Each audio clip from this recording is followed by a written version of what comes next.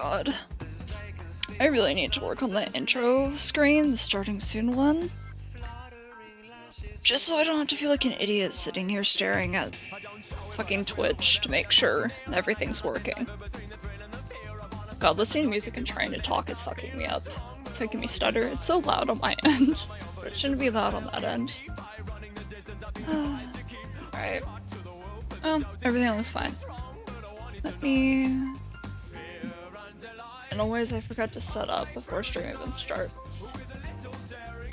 Pop that out. Bring that down here. Then... I don't need this. Okay.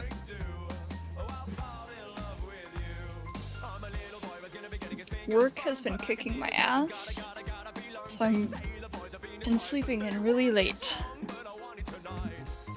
So today is just going to be working on my model, because I would like to actually work on this and get this done someday. That would be nice. Like, the art on it is pretty good, especially in comparison to the first one, but the rigging, ugh. Once I finish this one, I'll probably do a showcase video, showing off everything, duh. And then maybe do a side-by-side with the first version. But for now, this is all I will do. Oh, you've got to be kidding me. I forgot, this is the setup model. I forgot I didn't put everything in warp deformers. I know I meshed a bunch of stuff, but there's still... Yeah, this isn't meshed. That's fine. I did a lot of meshing so it actually looked nice and play well, but I didn't mesh everything, so I got too tired and I think it was like 3 AM. It took me like 5 hours. I guess I'll just organize everything first. That should be fine. Oh, this is the cat. I wonder... Yeah, I should throw them in actual warp deformers instead of just get out of the way. Alright. That's all the cat. Cat total. Okay, that's out of the way. Hello?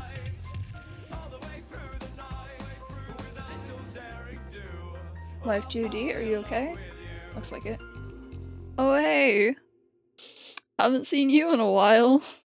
Sorry I haven't been streaming lately. I started a part-time job, and it's supposed to be part-time, but they worked me like 35 hours the first week, and it's a very physical job, so it's like on my feet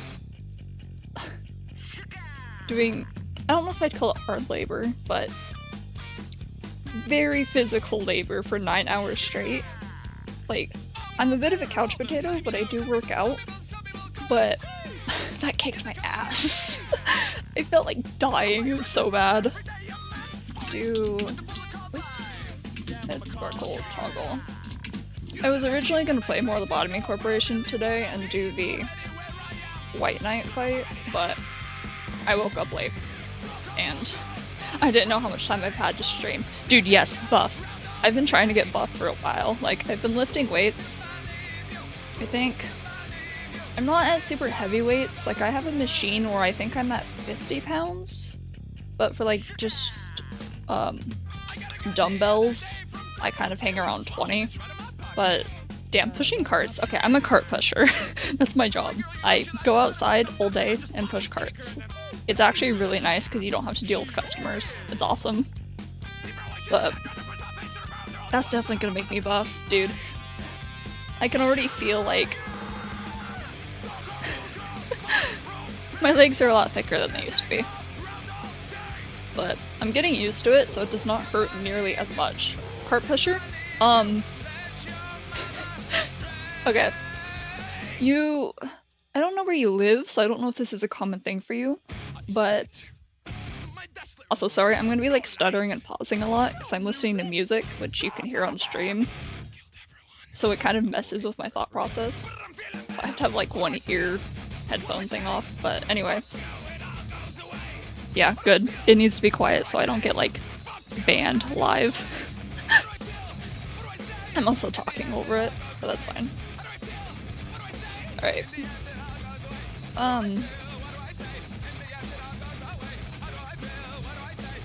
The music is louder than me? Maybe I'm just talking really quietly. Well, I am talking quietly, but... Well, okay, since I have you here, how's the audio levels? Like, if I'm talking at this level, the song just ended, so give it a second. So, comparison to my voice, because on my end, on OBS, my microphone is hitting like the yellow levels, and the music is nowhere close. 80%. That's so weird. Let me turn it down slightly. What do I have it at right now? -14. Let's bring it down to 17? And then of course chat disappears on my screen, so I have to go grab that back. Okay, I turned it down a couple decibels. That's weird, because I did some testing before stream and it was very quiet, but whatever, I'll adjust it as time goes on. Anyway, cart pusher. So, in the US, we have very giant parking lots, which is just where you park your car when you go into a store. We also have corrals, usually, outside where you put carts. It's like if you go into a store, you get a basket, or you get a cart to push things. Like carry all your groceries, whatever you want to buy. When you go outside, you bring that cart with you and then you shove it into a corral. My job is to retrieve all those carts and bring them back into the store. Very simple. This needs... It's... I think my maximum amount of carts I can push right now is like 8, and they're heavy as shit. Like, I could pick one up and kind of carry it. Shock headlines. But it also doesn't help that part of the store is like up a slight incline, and then you have to go up a steeper incline. Why did that click? To get into the store. So you have to like put your whole body into it. These are hands. God, why did I not do this in the setup phase? This is a toggle. Which toggle was this? Oh wait, I know what this one is. It ends there. We'll just do this.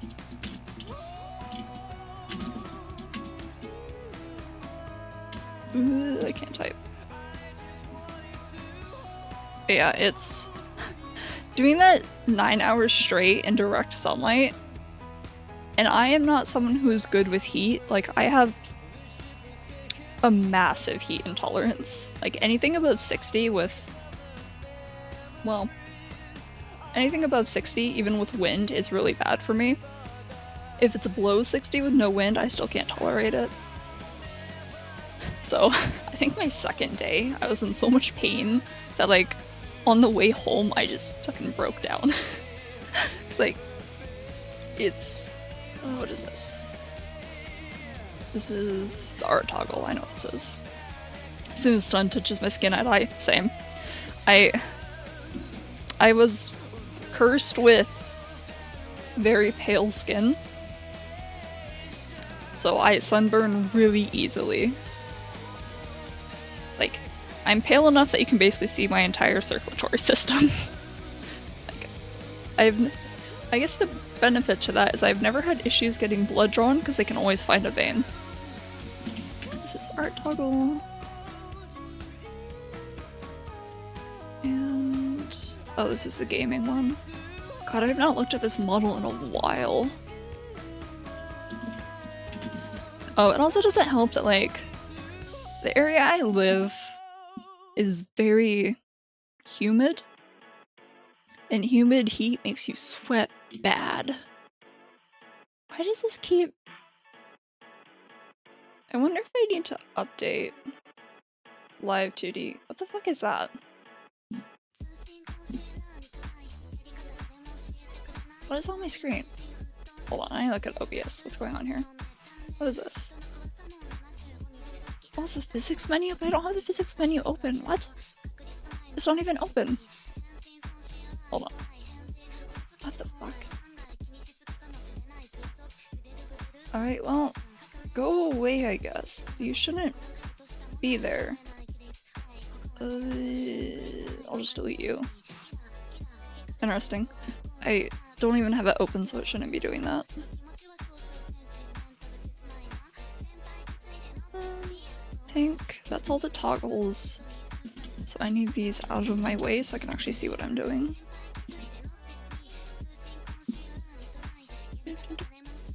Yeah, what's really cool is we're approaching summer, so I'm going to suffer a lot. What was really cool though was the past 2 days it was raining. It was pouring down like 2 days ago. I didn't bring a jacket or an umbrella or anything because fuck that, I love the rain. Oh, it felt so good. Okay. We'll just do this. That should be all the hair.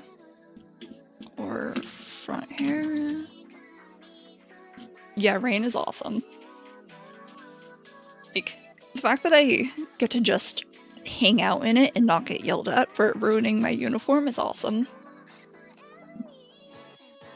I did get told I looked like a wet dog, though, by a coworker. This should be part of face.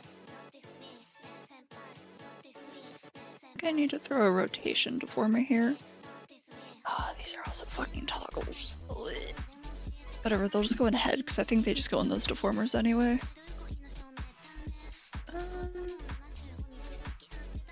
Ears... I wonder if I should throw ears with head. Yeah, I should. So I can use a deformer. We'll do this. Head, Z. Then we're gonna need... get off my screen so I can click things. I need my grid. Off-center.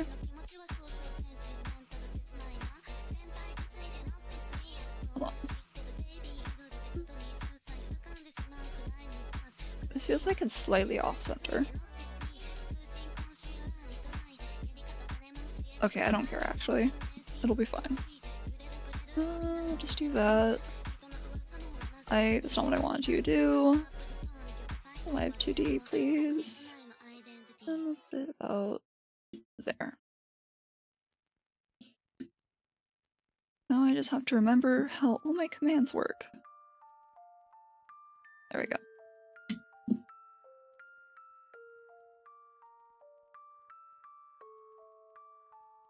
Why are you already at... What is happening? Go away. Okay, but where's the warp deformer? What the fuck am I doing? I have no idea how people can be talented with art. Looks like sorcery to me. Dude, okay. It's just a lot of referencing and a lot of practice. Like, let me search through my folders and I'll show you what this model looked like a year ago. Because, like, I've been drawing my entire life, but I wouldn't say I've been studying art to actually improve it my entire life. Where the fuck is everything? I have not been on my computer in weeks, this is awful. Should be here, should be this one. Should be that one.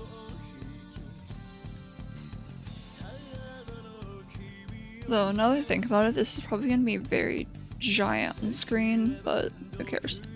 Actually, no, I'm a dumbass, I can just open it in Live 2D, what the fuck am I doing? Dude. I am frazzled. Should be this one. That's the PSD. Here. Not that one. Wait, yes?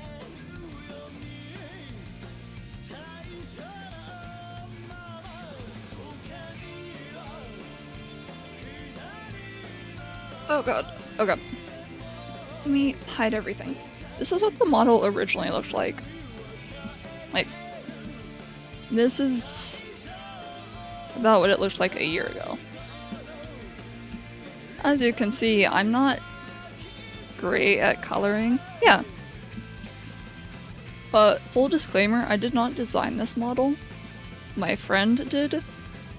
But I asked for her permission, both to show it and to make art of it, and then rig it. So that's the original. And now I have to open up the physics menu so I can show you what it actually looks like in movement.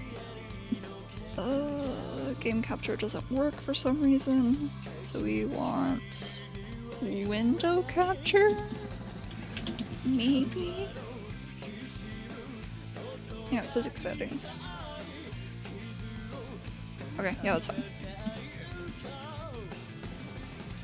So this was my second model, but technically first. Because the first model I did was mostly just for testing. So it's very ugly and it does not move well. This one does also not move great, but this is what my rigging looked like a year ago. I think it's been a year. It's okay. So it has a lot. Yeah. A lot that could be improved on. So I'm remaking it because I wasn't happy with how it turned out. So that's where this one comes in. Head rotation, and I have to throw everything under another deformer. And we'll just call that head Z.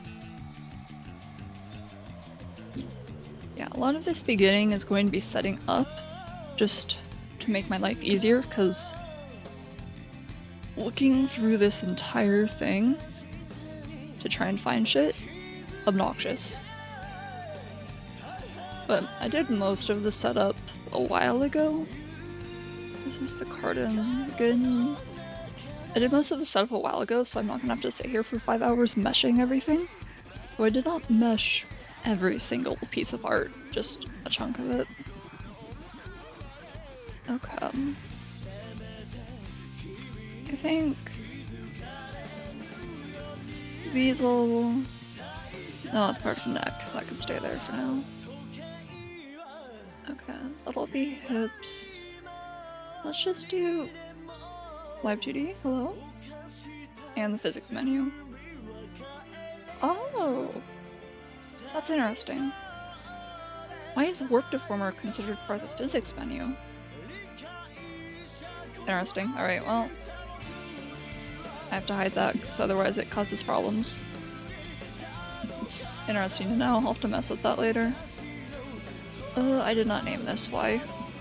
Torso. I should probably add this.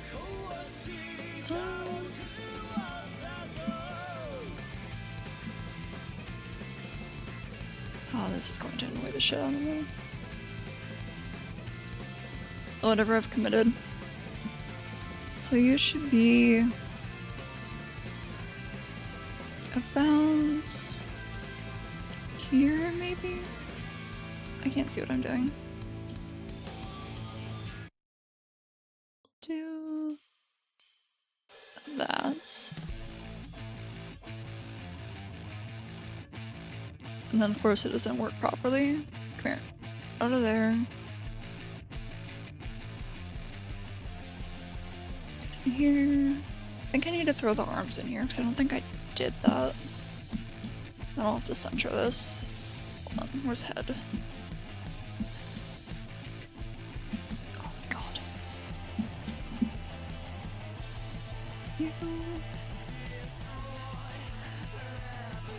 No, you are centered. Cool. And then we just follow this line all the way down.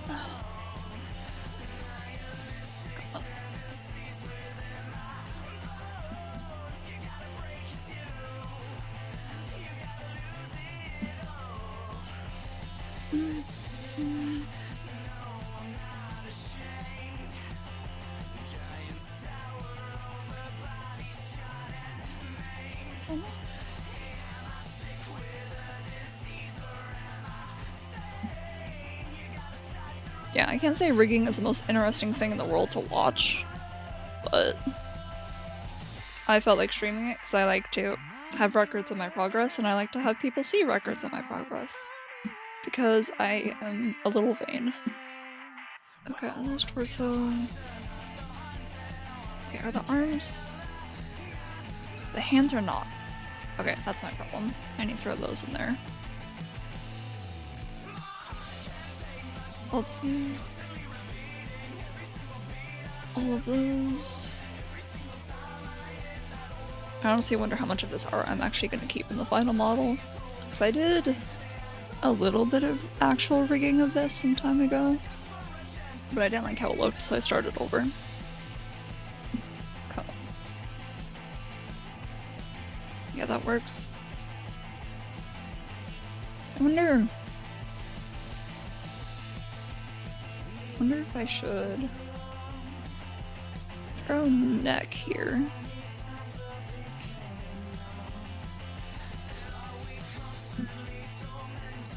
Then I need to give that its own warp or rotation deformer.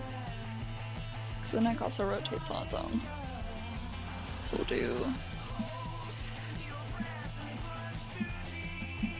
Did I mesh this? Yeah, it looks like my own meshing. That's fine.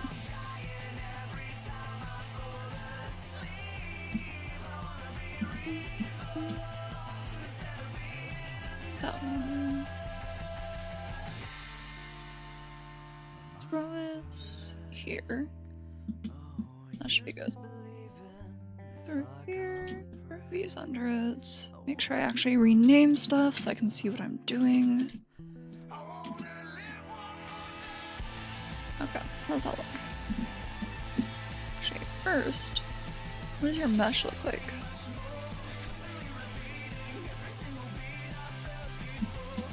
Okay, so actually I want to bring you down here. Straight out there. A little bit further.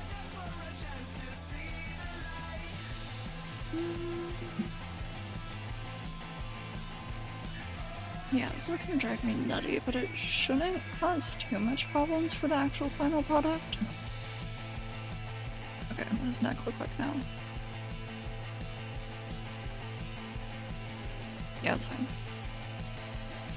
This is also my first time rigging a model that doesn't have a nude base, which is going to mess with me a little bit, because usually I do that to kind of get an idea of how the body looks, and then rig the clothes on top of it.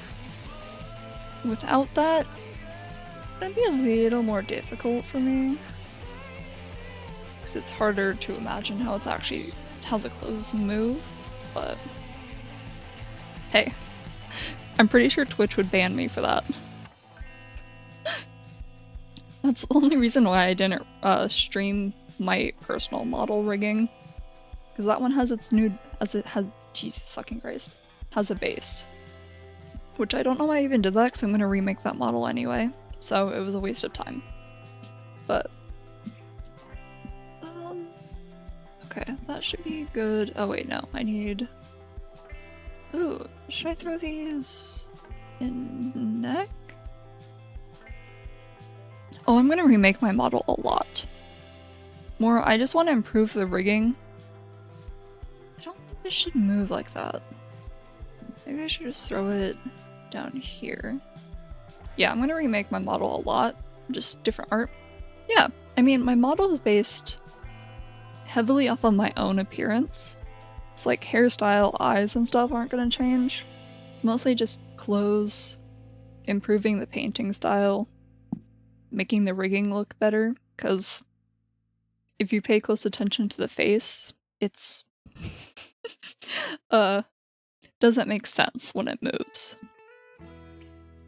Which I did actually, just let me get distracted real quick, that's fine. I think I was re-rigging it for practice. Where is it? I think it's this one? Okay, it's just the head. And then I gotta turn on this again. What is up with the physics menu, dude? What the fuck? This is so weird, because it shouldn't be doing this. Okay, well, let me try that again. Oh, well, interesting. Let me reopen physics. Not filters, I want properties. There we go. I think this one... yeah. So this is... I was messing around to try and re-rig it just to make it look better. So here, I make the nose look how it should look. Because on the old model, the shadow does not follow any rules at all. It's still a bit crunchy. It still needs a lot of work, but it's better than it was originally.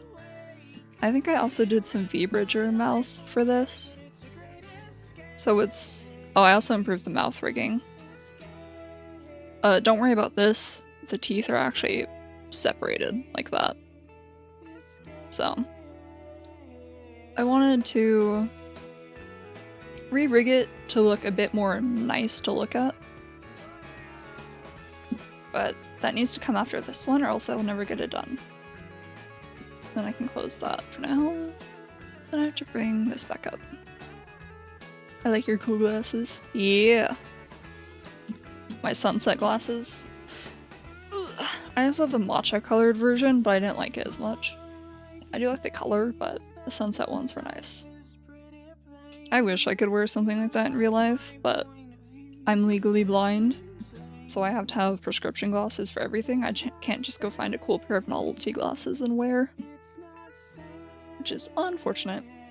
And I'm probably not old enough to get, like, LASIK.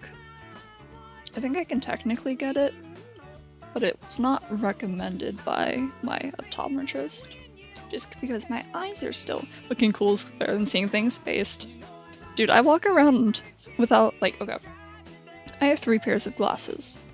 One of them is really fucking old and is missing, like, that little plastic piece on the inside that sits on your nose. So I usually just, every week, replace it with, like, a cotton ball or a tissue so it doesn't scratch the fuck out of my nose.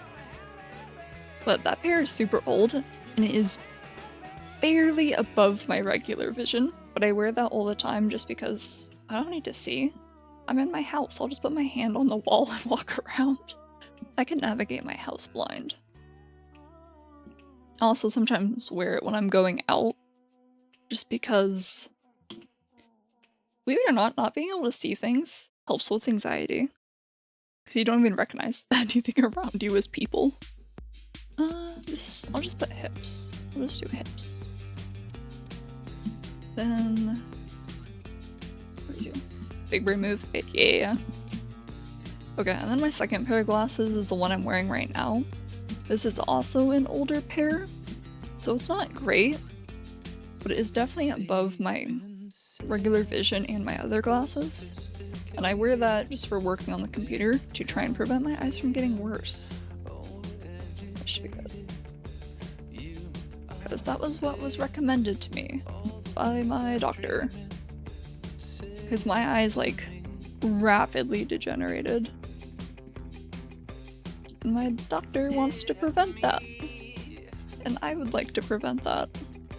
It's like, I'm already blind, basically, but... where the fuck did I go? Come here.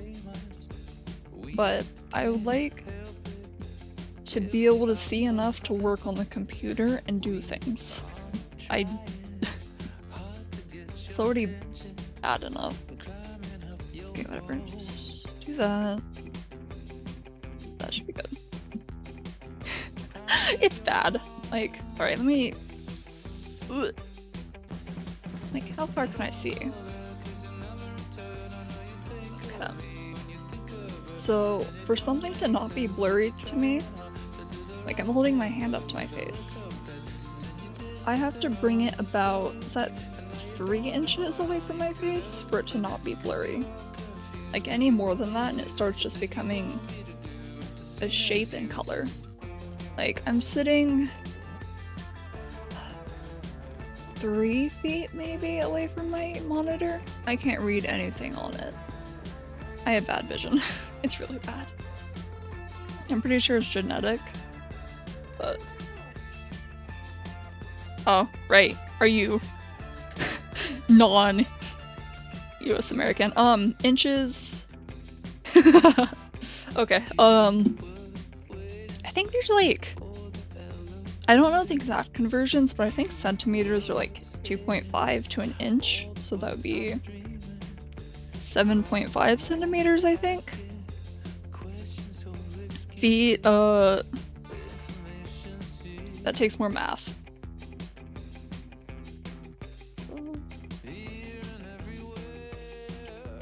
Okay, 3 feet, that'd be 12.4, 36. About 72 centimeters. So 7.5, about 7.5 centimeters should be 3 inches, and about 76 centimeters should be about 3 feet. For you, non-US Americans.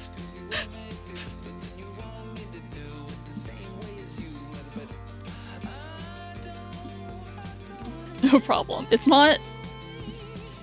It's more of an estimate because I don't remember the exact conversions, but that should give you an idea. Is it just aimed? We'll just do hips rotation. That's... And then we'll throw those in there. Okay, I need the back skirt to be part of it.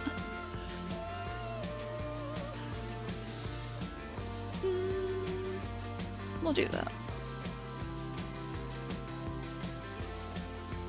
Throw these down. Where the fuck is hips? There it is. Sorry. There's always someone worse.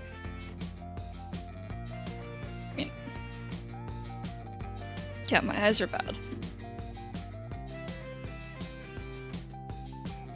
It makes me mad thinking about it too. It's like, as a kid, I was told, like, you spend a lot of time outside looking at faraway things, or just being outside in general and not watching television or any kind of device. Your eyes would be really good because that's natural. That's a load of bullshit, okay? I was super active as a kid outside like 24/7, quite literally. I would be out in the dead of night just riding my bike around the neighborhood.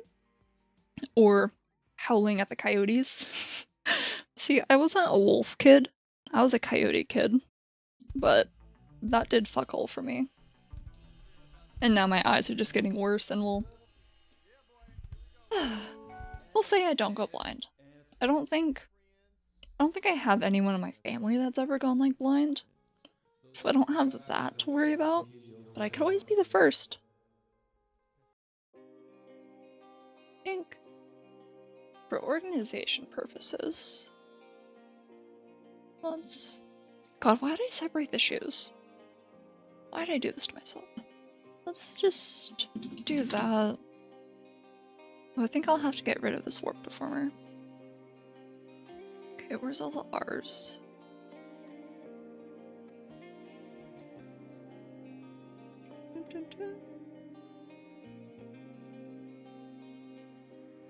Okay.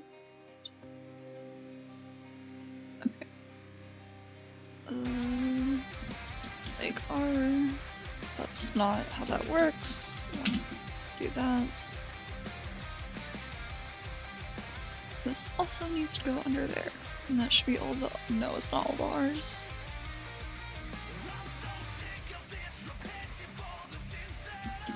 It's like L.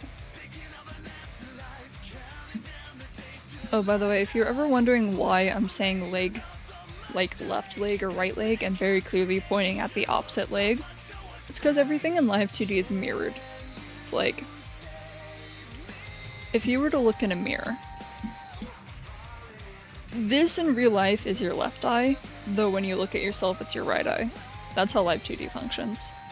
I used to have to use arrows to point in the direction so I could remember that, but I don't have that issue anymore. Do I even need a rotation deformer for these? I think I should do it. Well, yeah. But a lot of people tend to forget it when rigging, or get confused by it.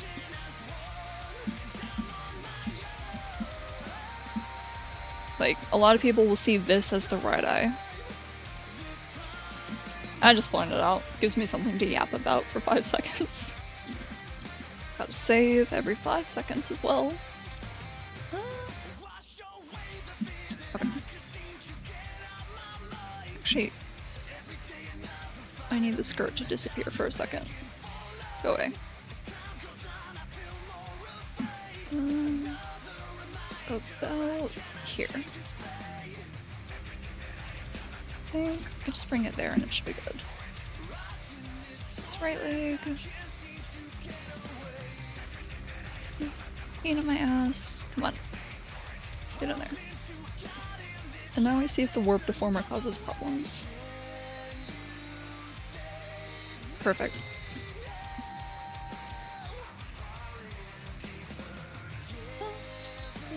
Get around here. Oh, fun fact. Did you know VTubers showing their hips is actually banned on Twitch? Like, they have to be...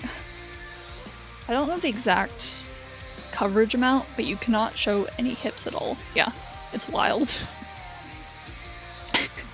Right? Like, okay, I understand some of the logic behind it, because, like, I've seen a lot of VTubers who are basically naked. Like, they're wearing a thong. So I understand it's probably to target that, but it's also kind of an absurd rule. Okay, that's all set up. Gal rotation, like our rotation. And we'll just throw this under its own. I know, right? Hey, as long as it's in the beach category, they don't care. I honestly wonder how far that goes too. Like, how much skin is too much skin for them? Come on. It's like, I know it's an advertiser thing. I wonder... No, I think I have something separate there. Okay, that should be... Wait. To see what I'm doing. I am going to scream. Where is it? What the fuck do you mean? Why are you not there? Hello?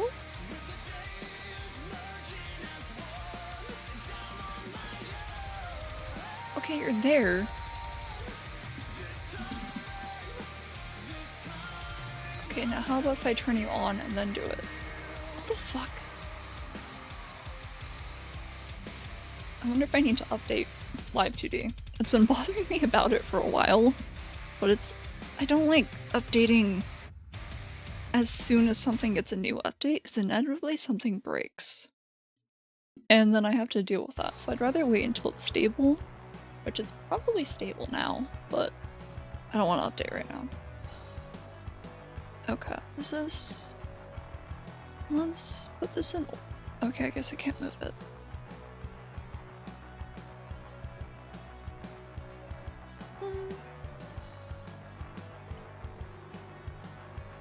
Just gonna delete that one. And we'll just call that leg R, or leg L. I mean, I'd hope they'd be stable. But I've just been... I guess I'm used to stuff like Windows updates where they just kind of break or bug out. And just like any other game, there's always a bunch of bugs that come out like immediately on a new update. So I'm always afraid to do it immediately. I like to wait a bit until things get ironed out. Why did I not put this in a rotation deformer? Do I even... Oh, that's why, because this should actually be here. Use the users as software testers. Dude, pay people. Why can't they just pay someone? Like, I know there's people who are really good at breaking things, myself, who you could just pay. Wonder if I should throw this. because it costs a lot of money. Oh my god, they have so much fucking money. Dude, any corporation that whines about something costing money drives me fucking insane. Okay, I think... yeah, let's put these two together. And then I'll just... adjust? Hey, can you go back to normal? God damn it. Uh-oh. Wait, this is easy to fix. That's... put you back.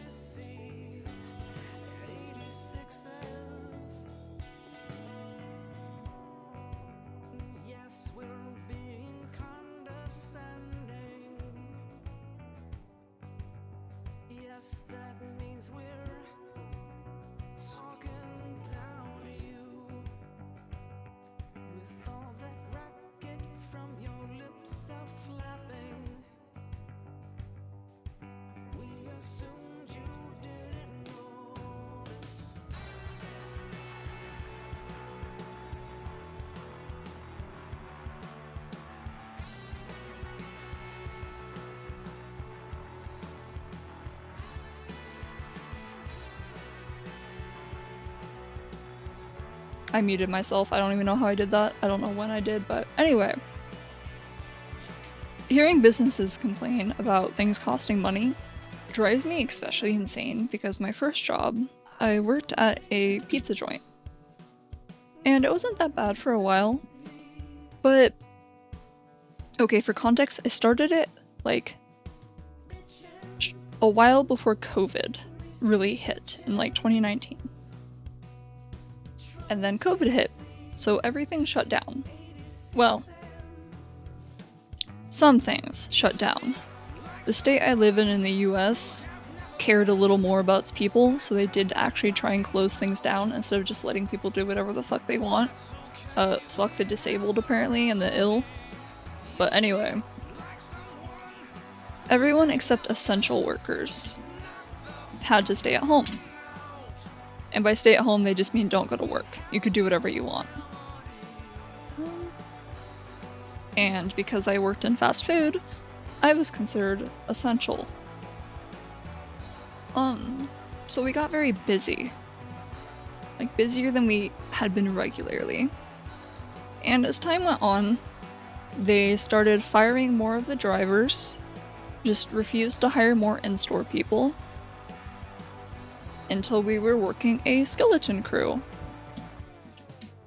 And that didn't go super well, because pretty much no one was trained. The only person who could actually do everything was the manager that worked that day. So if they were stuck on the phone listening to a complaint or dealing with a customer, nothing gets done. But anyway. We also had training we had to do, which by training I mean the company makes us watch videos that brag about how much money they're making and how well the company is doing. And in one of those videos, they were talking about how much money that they were making. This is just IR. That they were making more money than ever. Like, a shit ton more than ever thanks to COVID. Around that time, after that video, I asked my manager, like, can we hire more people? Because we're struggling, like, bad. And she told me we don't have enough money to do it. So there's that. And then there's also my favorite story from that time. Is, well, in the middle of that, and again, the bragging about making lots of money, they forced all the employees to be part of a Zoom call. Give me one sec.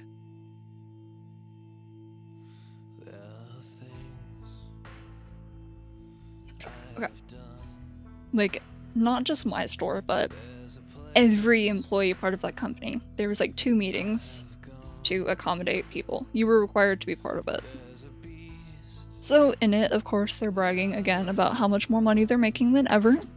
And then, to reward us, well, they wanted to reward us for working so hard and making them lots of money.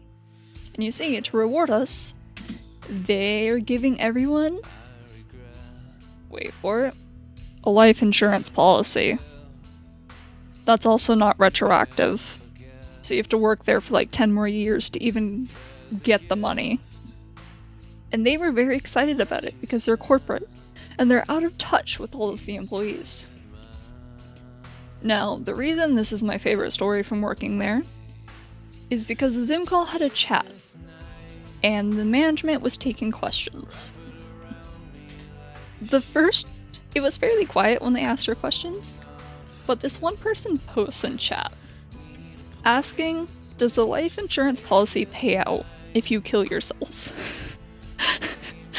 The management, watching their faces just freeze and try to think of how they're supposed to answer that was so fucking funny and actually worth it. Just that one question alone was worth listening to that stupid Zoom call. And of course the answer is it doesn't, because insurance in the US is a scam. I don't know. Do other countries have life insurance?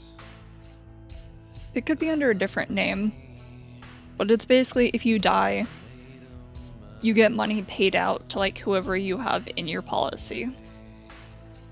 So it's supposed to pay for like funeral and shit. I know what that is, but I don't know. I guess it depends. Like, I think it's fucking worthless. But I guess if you're really poor and you want a legitimate funeral, like, because funerals are fucking expensive in the US. I think a coffin is like a couple $1,000 and you still have to buy the plot for it. So I guess if you really want a traditional funeral in the US and you don't have a lot of money, it might be nice to put into it, because then your family doesn't have to worry about following your wishes. But also, like, I could not give less of a shit what happens to my body when I die. Like, feed me to the birds, throw me in the ocean. It's worthless for me. Especially because, like, I'm not ever going to have kids or anyone that would go to my funeral when I die. Unless I happen to die before, like, one of my parents, but it's completely worthless for me. Especially since you can't get the money paid out if you kill yourself. It's like, I know why they did that, but ugh, lame. This needs to go here. And this should go face, probably. Yeah, most insurance in the US is a scam.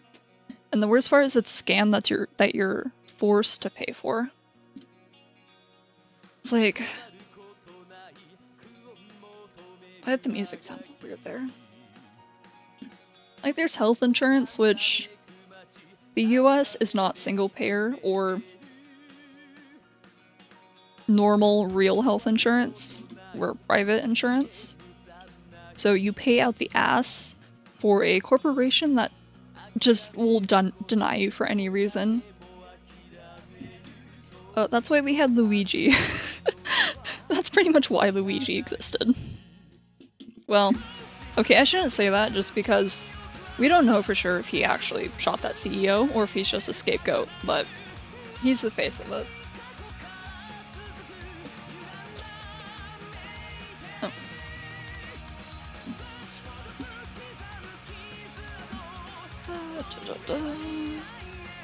I think... should I start with the eyes, probably? This is a shot phone.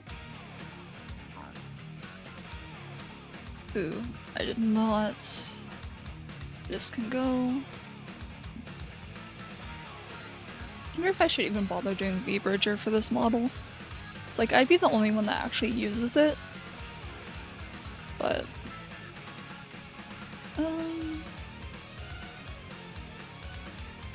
oh, this sucks.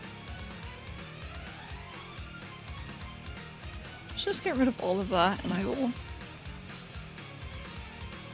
adjust that as I go.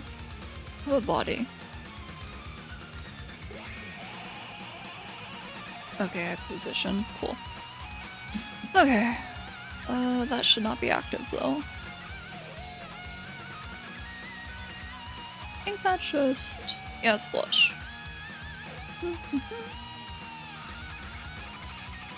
Okay, I'm already getting lost in all my work performers, and I don't even have that many. Let's throw this here.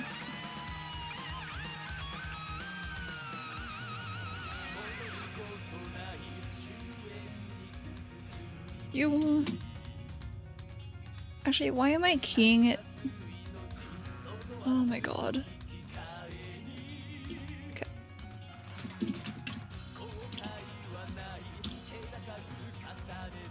I really need to just remember to actually use warp deformers.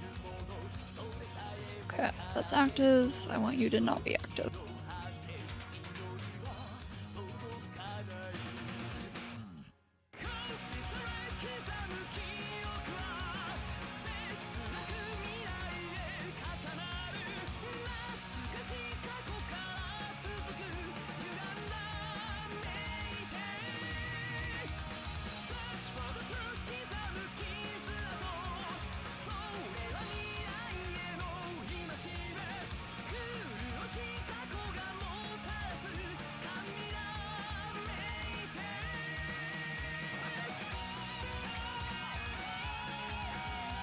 I don't know how I keep muting myself. I think I keep bumping the mouse. Whatever. Where are my parameters?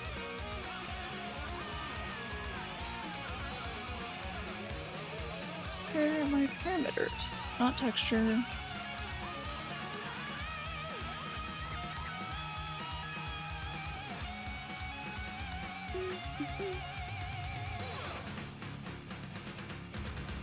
Why can I not find anything? Oh, it's right here. Import. Yep. What I'm doing right now is trying to check if I actually uploaded my new parameters. I did not. Awesome. Alright. Don't save. I should do that first. Not parameter, I need a folder.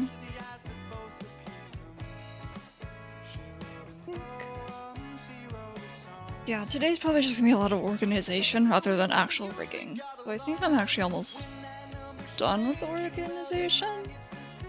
I think we'll just do... how did I have it set up before?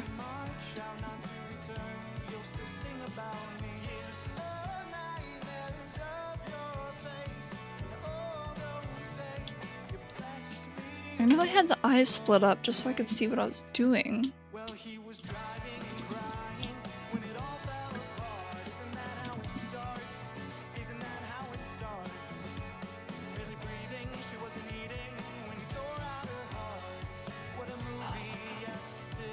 I wish I did not save over that file.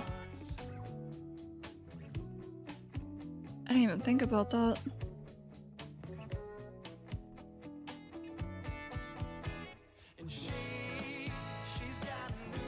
Oh, wait. Wait, I have my test file. That might have that. Here. Model. Not that one. Test. Oh, I do have it here. Perfect. Okay. I guess then I will just... I should export this. If I can remember how. There it is. Export.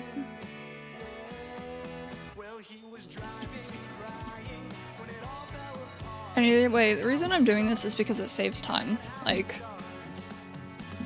this is what Live 2D looks like as a default. Unorganized. And these are all the, like, built-in parameters. These are all the things that VTube Studio itself reads. Everything else you add is like custom. But this sucks.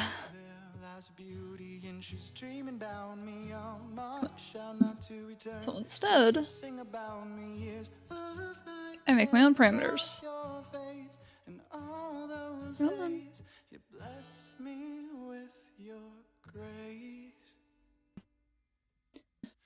It'll make more sense later, or at least you'll see how good it is. Because a lot of these are actually just physics. Like, you'll set, let's say I open L as the input. So whenever that activates, it activates something else. Because these are custom. VTube Studio can't read it. If you were to, you wouldn't be able to put these as an input or activate them on their own. So, it'll make more sense later when I actually rig. But I'm glad I have that now. So now I need to go fix blush. Make it dance. Okay, maybe I need to click. There we go.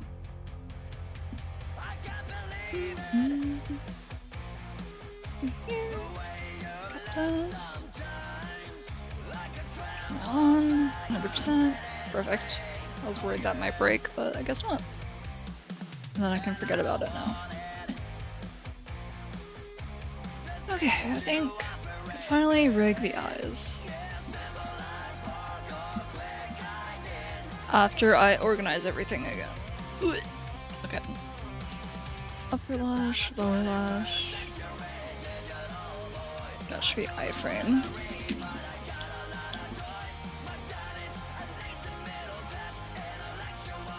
Sclera can probably stay as its own thing, because it doesn't move. So it might make more sense to do this just so I can see.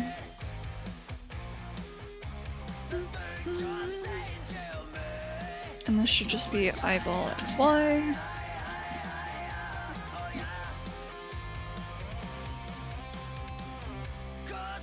Should probably separate.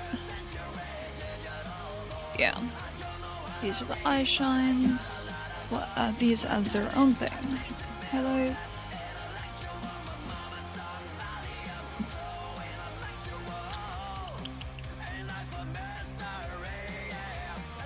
Really? Huh. Did I not? Oh, it's because it's invisible. I was wondering. Okay.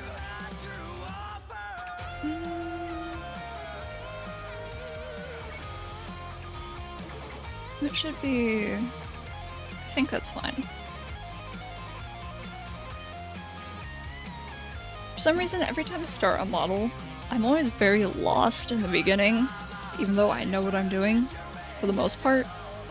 It's just overwhelming at first. So, I have to remember how to actually set everything up in a way that makes sense. So I should probably... What are these? Those are upper, so let's do that. And then upper, and I'll do that as upper, come on. Upper frame. And then we can separate that as lower frame.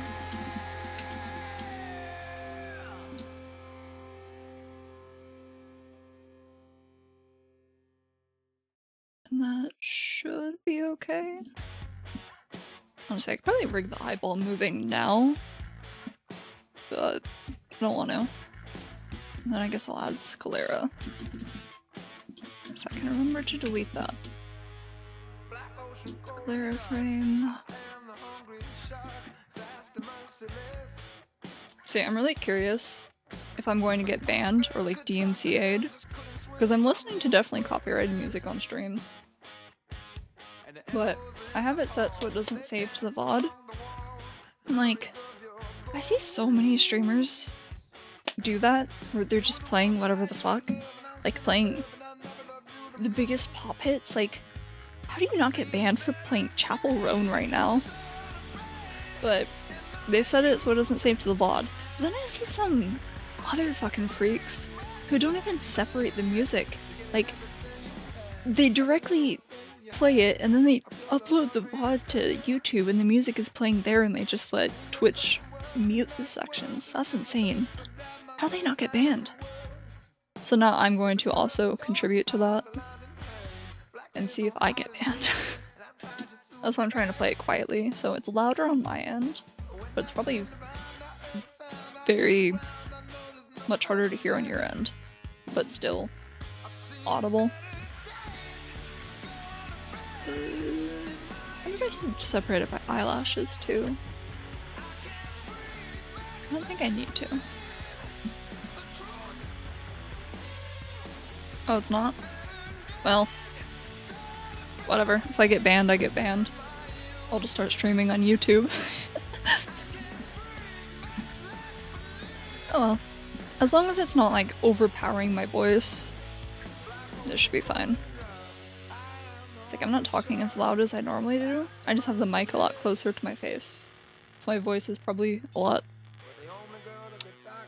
raspier? I don't know. Eyelash.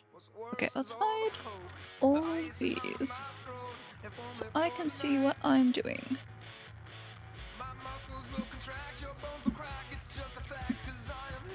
I'll have to listen back to the VOD and see how loud it is, because when I recorded it and listened to it back, it didn't sound that loud.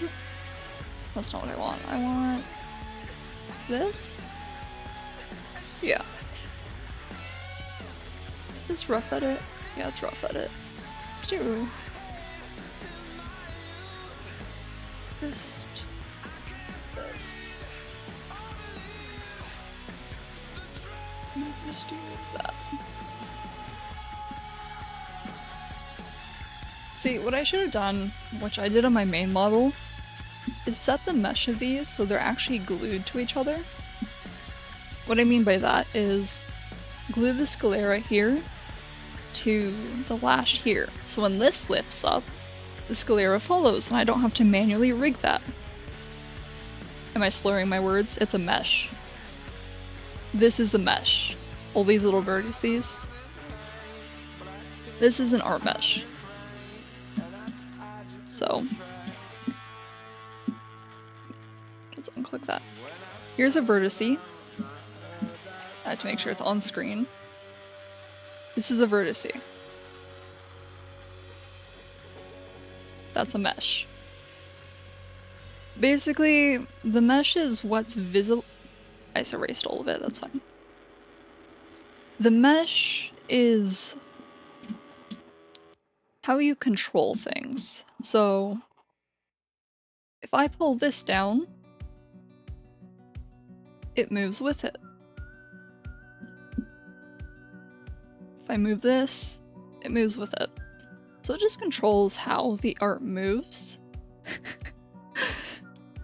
Trust me, Live 2D seems very complicated when you first start out, but there's a lot of good videos out there that explain how it works. I'm trying to explain it in a way that makes sense, but I tend to understand things more through visuals, so like that. But anyway, in simple terms, art mesh controls how things move. So there isn't really a standard way to mesh things,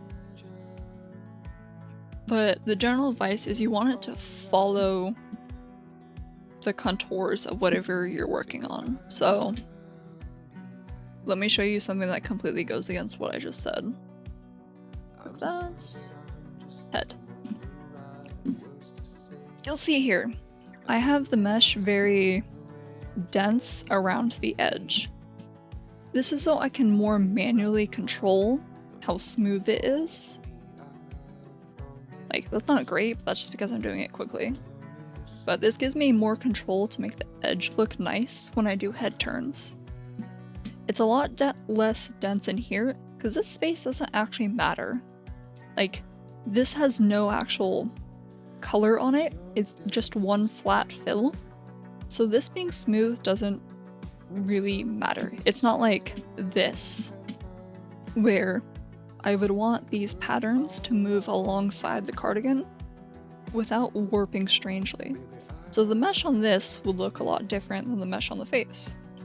Like if I mesh this again, I'd probably want to place points around each of these so I could control these more manually.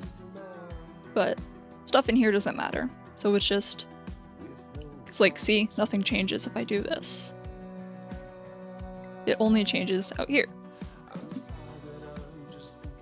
But then I also have it following the contour of the face, so it looks more natural when you rig it.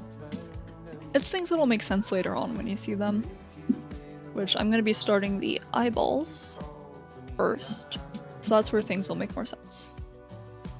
Okay, and then let's add this. And what I'm doing now is I'm adding path deformers. This is just a way to give myself control over an art mesh, like, come on. Like an entire art mesh rather than a specific vertice. So, let's put that. Leave that one there. Leave that one there. Okay. Let's hide that box and then I'll show you. So you can see, only the part I'm pulling is getting affected. Well, everything else is getting affected, but the part I'm pulling is what's affecting everything else. So I have these points and that keeps them in place because I'm not touching them. Same here. So you can use this. Usually I use it for the mouth. So I'll have like a point very at the end here, a point here, and then another point at the edge here, because there's nothing here. But the point of it is to prevent this from warping in a strange way. But, okay. Let's bring that down to about... I need to actually do this first. Do I have it? Yeah, I have it at 2. Okay. Now what I'm doing is I'm adding keys. So these keys control movement, toggles, everything. As you can see, as I move it around, nothing happens. That's because I don't have anything keyed to these. Now, I'm wanting to rig the eye closing. So I'm going to put it, so 1 is the default. I'm going to move all the way to 0, then I drag it down. Now if I drag the key here, you can see it moves. This is the very basics of how you rig things in Live2D. So, you put things on keys, and it works. Okay, I need that gone.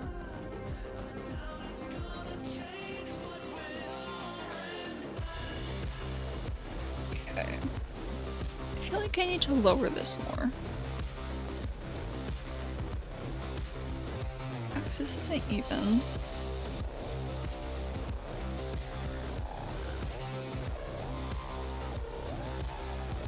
I feel like maybe it goes too low.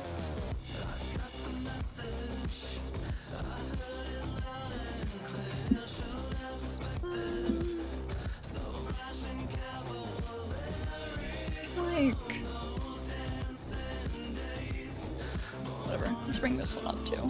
Might as well just do it all at once. Bring it up to about there.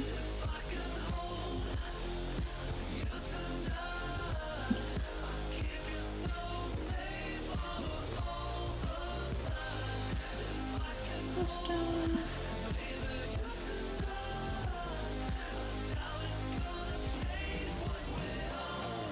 I'm just wondering if I should keep the corners where they normally are.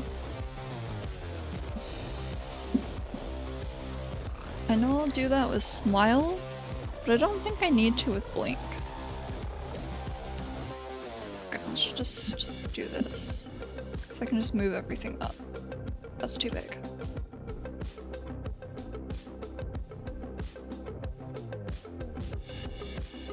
Bring that down.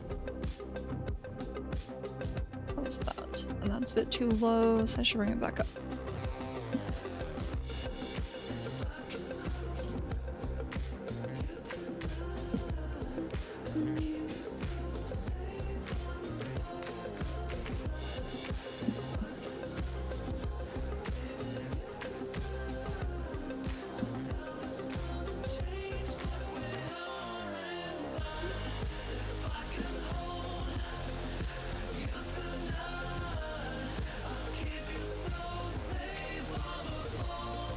I wonder if it would look better if I bring this part down. Maybe right there. And let's put you there, and we'll do that. And that shouldn't affect. Yeah, it doesn't. Cool.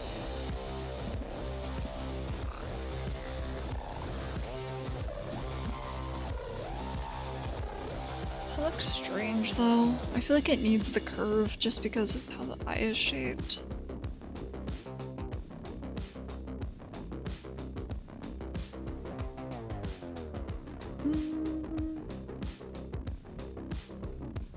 Whatever, let's go with that for now, and we'll just start adding everything on top of it. And I can adjust it as I do it. Okay. That's not what I want. I want this. Maybe around here.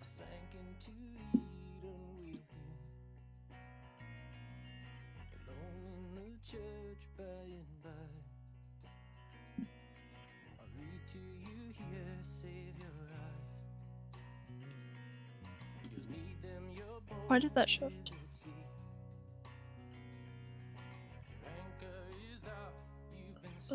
Let's come out more.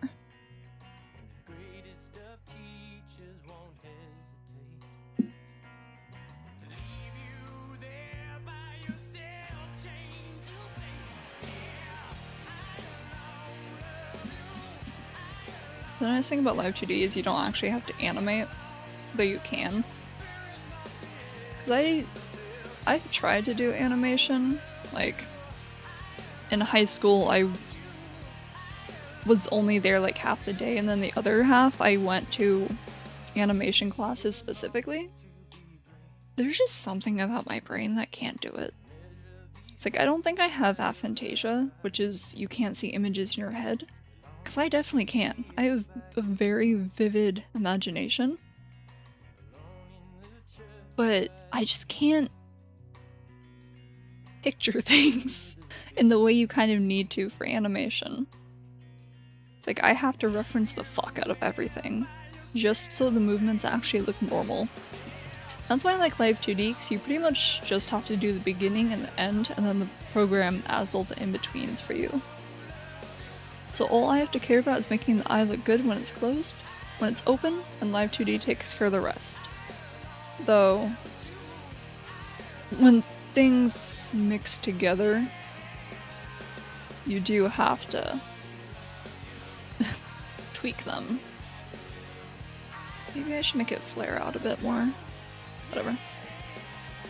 You're gonna be seeing me do a lot of the same thing over and over, like repeating these key motions. Just because I need to see it multiple times to kind of see how it looks.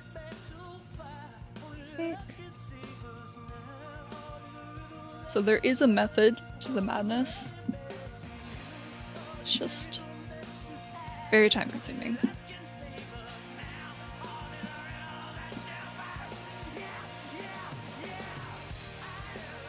Yeah, that one's sticking out. Move that up.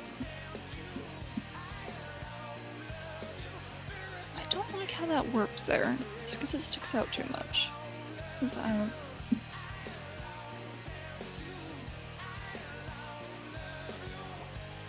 You do have some control over how things look, or the speed things work. which I'll demonstrate really quick here. Right now, I have the lashes moving with each other. If I were to throw it way up here, it moves a lot faster. So you can do that for some... you can do that for some really neat parallax effects. But I'll be doing that later with the eyeballs. But for now, it's just everything needs to move together. There's a song I forgot to add to this playlist. I don't know. Hold on, I'm gonna go find that.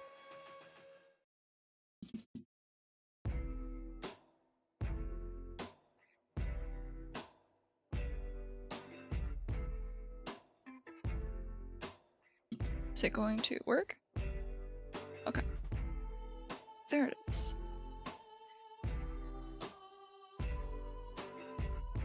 And that one. Sorry, I just got distracted.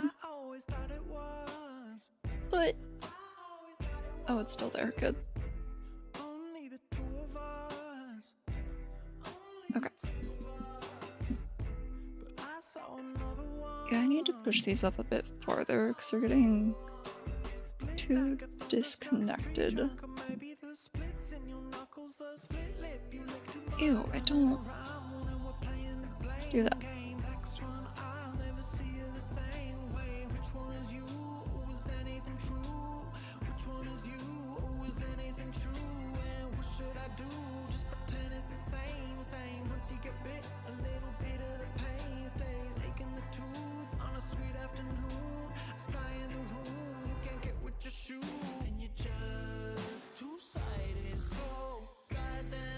I think I need to bring this part up.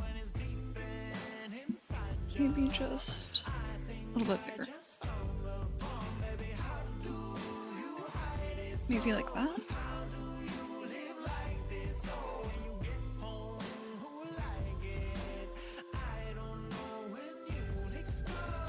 I feel like, do I need to adjust this? It's like it shouldn't go down because that looks maybe like that?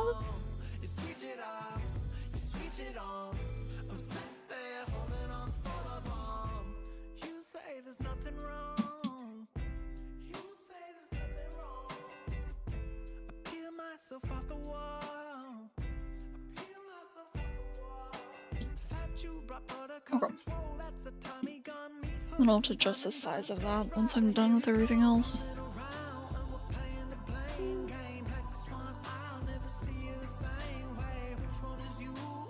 Okay, let's do this top part.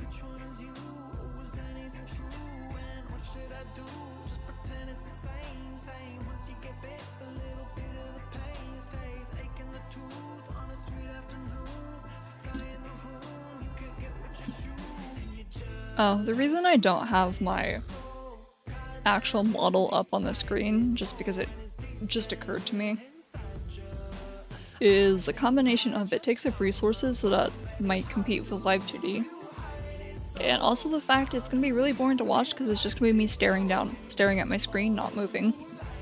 So, you might see me move around a bit. Why is this?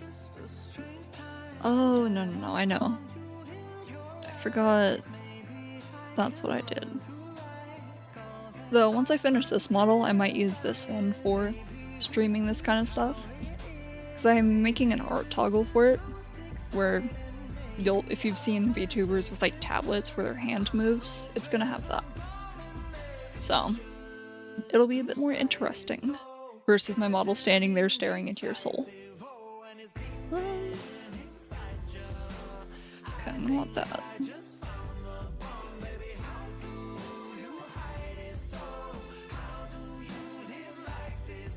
I think I should adjust the shape of it.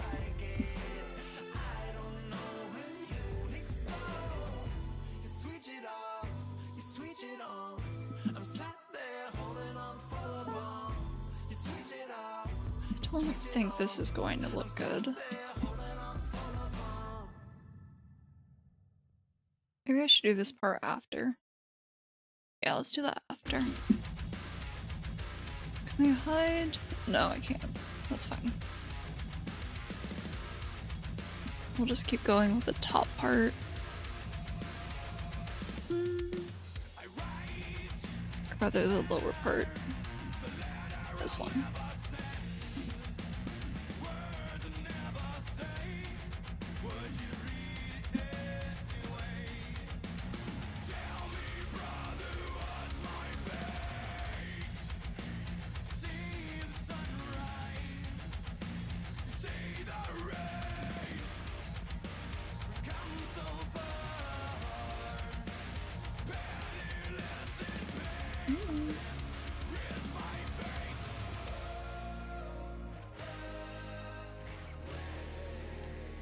We should add one there just because there's a little curve.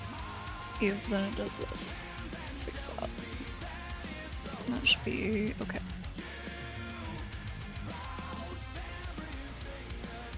Oops, up. I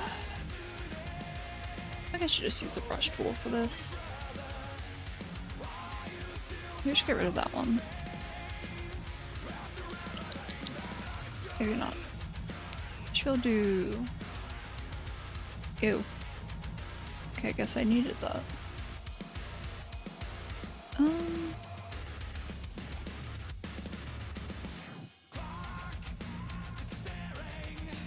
That looks a bit better. Clean that up. Flatten it a bit.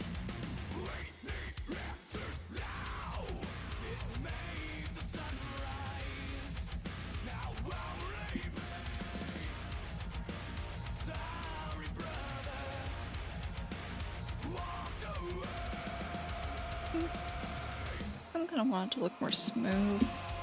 Otherwise it's gonna warp strangely. Bring that down a bit. I don't think I ate today because I feel like my stomach has growled like 5 times in the past 10 minutes. What time is it? Whatever, I can wait till later. No! I have water.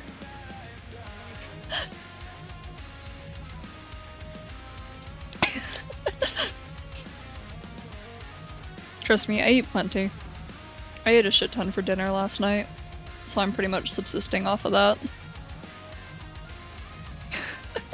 Okay, I love food. I'm definitely a food enjoyer, but I also have problems where if I'm focused on something, I can't eat.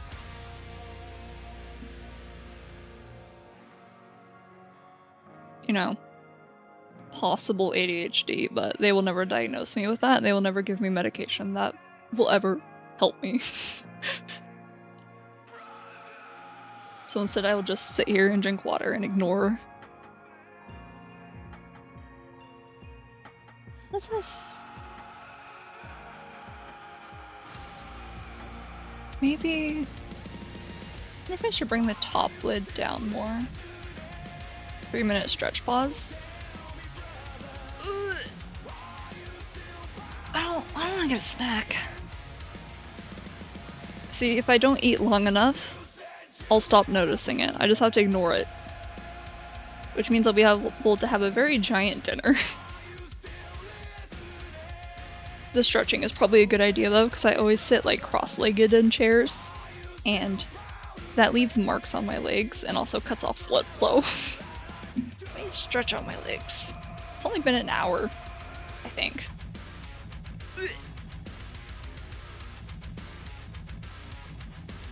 Yeah, speaking of my legs, they're all covered in bruises. Like, the bruises are pretty nasty. Like, I bruise very easy, and I also just wake up with bruises sometimes. But from pushing carts, I've had a couple just smack into my legs. So, like, my shin is, like, straight up purple and gray. I showed it to one of my coworkers yesterday and scared the shit out of her, apparently.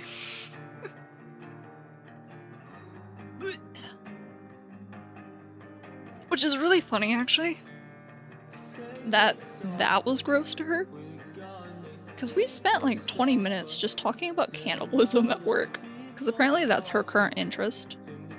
And I'm pretty content to talk about weird shit and hypotheticals with people.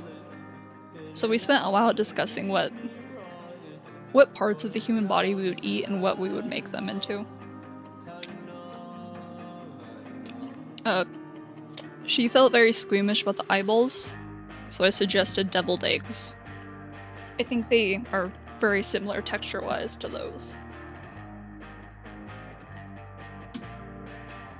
Okay, I can't tell if people just find me very easy to talk to in real life, but like people will tell me the most fucked up shit that they've done or their thoughts within like 10 minutes of meeting me.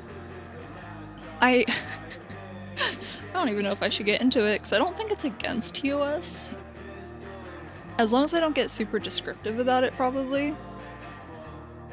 But I had one guy years ago who was a friend of a kind of friend who started talking to me. In like our first conversation, he started telling me about his fetishes. And like, what smaller streamers can get away with more, no worries. Yeah. I also just don't want to be like too explicit, I guess. Mostly because it kind of squicks me out as well. And also, the internet is forever. But anyway, this guy started telling me about his fetishes, and me, being the very definition of curiosity killed the cat, because I will just listen to people yap about whatever, unless I find it, like, horribly repugnant. Anyway, he starts telling me about his fetishes. It's like, okay. So, he's into necrophilia, let's start with that. But he has very specific taste in necrophilia.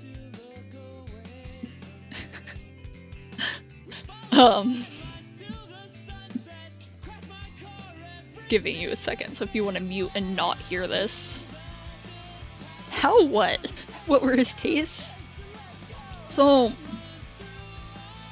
his specific tastes were like, they couldn't be too rotted, but they also couldn't be too fresh. They had to be slightly rotted and decaying, so like the skin was mushy and bloated a little bit, but not too much. So, fun conversations I have with people. I'm pretty sure I deleted him on Discord after that. Or actually not even deleted him, I deleted my Discord after that conversation. Not specifically because of him, but because of the people I was hanging around, and I was like, you know what? I actually don't want to be around these people. I'd rather get eaten. Yeah. There was more to the conversation, but I don't remember the specifics. Like, how he described it in detail. And I also can't pull it up because I don't have that Discord anymore. Because again, I deleted it because I didn't want... There's a people that knew me on there that I didn't want to interact with anymore. We'll just say I was a minor, and some of the people I interacted with were not minors, and they liked me. And I realized I probably should not put myself in this situation. So I deleted everything and fucked off and disappeared and never contacted them again. I didn't do anything like...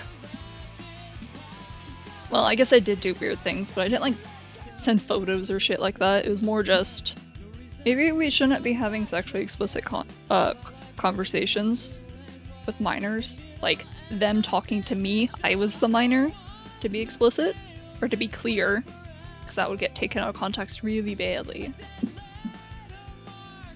But I had interesting high school years, because I pretty much was exclusively online. So lots of weird shit. Is that... It's because this needs to stretch out more.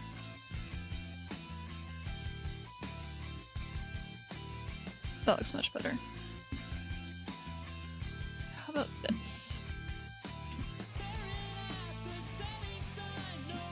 Let's bring it down slightly. I'll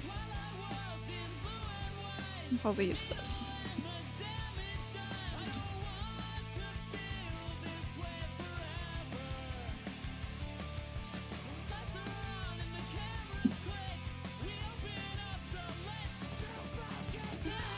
weird.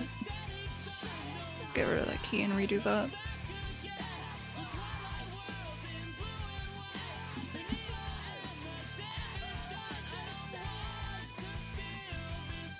Maybe bring it down a little bit more. So I'm gonna add another key to this anyway. Kind of as an in-between between eyes being super wide. Because I'm going to actually have something specific keyed to this one. But I also want a normal eyes wide so it doesn't cause weird issues. Is this?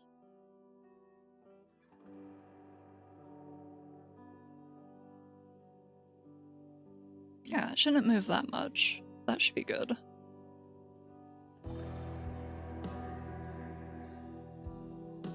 And I could make it a lot more realistic by doing this. You'd have to squish in more, but that's fine. Because the bottom eyelid actually squishes in like that when you close your eyes. You can look in a mirror and try it. But realism doesn't always look good.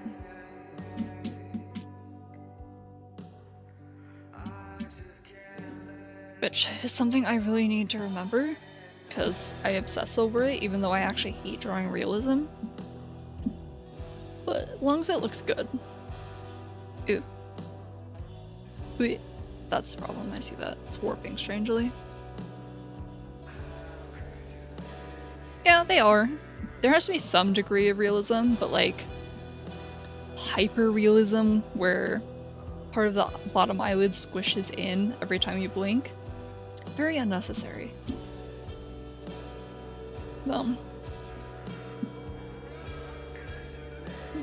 It's just like these eyelashes don't actually exist on real people. Yeah, stuff that looks good is cool is better than realism based. That's a good opinion. It's something I need to actually convince myself of. Cause like, I'm a big fan of stylistic choices. Like my two favorite artists in the world are Sui Ishida, the artist of Tokyo Ghoul, or Chojin X, if that's your thing. And what the fuck is her name? I can never remember it. Let's go here. It's like Shiwasu. Oh, it's Hoshikawa Shiwasu. She did the art for I literally do not know any artist name. Fair. I only know ones I basically stalk because I love their art so much. And that would be, again, Sui Ishida. He's my favorite of all time. Like, his shit is so cool. I love the way he paints things. And then Hoshikawa Shiwasu, and she's the one who did the art for Bungo Stray Dogs, the Beast manga. I think she's also doing Stormbringer, but I really like that. Because her art is very similar in coloring to Sui Ishida, but hers is also more expressive. Like, Ishida tends to focus more on realism, with adjustments to like line weight and textures? That's not the right term, but I can't remember off the top of my head. Oh, screen tones. With line weight and screen tones to add emotion, while she just stretches, like, she goes the animated style of stretching out characters like faces and limbs to get that intended effect. So, and she does it in manga. Yeah. I think that's fine.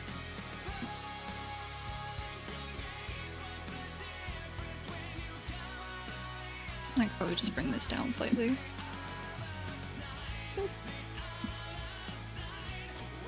See, you wouldn't know I'm a huge Sui Ishida stan because I don't draw him like him at all, but I'm trying. Painting has always been my weakest point, just because I spent pretty much my entire life drawing with like pencil and paper, pen and ink. So I know how to make that look somewhat good, but I can't paint worth a damn.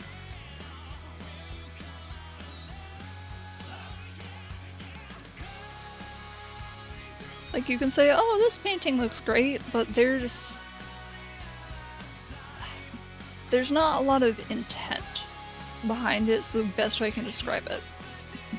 Like, it's made to look good without understanding the fundamentals for why it would look good. It's basically just copying something without understanding how they got there. It's like, you might be able to copy, let's say, a picture of a hand, but you wouldn't be able to draw that hand in any other position because you don't understand how it's built. That's kind of how painting applies for me. I have very basic understandings of how shadows work, but when it comes to round objects and a bunch of objects thrown together, it kind of falls apart.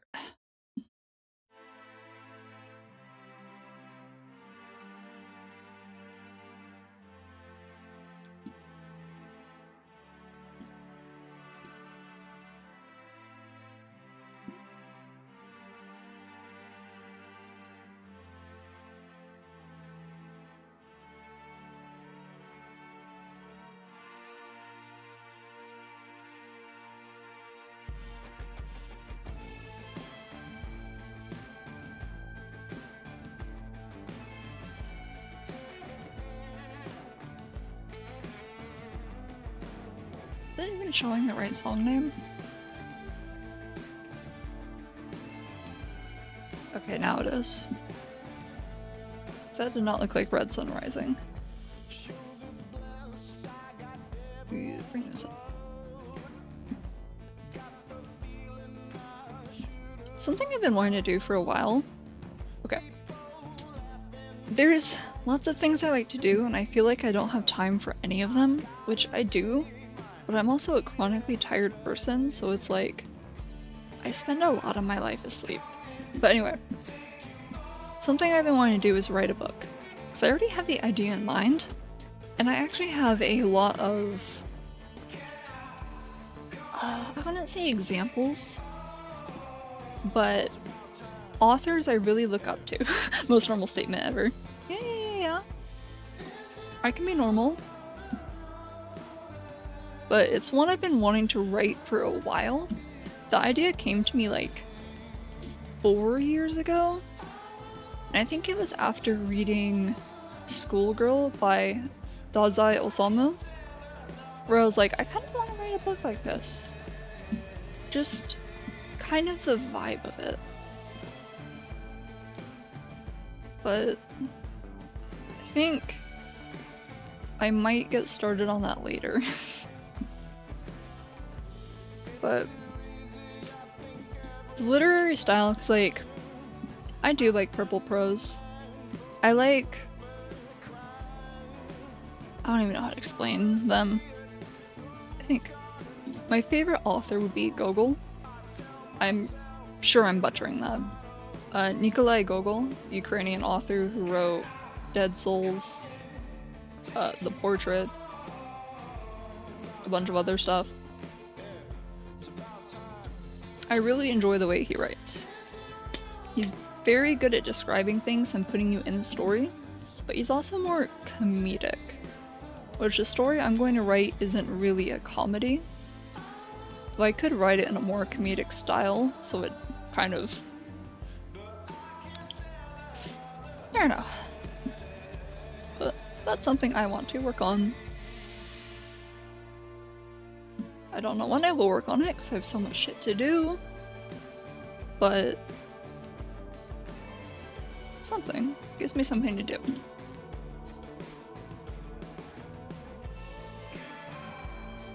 Yeah. Okay. Well, so my response to that is, it isn't easy, but I'm actually a better writer naturally than I am an artist, which is something that has haunted me for my entire life because I've always wanted to be an artist and be like good at art. but writing has always come much more naturally to me, and I've always done a lot better with it. So like, I might have an easier time writing than, I guess, most people. The problem is I'm actually a super perfectionist, so if it's has to meet a extreme standard for me to be willing to post it or publish it anywhere, which I will force myself to publish it, and then I will cry when people hate it. If anyone actually reads it. But I like writing. I used to write a lot more when I was younger, but then I stopped. Kind of like how I stopped reading after a while, though I've picked that up again. It's like, I was an avid reader when I was younger. I would ignore my teachers in class just to read, and I would spend lunch reading. And at my first... I didn't read at my first job because there wasn't any time. But when I worked in the pharmacy, I would always read during lunch. And then I started deteriorating because that job was literally hell on earth, so I couldn't even physically read. And then I stopped reading for a couple of years. And I finally picked it up again. So I've been reading at work. To hopefully, also hoping to make myself sound less dumb. Because I have this habit where I pick up speech patterns both in text and in like real life of the stuff I hear or read. So if I'm not reading at all, or I'm reading like fanfiction, I talk very differently from how I do if I'm reading a lot of like classic books or Dostoevsky or Menhes. Let me butcher the German, because I think he's German. It's an interesting phenomena. Basically, in short, I want to be more literate. I want to go back to how I was when I was younger. Instead of like this horrible brain fog where I just can't think as I talk. Or rather, my thoughts go faster than my mouth can handle. I can just throw these all at the same time. That should be fine. And I can just do that.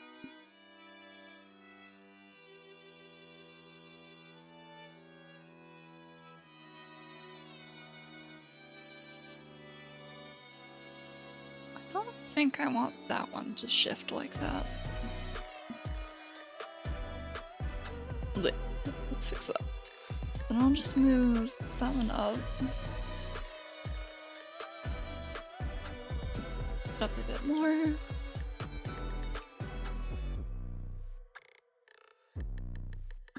Please don't shift to the side like that.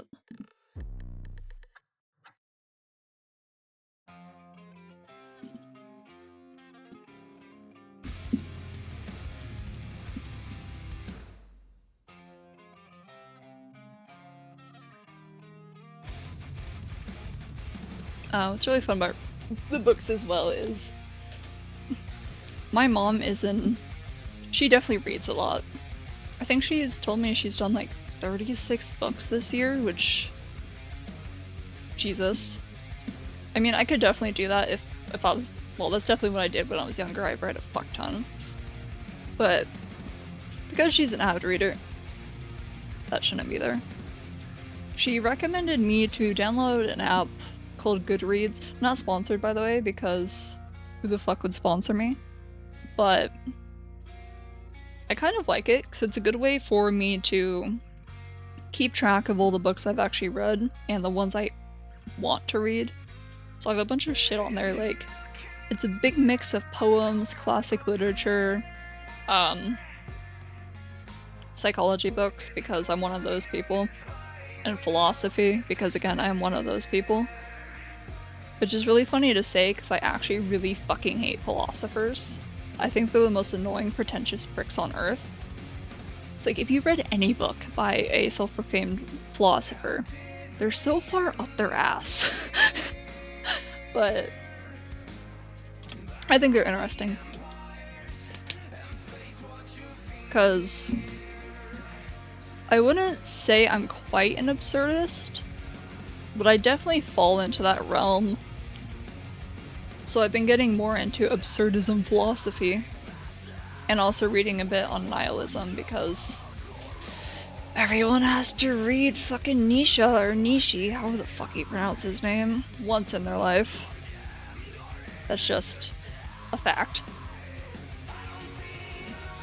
And also, no, Albert Camus is absurdism. He's not nihilism. I'm thinking of...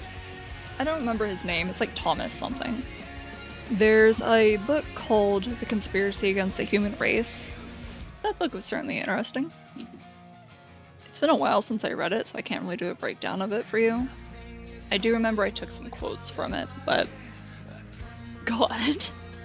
That book is about nihilism and basically how it's the right way to believe, because nothing actually matters. But the fucking author, dude. You can feel how smug he is. Like, on each letter. Okay, that one actually should go down too.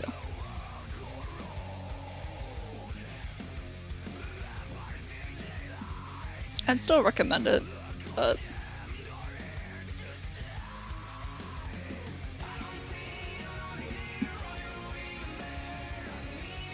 I think the only philosophy book I haven't had that feeling on actually might be The Myth of Sisyphus. Though, it's also been a while since I've read that one, so I can't even say for sure. I think... Let's bring it down slightly. And do this.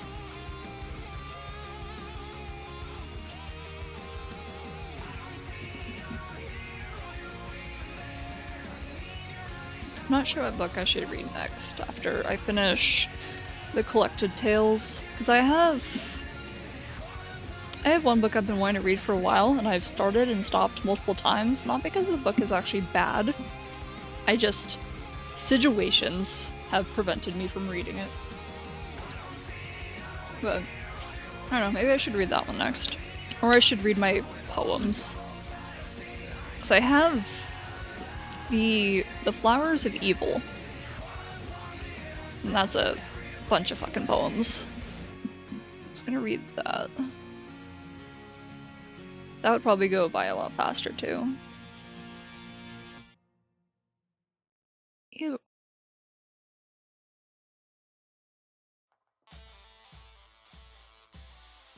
Oh, by the way, if stream randomly ends without me saying anything, it's probably because my power went out. It's very windy outside. Like, I can hear the wind through my music and headphones. And the trees are certainly doing things. I think it's because of this. This is what's causing me that issue.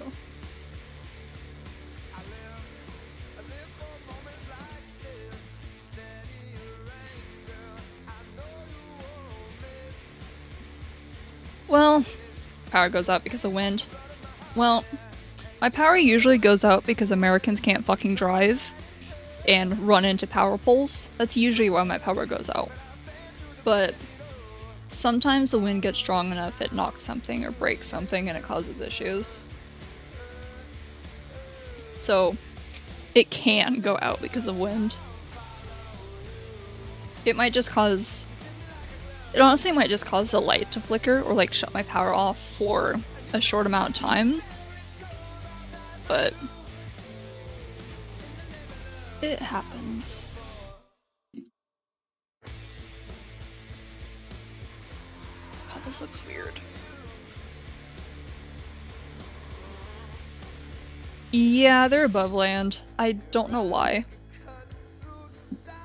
It's like the place I live basically doesn't have any natural disasters. I live in like the one state where none of that exists. Like technically earthquakes exist, but not really. So I don't know why we don't have stuff underground. It's like I think we're on a fault line, but we also never get earthquakes. But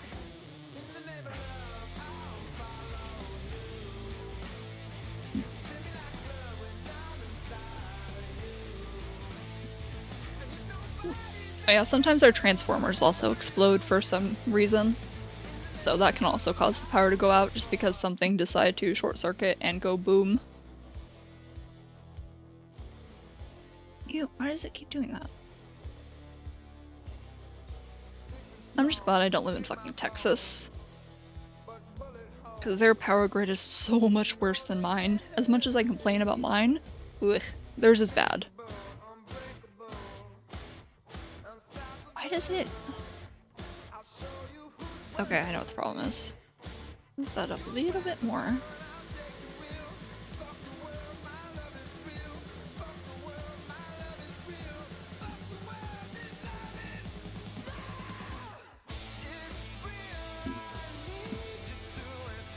Okay, something you need to realize about the US is we're a shithole country. So, things that don't make sense can just be hand-waved and explained away by being American.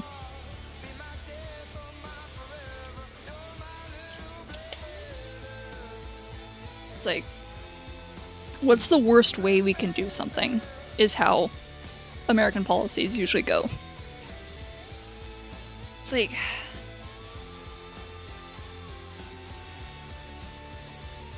See, I don't know what fancy country you live in, but mine doesn't even really have walkable areas. Like, I live in the suburbs, which you think would be, well, it should be easy to walk around because it's kind of a mix of houses and stores, but it's not. Because of weird zoning laws, we can't have stores right next to houses. Everything has to be super spread apart. And because we have car manufacturers who lobby for roads, we have fucking highways in the middle of residential districts. I wish I was exaggerating. Like, the place I live, my city, is only a city in name, in my opinion. Like, it's like if you cut up a city and then separated every small chunk by a highway. Good fucking luck walking anywhere. Like, my old jobs were along the same road, so I would walk on an unmarked road. There were no lines marking like which lane you're supposed to be in, so most people tend to just drive in the middle of it, and it was very wide. And then the other fourth has lines on the side of the road, and that's about it. Then I finally get a sidewalk. But that sidewalk leads me to a fucking road. And now the road I walk doesn't even have sidewalks. I'm literally walking like on the very edge of the lane to get to work. So I'm waiting for the day someone fucking rams into me. Because I know it's gonna happen. Because again, Americans can't fucking drive. And we also have giant cars, so people can't see either. So, I'm really excited for that.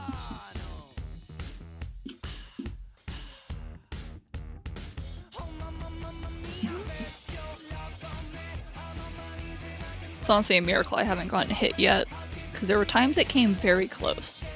Because I have one exit to my neighborhood. I call it the death corner, because it's a very sharp turn. It's only 2 lanes, but it is a very sharp turn. And this fucking psychopath has like very tall hedges right on the corner, so you can't actually see around it. You have to pray the car is not driving completely on the shoulder as it comes around. So, that has nearly gotten me hit before. Like, can I have a drawing tool here?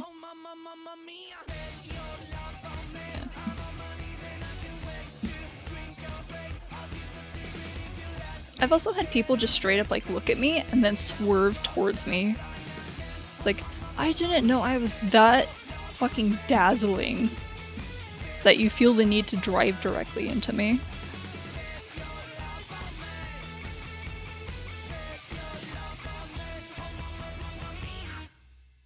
That's acceptable.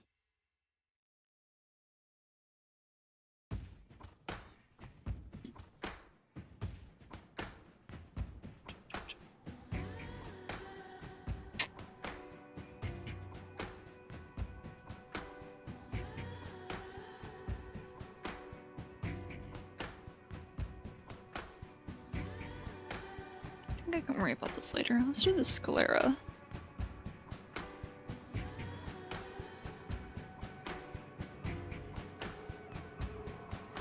If it's not clear by now, I hate my country.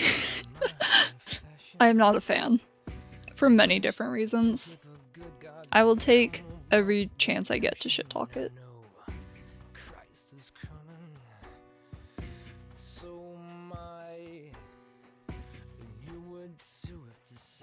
What if I should just... I can't bring it up.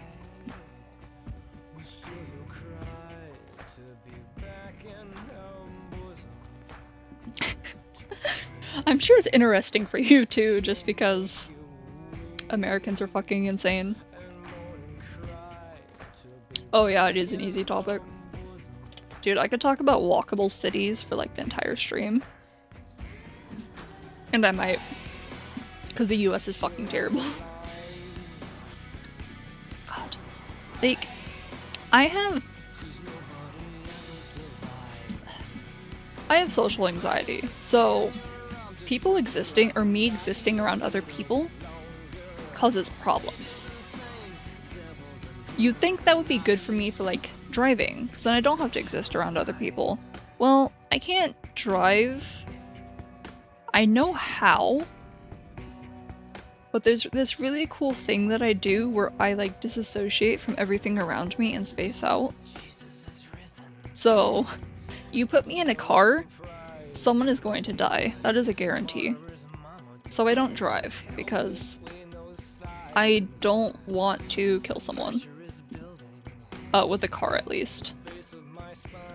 So I have to walk everywhere. And like, it's not like we have a real bus system. We have bus stops, kind of. But my country also fucking hates the homeless. So the bus stops don't really have benches or any sort of cover.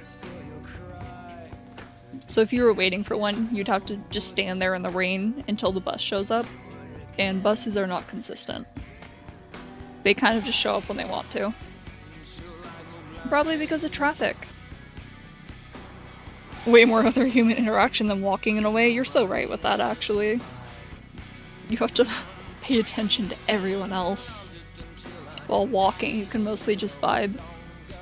And if you live in a place that has a real way to walk, you can truly just vibe. Meanwhile, I'm playing Frogger every day of my life that I leave my house. I'm also approaching the point where I'm just going to start flipping people off when they do shit. Which, I live in the US, which means I'm going to get shot or stabbed for it. But it's gonna be so worth it, dude. Okay, have you ever seen the video of... I think it was a setup video, but whatever. Where this car pulls into the crosswalk lane and is blocking it off. So the pedestrians, you see some of them go around it, but then like a whole group just walks over the hood of their car. I want to do that so badly. But I could definitely see them fucking slamming on the pedal and knocking me over if I did that. So instead I just have to find other ways to commit vandalism.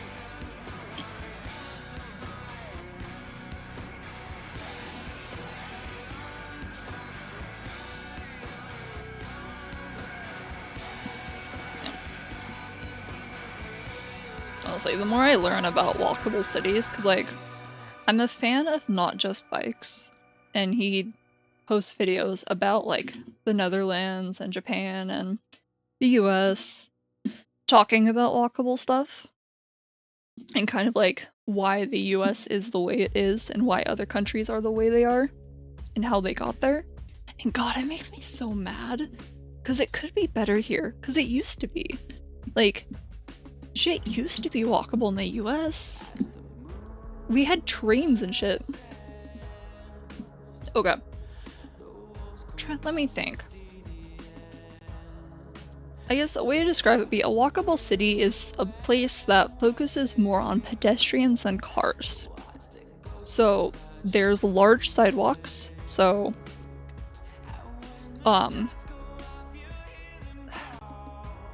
do I explain it?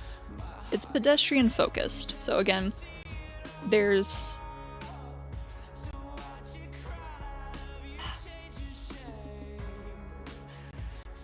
okay, you know how it'd be really fucking weird and dangerous for a person to walk in the middle of a street when there's a bunch of cars driving by? It's kind of the opposite in a walkable city. Cars can still exist, but typically they have to drive very slow and they give way for pedestrians. So if we look at Japan, specifically like Tokyo, have you seen like their, I don't know if I'd say famous, but can't you simply have both? You can, but you don't. It's more dangerous for pedestrians and for people, so trying to think. I have music playing in my ear and I'm working on this. You really can't do both because cars have specific needs while pedestrians have the opposite needs. Like, you can... Focusing more on pedestrian safety also makes it better for cars because there's less traffic, because there's less people on the road because they can just walk somewhere. I can't fucking explain this. Hold on. I'm gonna find something. This page.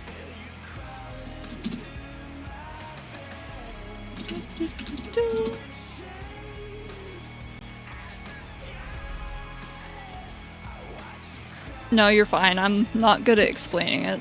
Let me see if I can find a decent video.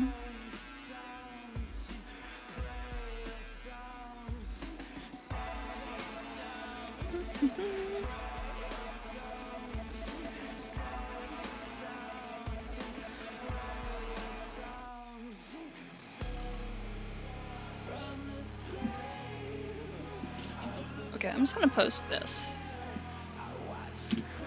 So, that's the guy I watch. He'll probably explain it better than I do. About, like, why car focused is so dangerous in cities and shit. And I'm trying to see if I can find a video that would be a better explanation than me.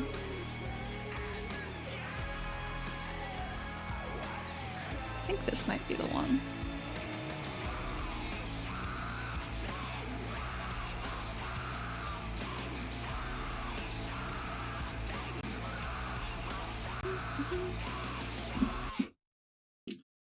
I think that might be the video that talks about it more. But just give that guy a look and you'll get more of an idea. It's... Walkable cities basically means... It's like in the US, things are zoned out.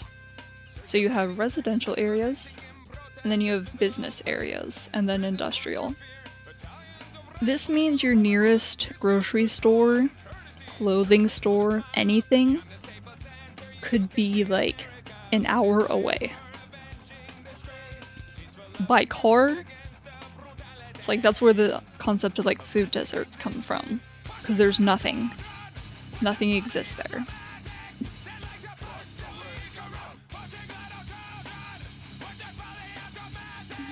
My screen.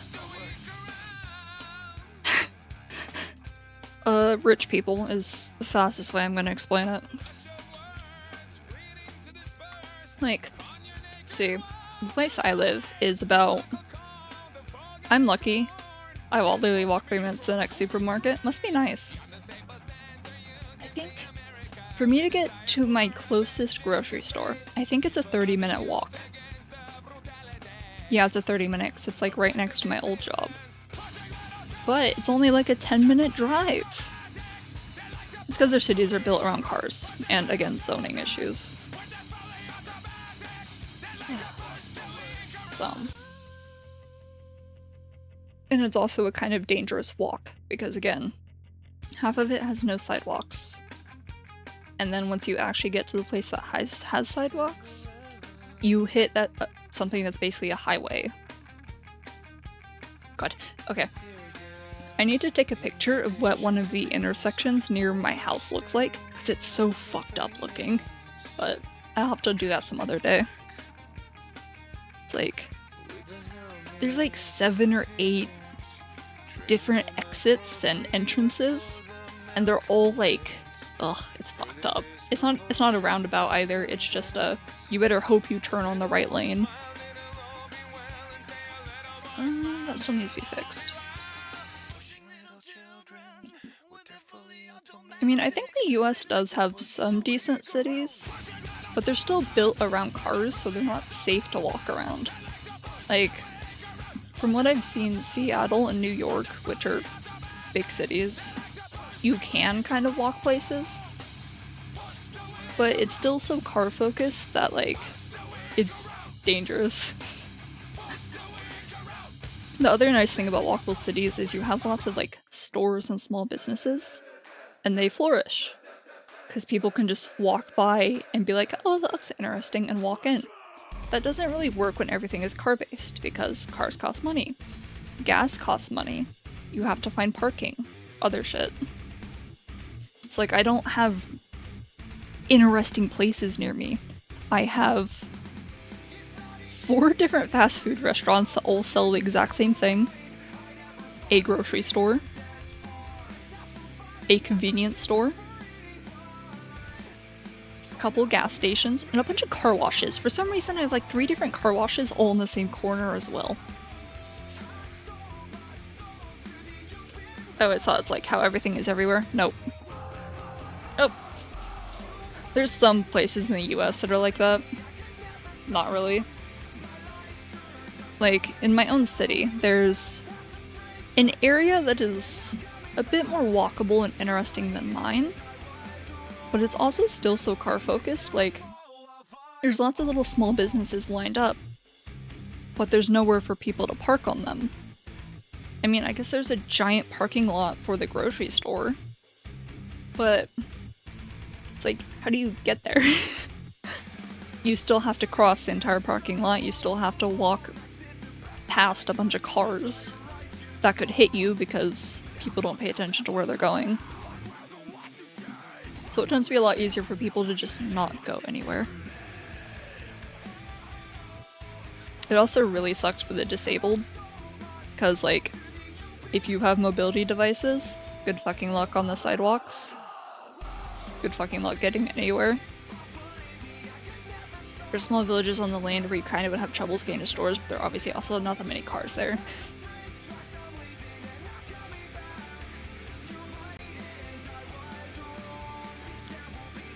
I think I would say that's similar to rural America.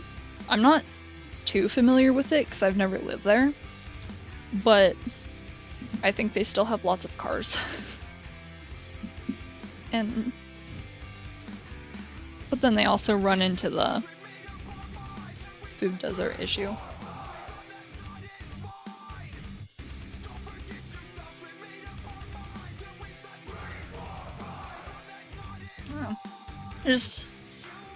I care so much about it because, again, I can't drive for health reasons, so I have to walk to get places.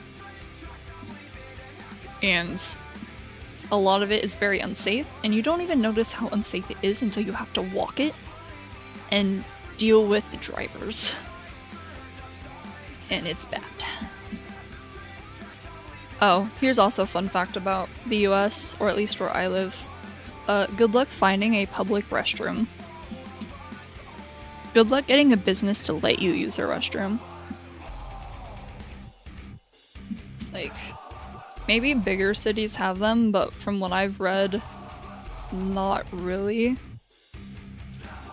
Because the complaint is, oh, people will just shoot up in the bathroom, which, again, who cares? Just hire someone to clean it or use sharps containers. But they don't exist. Which is really sick, because again, like, the closest store to my house is about a 30-minute walk. Have you ever had to walk when you suddenly got hit with gastrointestinal issues? And you can't stop at a neighbor's house. 'Cause, fun fact, I live near a bunch of pedophiles and sex offenders. Yeah, we don't talk about that. It's bad. Dude, I nearly blacked out one time walking to work because it suddenly hit me, and I was still so far from a place I could actually go to. Mission survive, yeah. It's like you start getting tunnel vision because you can't see and you're in so much pain. You're just like, I cannot. My muscles cannot fail me now. Yeah, I've had that happen multiple times, and each time I'm like, why can't we just have public restrooms? Like, give me a fucking porta potty. I'll take that. Like, nail it to the ground so someone can't just shove it over while a person's in it. But give me that. Give me something. Because you also, there's not like woods you can go into and just help yourself if you're that bad. There kind of is, but the place I live also has a lot of problems with drugs. So I might get stabbed if I do that. Or other horrible things might happen.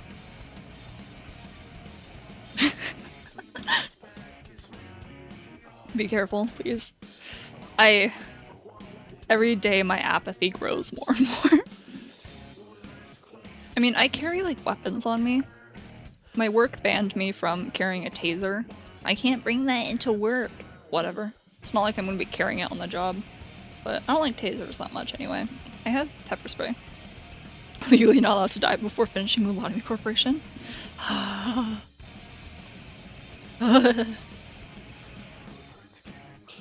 Truly cursed.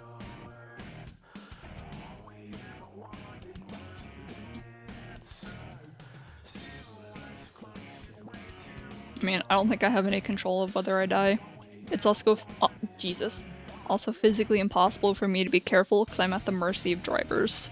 Because again, my entire walk to work has me walking like almost in the lane of the cars because there's no sidewalks. And there's no shoulder to walk on. So. Let me move this so you can actually see it. My screen is a lot bigger than actually can show on Twitch. So I can see it when it's over here. You cannot. So I'm trying to keep it in frame. I mean, I guess I could drag this over a bit.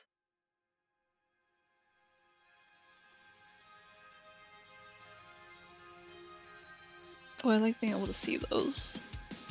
That should be good. Yeah. Like, I could resize it using aspect ratio properties or whatever on OBS, but then it looks really weird. It's ugh. At least with games, I can set them. I mean, if there's problems, even if you don't think they're that big, just let me know, because I don't always notice everything. Like, I try to keep my eye on OBS so I can see what you see, but if I'm focusing on something here, I may not notice it. The sclera.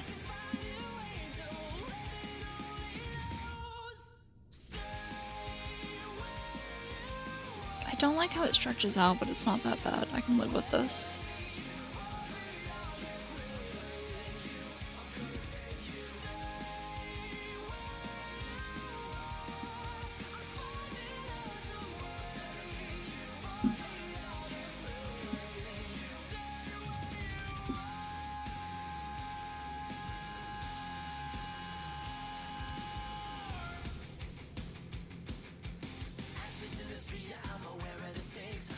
Yeah, it looks fine. This does not, though. How does it... Okay, so bring it in there, and then... I don't think I should squish this too much. I'll just do that. How does that look?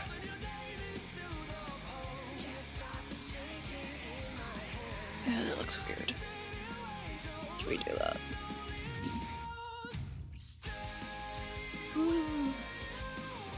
See, I want to get really squish is a funny word. Yeah, it is. Is it onomatopoeia? I feel like it is. sounds like it should be.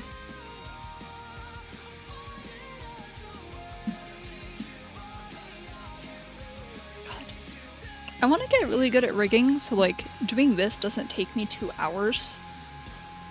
Cause like I know some of it is because I'm talking and like getting distracted, but I'm also just really slow.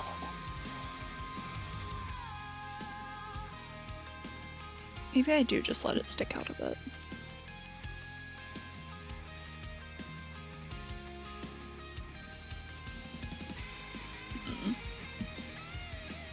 It's like I have the same problem with art, and it's probably why I will never do an art stream unless I already have like the draft done. It's because I'm really slow. I can't see what I'm doing. So most of the stream would just be me drawing something, erasing it, drawing something, erasing it, and by the end of the stream I might not even have an idea of what I'm actually gonna do. Though, there's something I enjoy participating in every July called Art Fight. I will probably stream the stuff I do for that, because Art Fight is actually really fun. And I would recommend doing it even if you don't think you're a good artist, because every person loves to get art of their own characters. Which reminds me, I need to do character sheets one of these days. Because I have lots of characters, but I need to update them.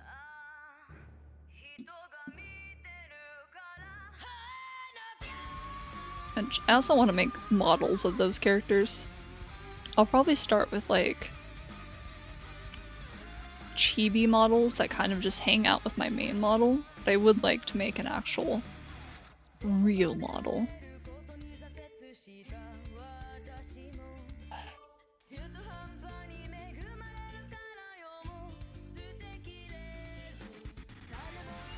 That's acceptable. I'm not gonna focus on that too hard. Now how about here? Move up again just a bit. I think it's just not moving enough. Let's try that. Ooh, let me untrimp myself, because I sit hunchback. Ugh. It's a wonder I've never gotten scoliosis.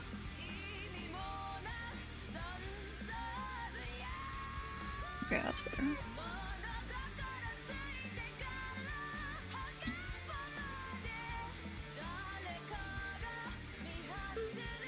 Go up a little bit higher.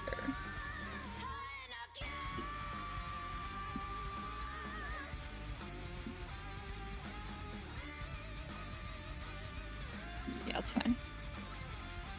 Okay. And then I think I just need to do the eyelids. Let's start with that one. Oh, and the sclera. Forgot about that.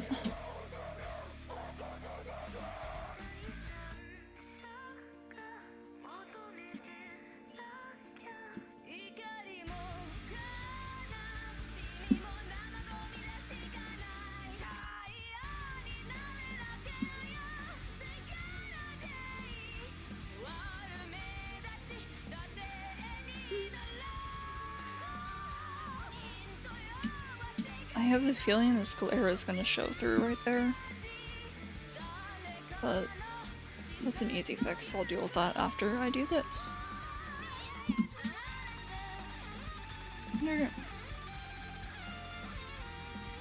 See, this is another realism issue, is do I bring this eyelid down? Let's see how it looks if I don't. Let's bring this down. Let me just do that. Oh, here's also a problem where I fucked up with the art and should have made something bigger. This specifically. Because the whole point of these skins is to hide the sclera from peeking through. Because I don't want to warp it too much, because it causes issues and looks strange. It's like if I do...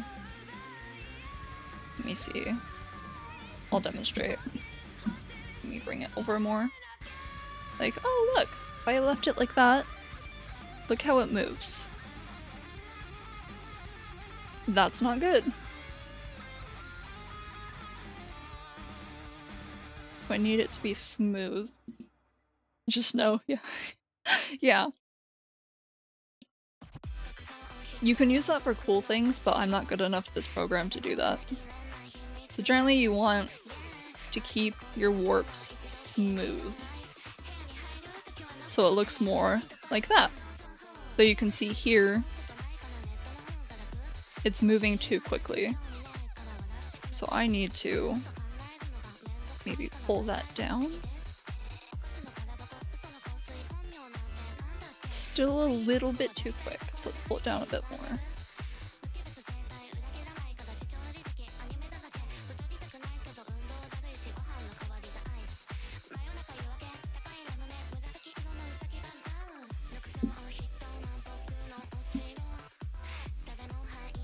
See, a lot smoother.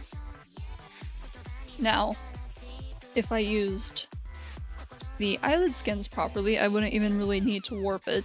I would just drag the skin down, and then the sclera wouldn't move at all. But I didn't do that, and I don't care enough to go back and fix it.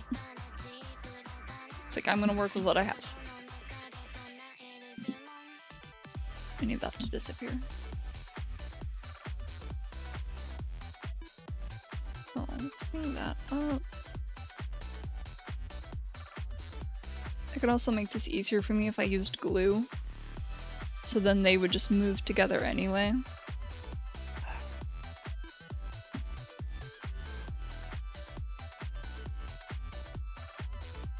Like, the sclera should not be moving here, but it's fine. Let's turn that back on. Okay. Now here's the realism issue, is do I move this eyelid? I think I might have to just because of how I shaded it.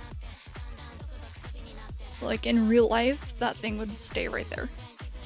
But I'm gonna treat it like it's part of the eyelid that's closer to your lash. Like that little fold there, rather than the very top part that's like under the brows. So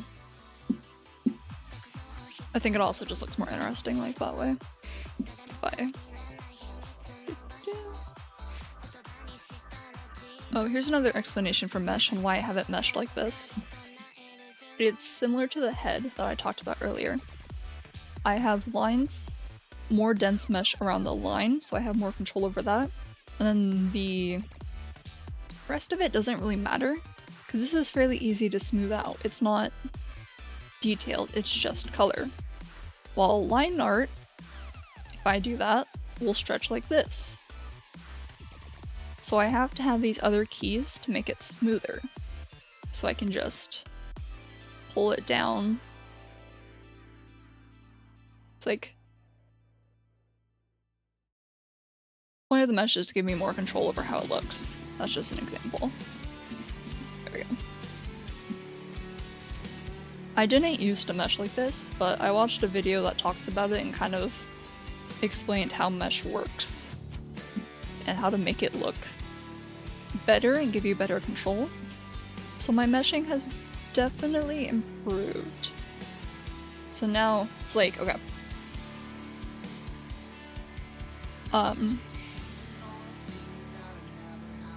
So to create VTuber or Live 2D models at all, you obviously have to separate things. Like, these are all individual. Typically you just want to separate stuff that you want to control the movement on. Before I started meshing like that, with more detailed mesh around line art, I would have to separate this color and this line and rig them individually. Because if I tried to deform this with my old mesh, the line here would look really weird and bad. But now that I actually know how to mesh more properly, I can just combine them and do it on one layer and just control it with the mesh. So it helps a bit with bloat, because you don't need to separate everything. It's just more for controlling movement specifically. Like if you want things doing different movements. Like I totally could have had these eyelashes here. Who just texted me? Oh, there's a package. Okay. I'll be right back. I need to go grab something so someone doesn't steal it.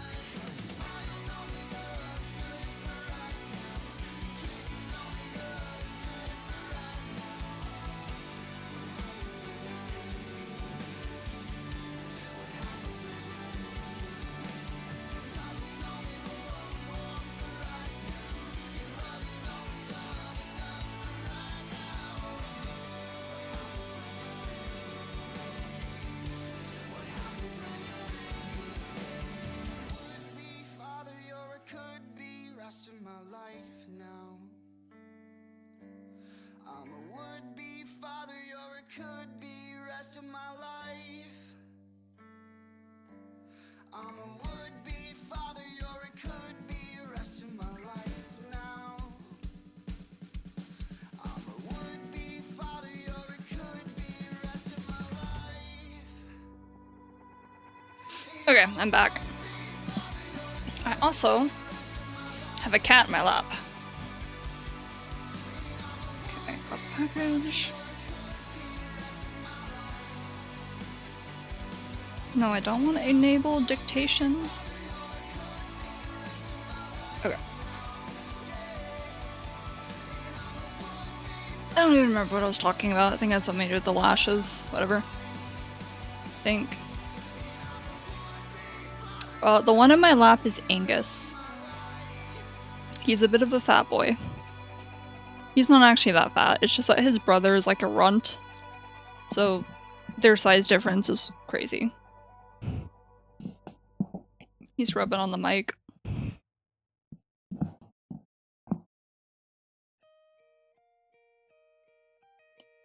He's a Siberian.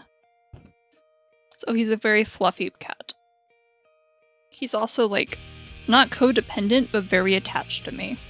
So he screams at me, and anytime I open my door, he comes running down the hallway making like merp sounds. He likes me a lot. And I love him even if he annoys the shit out of me sometimes. He's very smart too. He's very smart in a stupid kind of way. Like, he knows how to open cupboards. And he does it a lot. Oh, he is cute. He always looks grumpy though.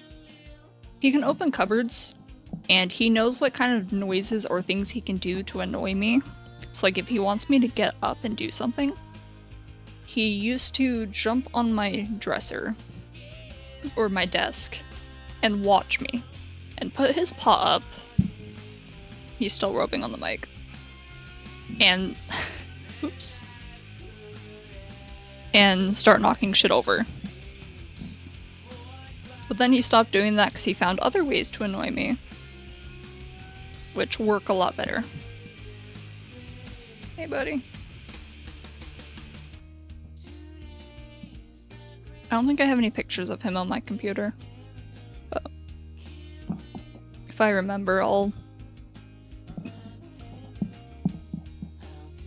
Buddy, please. Actually, should have a picture on my phone I could probably just send to my Discord and show. Please stop moving.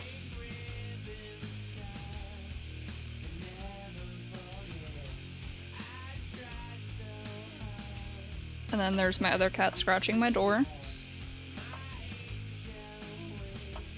Where's a good photo?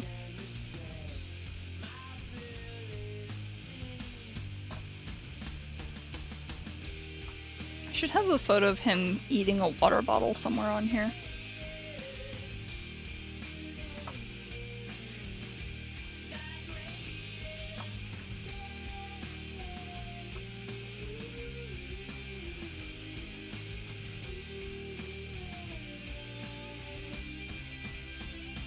Oh, that's a good photo.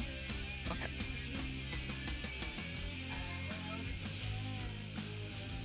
Just send that to my Discord. Ugh.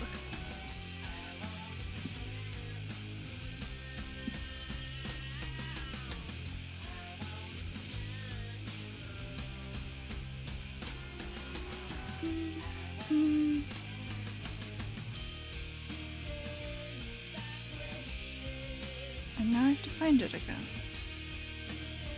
Where the fuck did it go?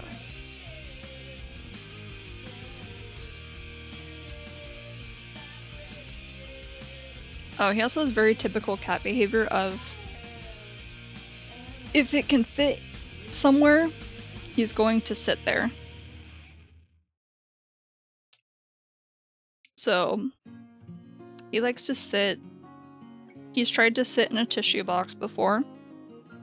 Did not fit because I wonder.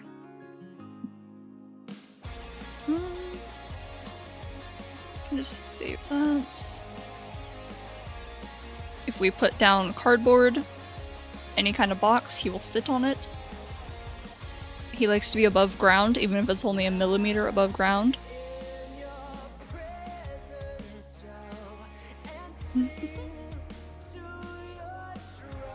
Okay.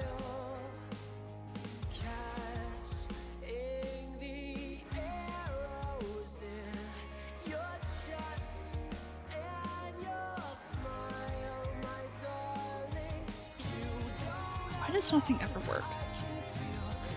That doesn't show. Oh my god, please. Okay, can't window capture it. No. What needs to go?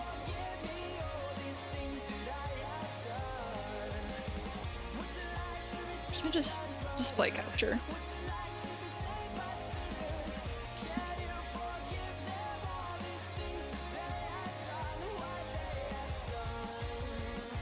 This should be fine.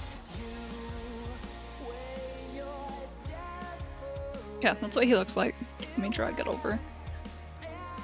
He likes to sit like that for some reason. I feel like he's mimicking me when he does it. He's got chub. Oh yeah, he's got a very grumpy face.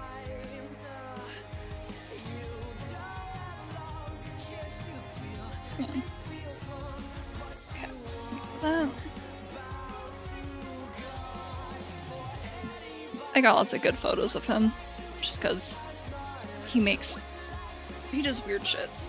Like, I have a photo of him just winking at me. I also have a photo of him sitting in my laundry basket, because he decided to climb in there because he felt like it, apparently.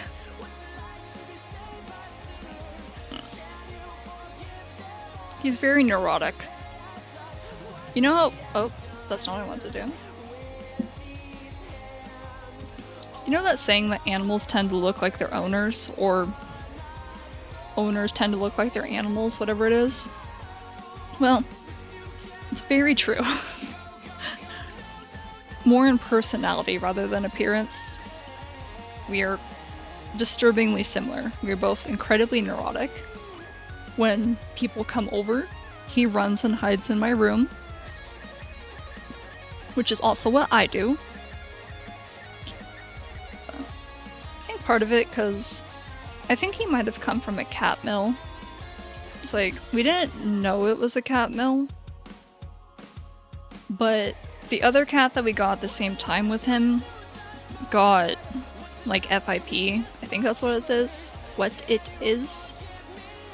Which is basically fatal. So we had to put him down. And we ended up doing more research into it because it was strange. Like, the breeder's behavior towards it was really weird.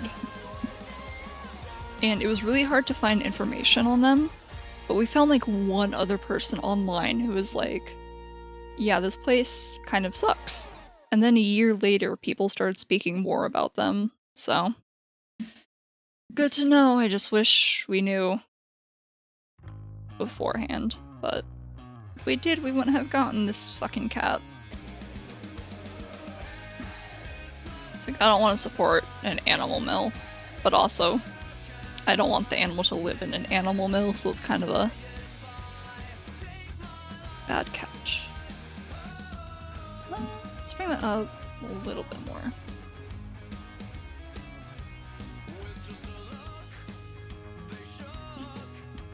It's like, I think the US has pretty decent animal abuse laws, but sometimes it doesn't feel like it. Just like, you can drive down the road and see a sign saying like puppies for sale or kittens for sale, and you know they're an animal mill, but nothing ever happens to them. They just are able to sell every year and never face any repercussions. So I don't even know how you go about shutting them down.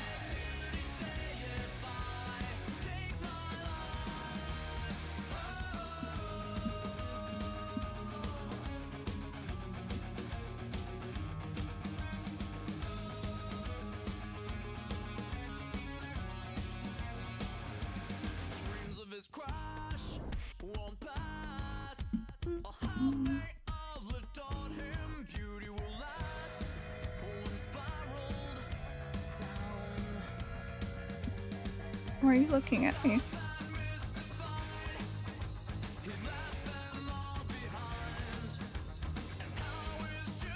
Okay, as always, it's the fucking sclera lash that fucks me up.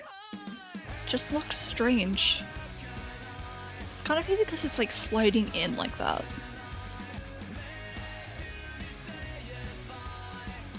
It's like the blink is tolerable. But this, is it because it's sliding out? Oh, I lagged there. Let's try that. Oh, that looks so much better.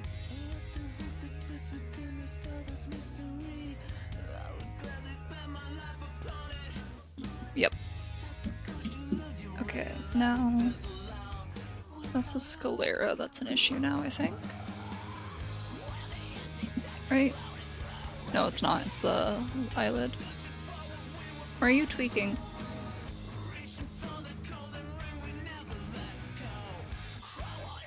Oh, do you want out now? Or are you gonna sit on my mouse?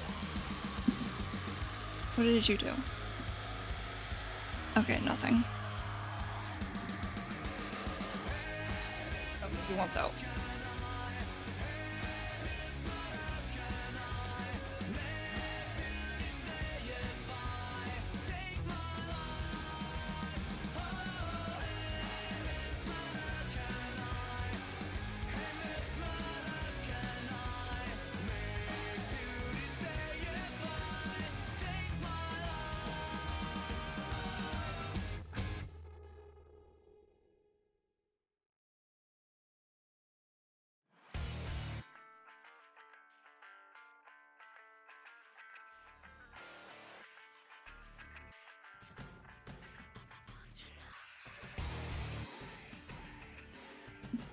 Oh, speaking of animals.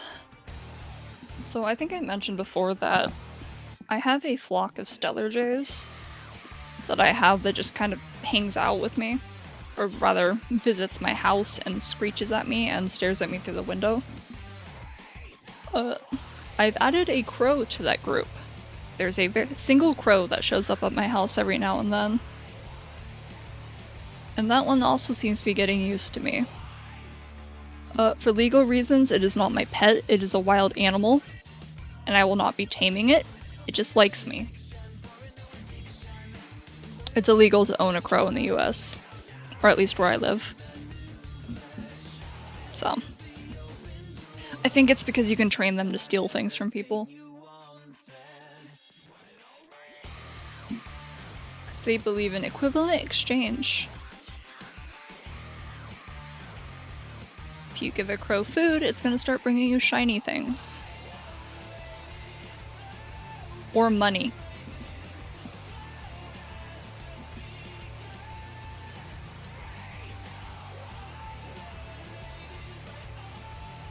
I need to close this tab.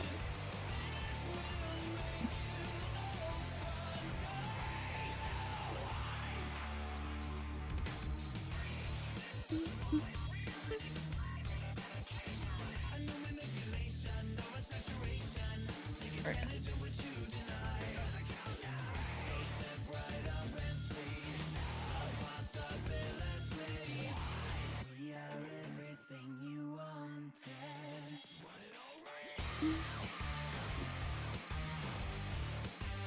Okay.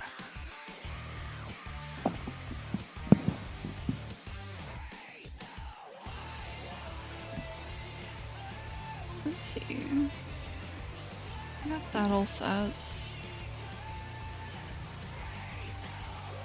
I guess I should just do the physics now, just to get it started.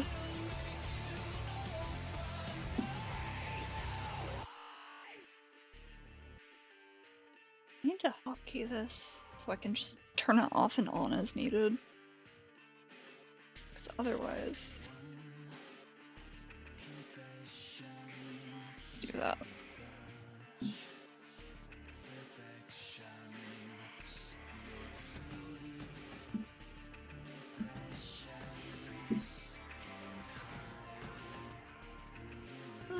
Where are my physics? Is it this one? Yeah, that's the new one. That should be the new one. Yeah, it is cool.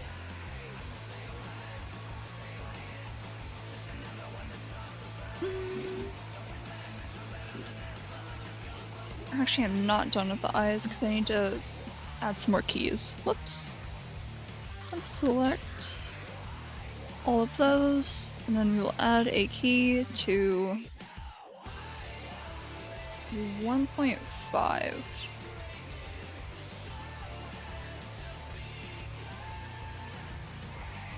Then what I will do here is I'm actually going to want all of the lower eyelashes to copy this and do that.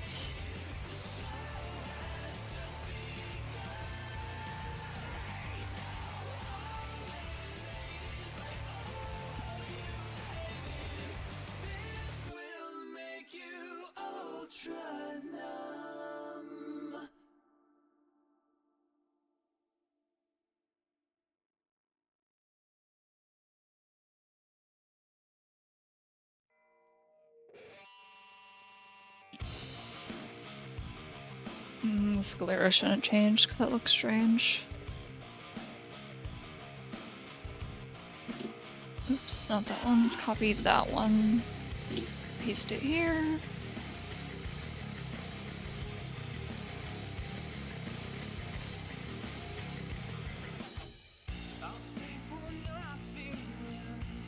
Maybe those shouldn't move either.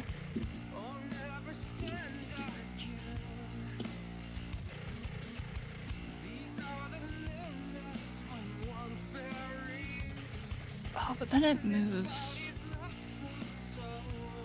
way too fast there.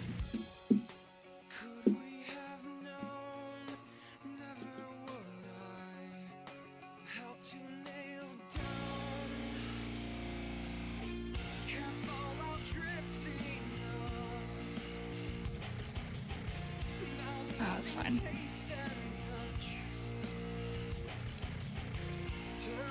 I'll have to add some keys here later. Wait, I'm not done with the eyes, actually. Computer? I forgot I have all of these.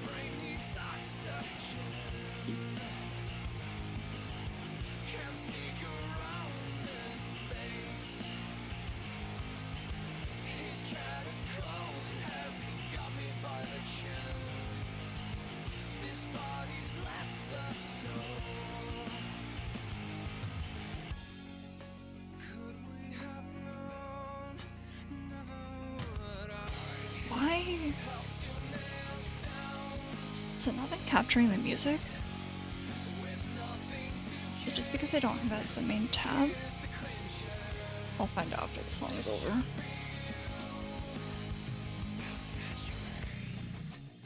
Okay, let's grab all of those.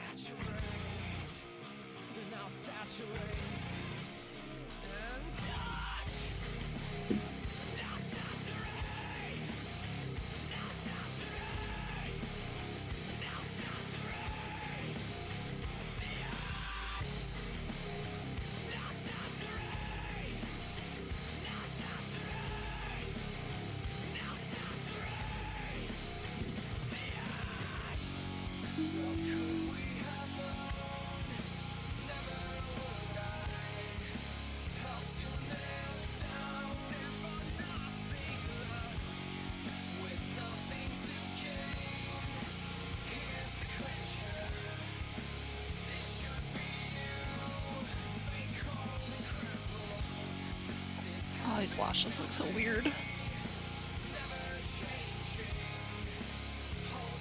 That one.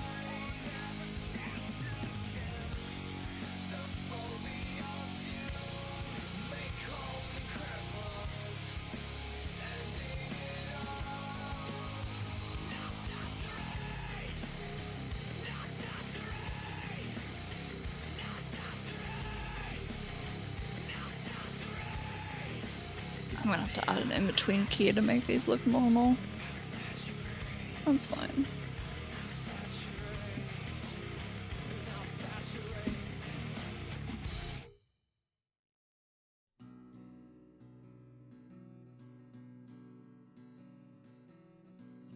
Yeah, it isn't changing. Why? I steal a look It's so weird. between the blinds. I unwind. Does the screen not update when it's not the main tab?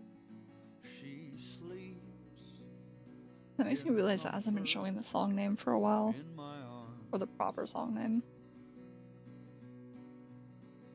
She is plain,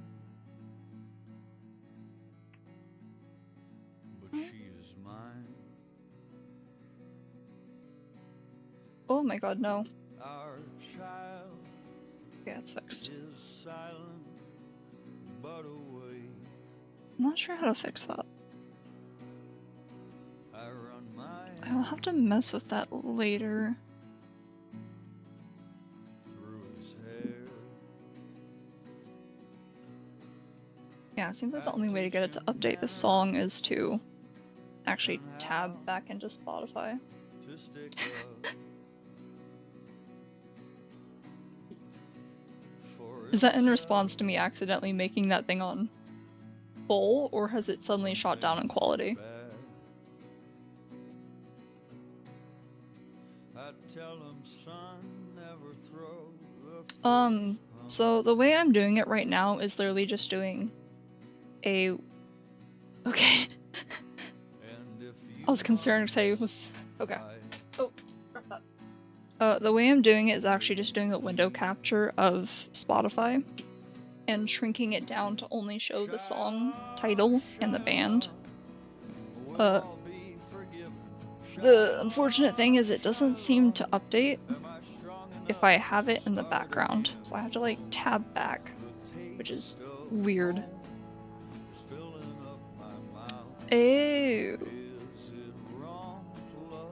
Yeah, that would make sense, but I don't know what else to put it as. Door is open, the windows are Whatever, I'll mess with that later. I'm not gonna deal with that on stream. Tabbing in and out isn't that bad. Oh, what the fuck is happening there? I live alone, more or less. Ew. I summon wife, child, and happiness. Take all of these off. Build them up. Okay, I'll from just... dirt and Okay, maybe I didn't need to take all of them off. Maybe just that, believe that all will and that, and then do that. Shiloh, Shiloh, we'll all be forgiven. It's covered slightly. And then pull this down just a little bit.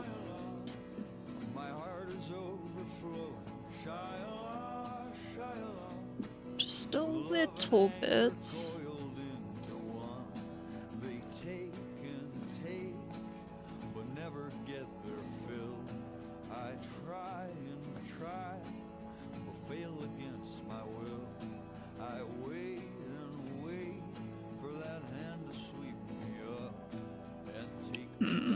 Okay, well, tolerable.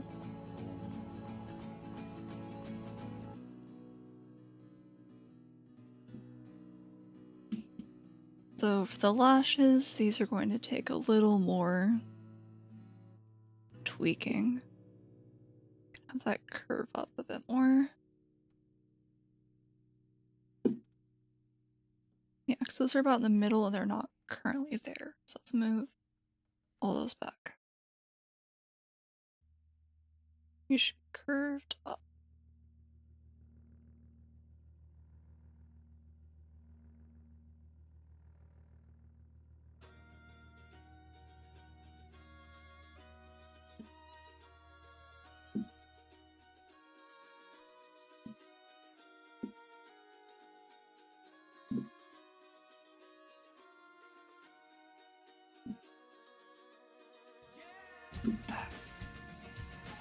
Don't want that to squish too much, because that looks strange. Come on. Maybe instead of using the brush tool, I should have just dragged them up. Yeah, I don't like how that looks.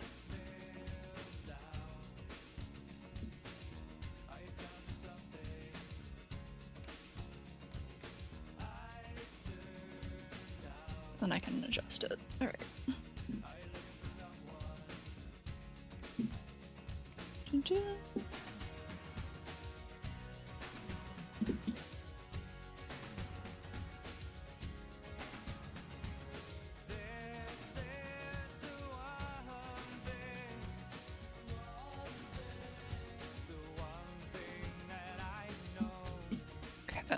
how does that look?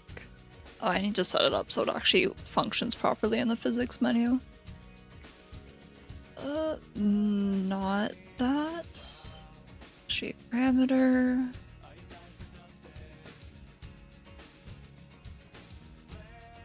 Oh, there it is, settings.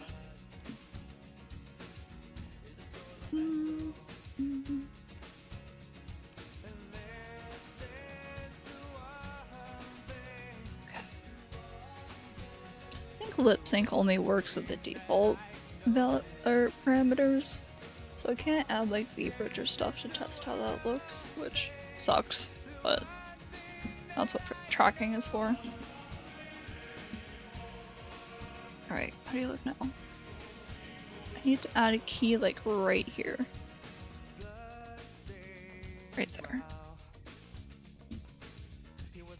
Let's and 2 is where it looks weird.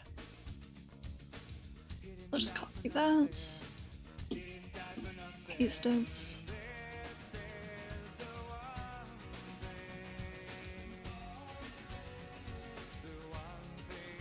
Drag it down.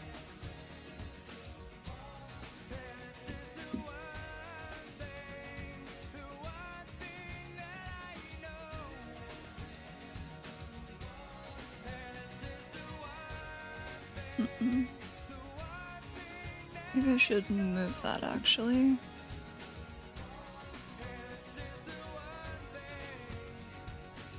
Point 2.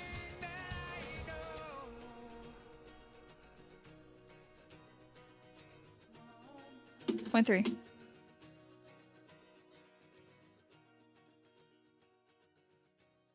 then I have to move it all back up.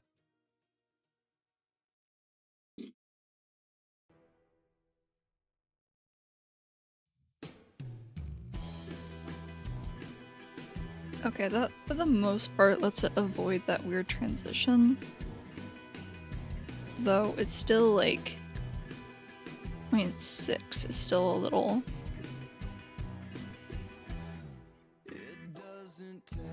I can add 1.7. And then I can just copy those. Paste them here. Yep, I know. Bring them down a bit.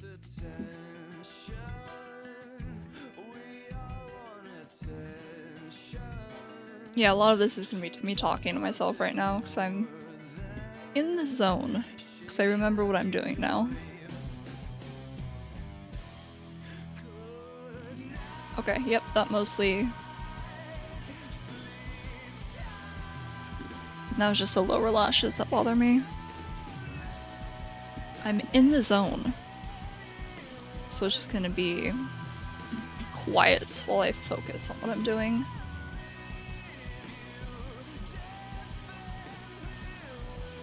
God, the lashes look so weird. I don't think I should have done so many.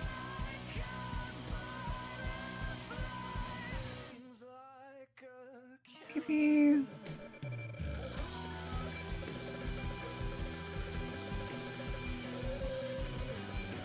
it still looks weird. Oh well.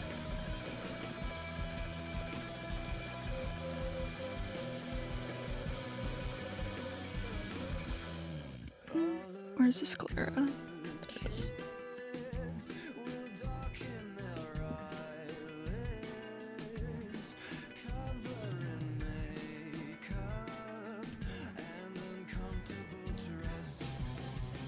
Yeah, that's fine.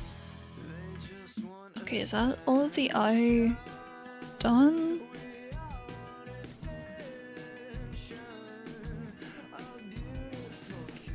I think so. How does it look in physics?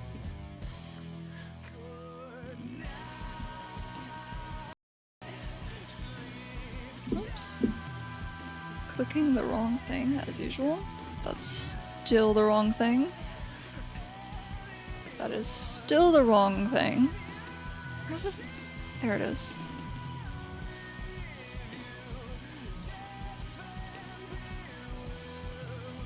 Okay.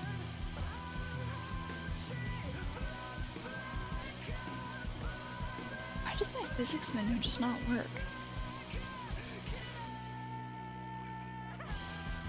Okay, stop it there. And then it works.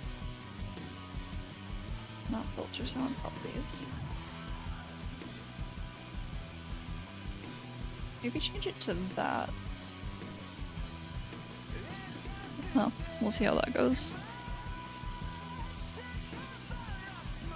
God, I really need to set up a second monitor. I'm using my tablet right now, which is not working great. Okay, let's move you over here. How do you look?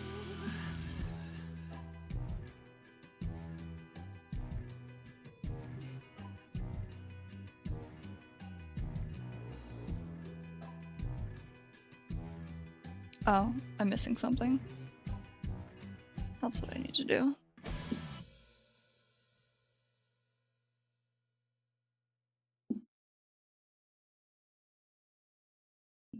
Okay, I actually need to select all of that. Go to eye close. And let's brush it in a bit.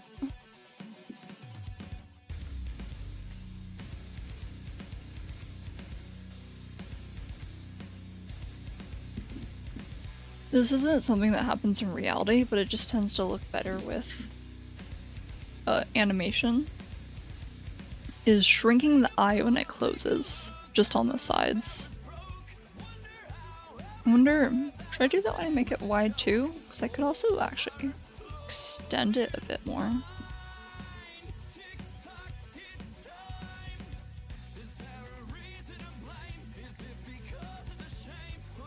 Kind of like that. Okay, there's the eye. Let's get rid of all these because I don't need it anymore. Except I actually need this one. This needs to go down with everything.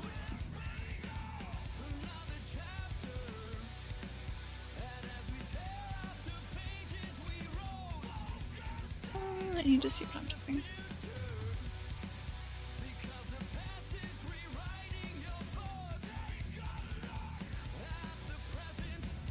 Okay,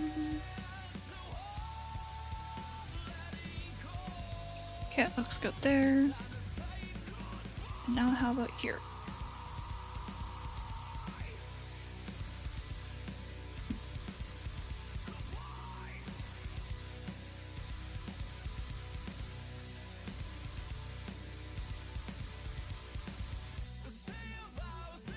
Okay, just a little bit more.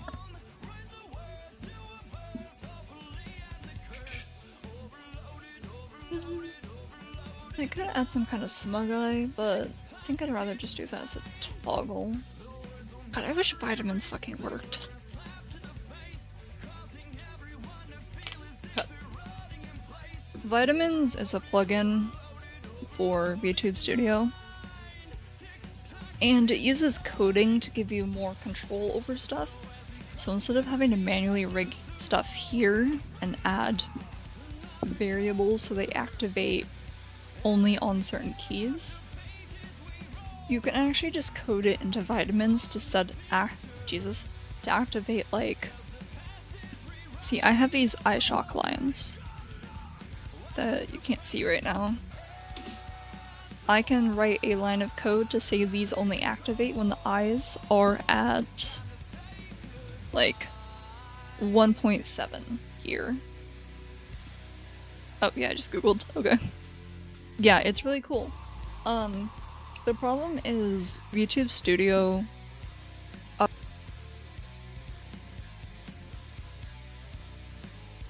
Oh, that's what's muting my microphone. These are the same key apparently. Good to know. Okay, I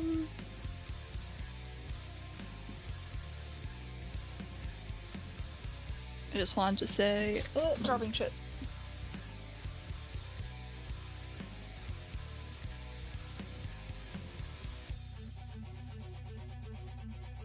Yeah, I just noticed the mute.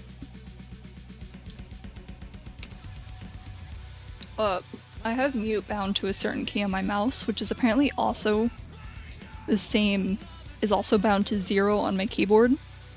So anytime I type 0, it's gonna mute me, which is really cool. But yeah, vitamins is really nice. And I really want to use it because I actually hate having toggles and would rather have them activate automatically. Because I could set it to activate when, like, your eyes are glaring for 3 seconds in a row. You could have a shadow go over your face and then disappear when you stop, instead of having to hit a hotkey and trigger it yourself. Because I forget about those, and I would rather them be automatic. But I use a webcam, and more specifically I use NVIDIA. And VTube Studio recently updated, well, NVIDIA, their NVIDIA tracking, because NVIDIA updated. So the tracking is a lot better than it used to be. It's quite good. But Vitamins hasn't updated to work properly with it, so I can't use it. It still works with phone. I don't use a phone for tracking. So I'm shadow block. Which is a fucking shame, because I really want to use it. I'm part of their Discord server, but this server's basically dead.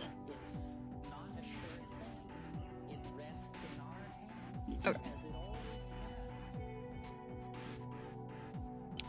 I think I'll do physics last. Let's just...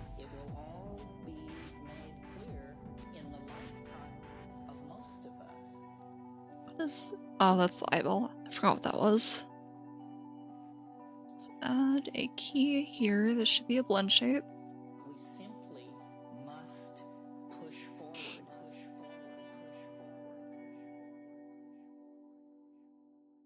Actually, since I'm using blend shapes, let me explain what that is.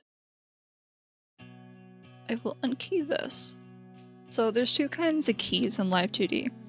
There's the regular keys, and then there's blend shapes. Let's see. Blend shapes are additive in that they play off of each other and affect everything on the same, I guess, object. Versus regular keys. Let me drop 3 of them here. That's not what I want to do. I want to do that. These allow for permutation, so you can set things to only activate a certain way. So, if I'm on /R1, oops. Actually, let's add a warp deformer to this. If I can actually type properly, I shock R partial.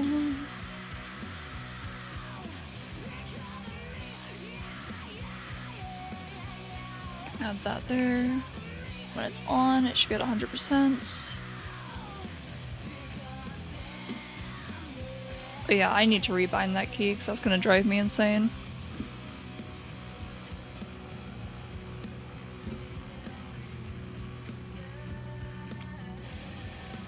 Okay, there, it's active. So let's say I'm editing /R1 and I move it. Okay, I know why that's not working. Let me redo that. There we go. On that 4 key, I move it over here. Well, then I go to /R2, I move it, and oh look, it returns back to the middle. That's because these keys all work together. So I'm not actually just keying it to -1 on /R1. It's actually keyed to /R1 -1, /R2 0, and jiggle RX 0. So anything I move is going to fuck with it. It's like, if I move this over, I can do this.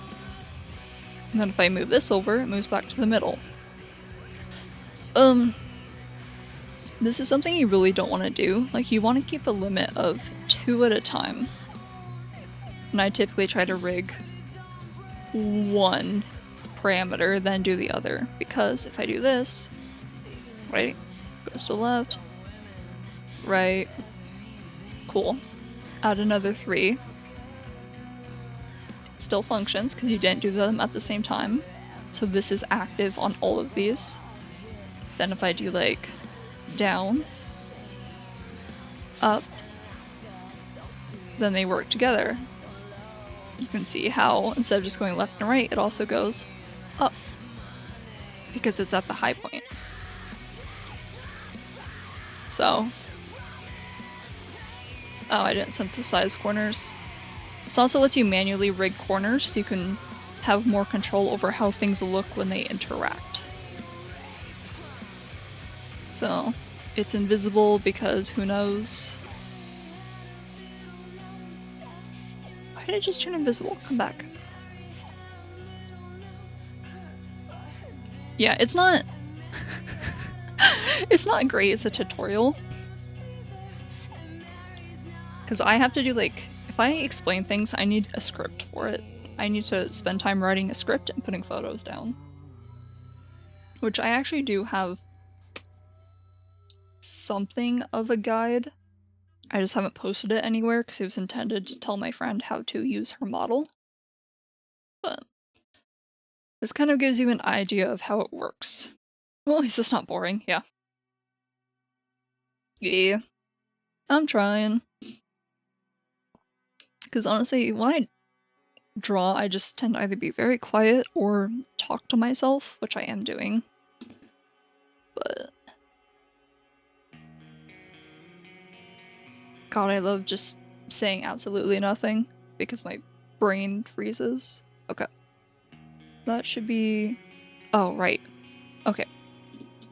As you saw there, regular keys kind of give you more control, but the way they interact, everything is set to a specific combination of keys. So if you keep adding... Okay.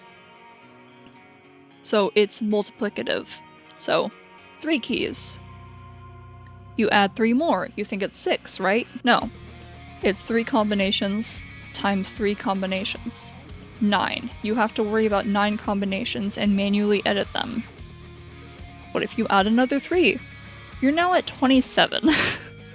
That is 27 different combinations you have to manually control yourself and edit anytime you change anything. Which is why people usually advise against doing 3 and instead just putting on warp deformers. Because if you do that, it's a lot easier to manage. Which you'll see that later. Blend shapes are a little different in that they're additive. So if I make that and that a blend shape, add keys,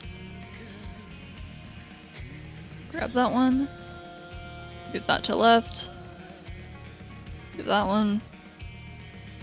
You'll see how even though I'm dragging this bottom one, it's not affecting it. While if I add keys here, that was the wrong way.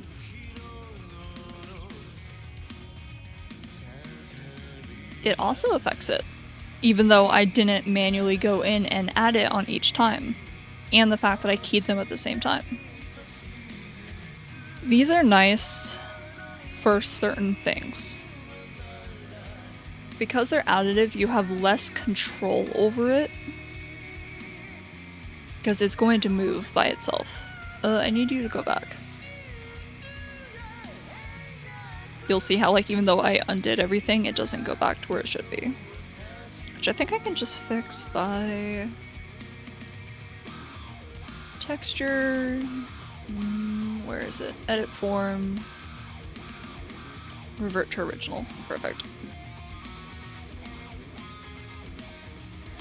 So the reason I like blend shapes is while you do technically have less control because you can't control what they look like in corners and how each key interacts with each other, you can actually go in and set them up so they only activate on certain things without having to key it. So where is it? Limit settings. Of course it's not visible. Maybe if I do this.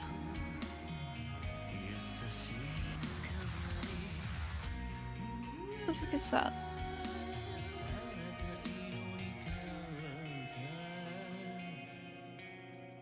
So weird that it does this. Oh, now it's visible.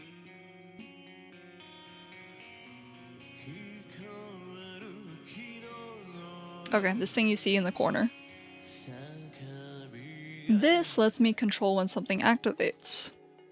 So, let's say, well, I want this eye shock to only activate at...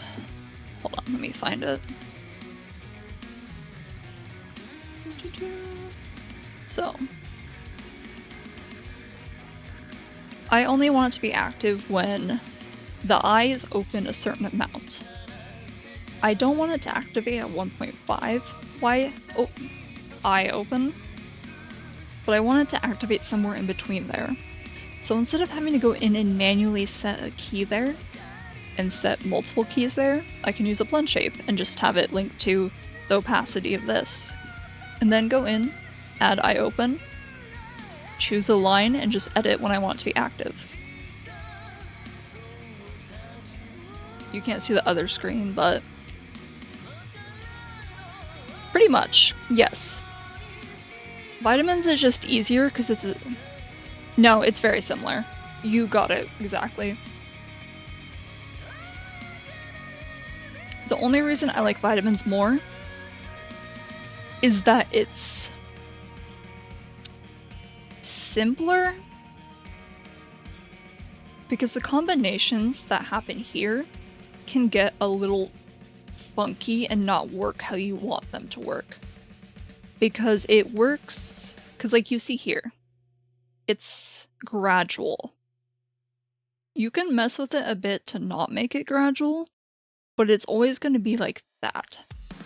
While with vitamins, you can pretty much set it to be instant. So like, the eye hits 1.75. That eye shock line immediately pops in instead of gradually fading in. So if I do it in live 2D, I have to mess with it in the physics window and also with these weights to get it to do what I want, while in vitamins it's pretty much just type the right code. So I want it... So I want at 1.6. I want at 100, and then I have to add another one that says at 1. Let's do 5.5. It's at 0.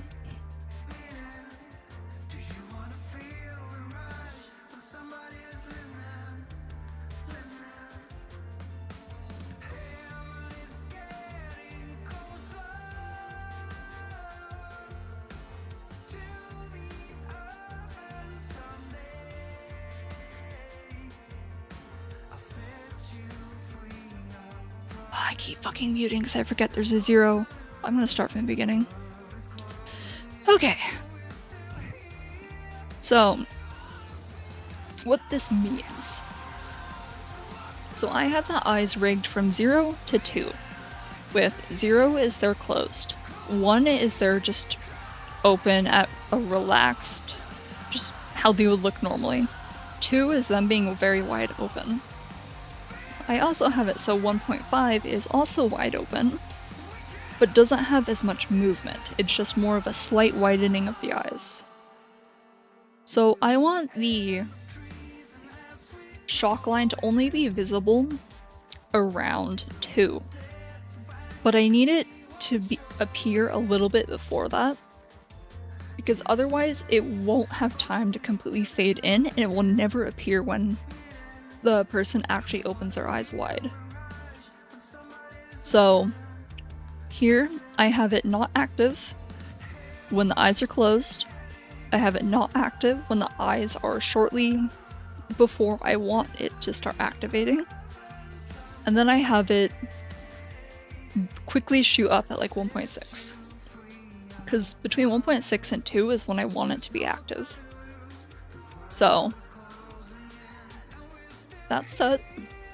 Let's open physics. And then I have to turn it off and turn it back on so you can actually see it.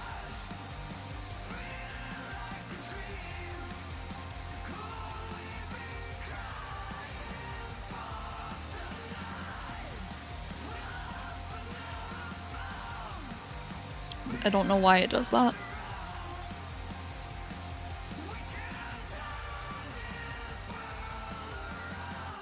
Okay. Now I'm going to manually control the eye. So I don't have the eye shock keyed to anything. I just have it as a single blend shape on its own that is set to activate at certain conditions. So, eye closed, not active. 1.5, not active. But as soon as I start moving, it activates. But you can still see there's a brief period where it's still transparent, which is what I don't want. I have to mess with that in the physics menu to get it to like move faster. There's also, I want to do this just for an added effect. So let's shrink it there. So when it activates, oh, you also see I can't activate it here, even though I'm turning it on, because the eye isn't open. I have to actually open the eye to be able to see it.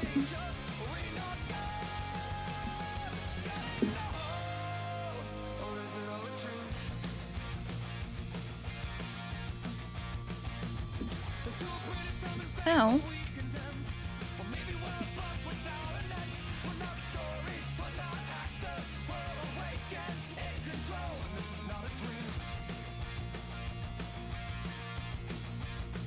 it's doing what I want. There is actually one more step I have to do, but I'm not doing that until I rig the other eye. Because these eye partial lines I actually only want to take effect on one eye specifically. So this one I only want to take effect on the right eye, and not when... Let me collect my thoughts. I have 3 different eye shock lines. I have the partial ones, one on the right eye, one on the left eye. Then I have this one. this appears on both, and I only want this one to ever activate when both eyes are wide open. But I don't want the smaller ones to activate when this one is active. So I have to go mess around with blend shapes to get that. So I'll do that once I got the other eye rigged.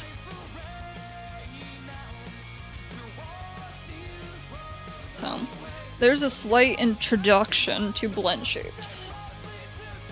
I will be using them a lot, because I like to have conditional physics. Though I don't think these are actually conditional physics, I'm just calling them that. Okay. What am I missing?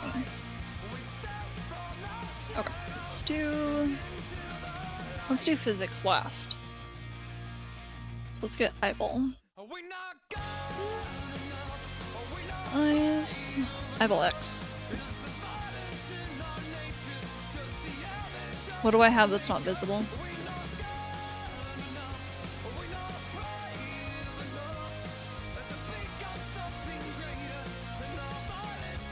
Ah.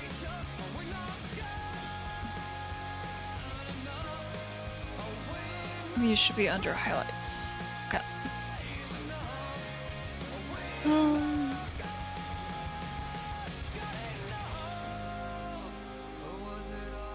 What is this? Okay, these are the normal eye shines. Oh, that's part of that. Okay.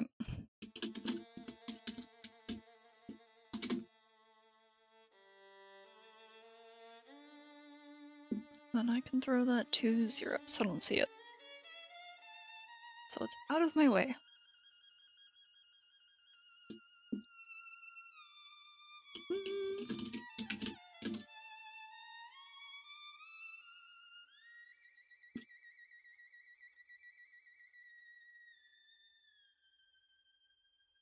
Yeah, I don't know how many of these art meshes I'm gonna actually keep. So I'm not sure how I feel about like this one either. Come on. Yeah, let's hide those. And then we can start doing this. Yep.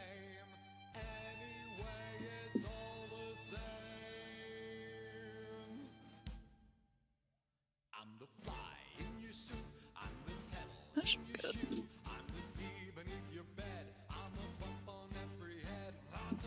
Okay, this is a case where you want permutations. Permutations, by the way, is just how the keys interact with each other. Because there's two ways I could go about this. I could create another warp deformer. If I can type, right? I could have this one, eyeball XY, keyed purely to eyeball X. And then I could have eyeball Y keyed only to, well, eyeball Y. Cool. And they play pretty nice together. But the problem with that is I can't control the corners. So like right here, at the interaction between the eye at its uppermost point and rightmost point, I can't control that. So it looks very weird with an eye, which is a round object. It's like this could work with something that I want to move more robotically. For example, the body. As counterintuitive as that sounds, doing this is actually a really good way to get things to work the way you want them to and have something active when you want it to be. So, I believe I can also apply this.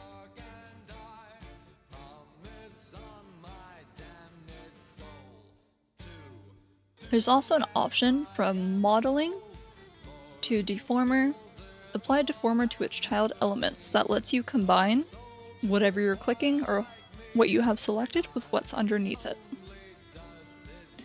So that's why, even though I only have one deformer, they're now together.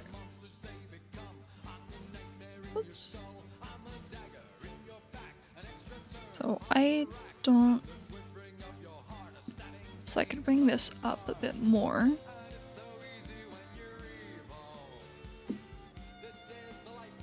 Bring that in.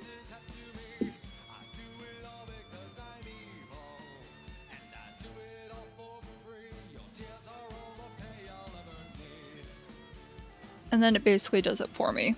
And I just have to manually go in and make it a little bit nicer. So that should be good for there.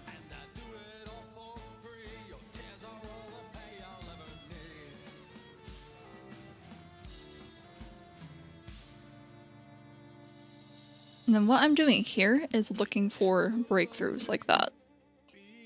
There's a small sliver that isn't covered. So I need to go fix that.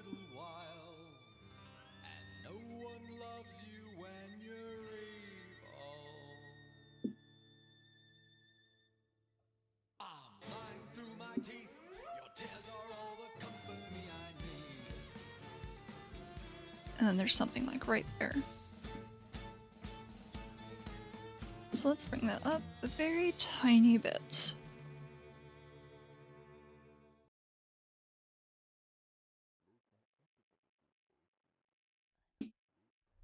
So there's something, because I did a lot of setup off stream, there's something I'm not showing here, because normally it isn't that easy to make everything fit together. Because like, clipping in Live2D doesn't work the same way as art programs, where you can clip everything to one object and then it will never show outside of them. Because it does do that, but ignores everything else in its way. So let's hide this. Rather than hide it, I'm gonna copy it, I'm gonna delete it. Why is it not doing what I want it to do?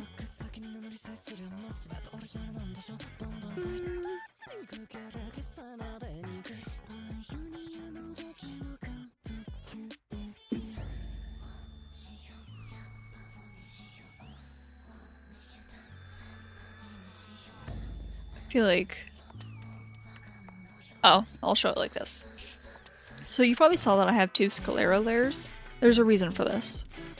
So I have all of the eyes clipped to... Well, I have them clipped to the sclera. So it's only visible on that sclera. Come on. I feel like... Oh, is it because I have...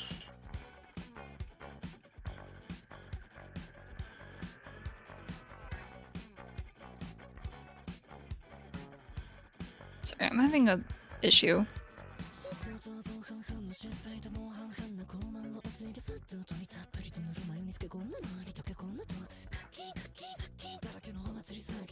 Okay, maybe I should have ate. Whatever. Anyway, there's a method called double clipping. And that's what I did with the eyes. I'm not gonna explain it because I can't right now, apparently. But basically all it does is keep the eyeball where you want it. So it does not leave the sclera. Because typically if you don't use something like that, you would have to manually go in and adjust the eyeball at each corner because it would stick out. It would completely stick out and you wouldn't be able to... Dear God, help me. Whatever. Anyway, it just works. Look up double clipping.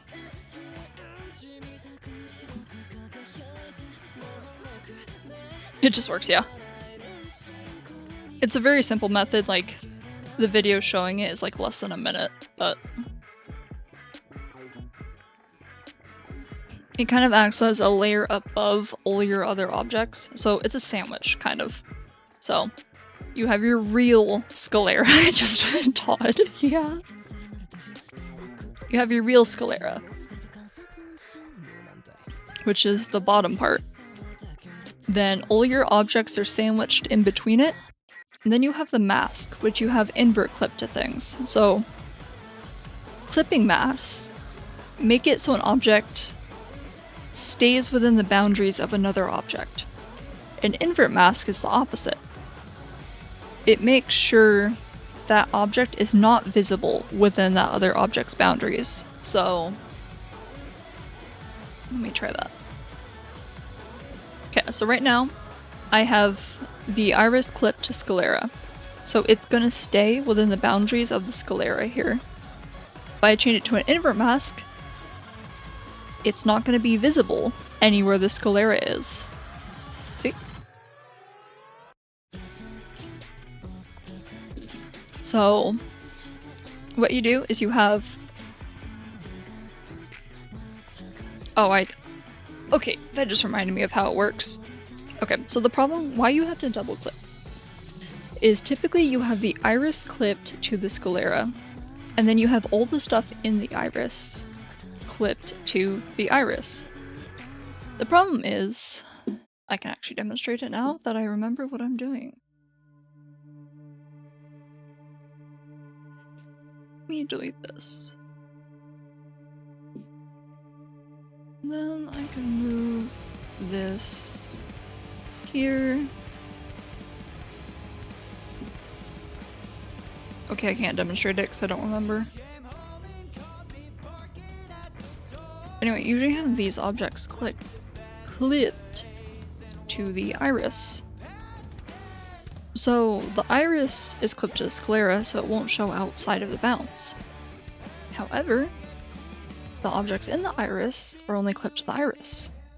So if you move the iris out of bounds, the highlights are still going to show outside of it. This is why you need to double clip to prevent that.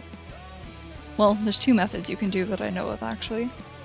One of them is create a layer of like skin to cover it, though that makes it a lot harder to control, just because it might peek out at corners that you don't expect, or angles. Well, if you double clip, you have the main sclera that everything is clipped to, then the mask that is invert clipped. So it keeps everything inside. Well, whatever, just watch the video. I'm having a moment. I'm gonna get more water.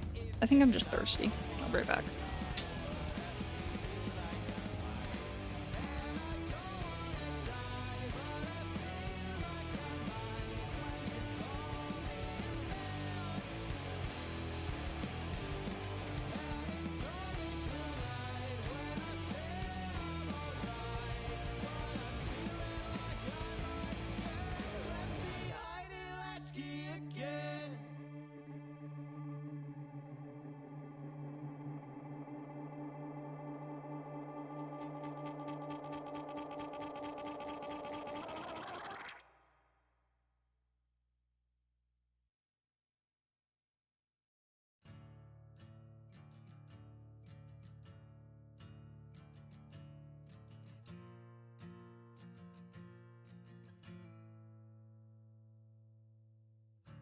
Time lost miles away in a world of bullets, in a bed, an empty space, a picture frame. Anyway, double clipping. It functions like if you put two pieces of paper together and cut a hole on the top one, nothing peeks out because it's blocking everything. That's as much as I'm gonna say about it because my fucking brain. Okay. What do I need to do now? So there's iPhone.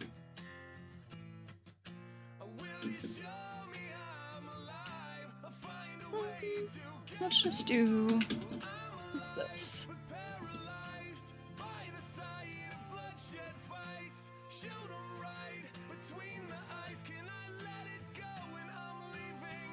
Why do I have this?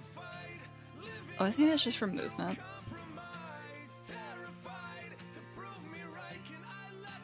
I need these to be blend shapes.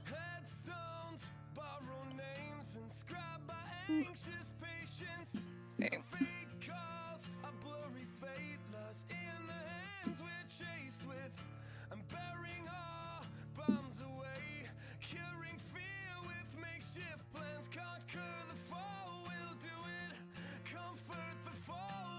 So what I'm doing right now is I'm setting something up for physics. Basically, I'm going to make it so the eye jiggles when the character blinks. Because right now, I have to tab into everything. This is still the wrong tab. Where am I? Yeah, I want to open physics.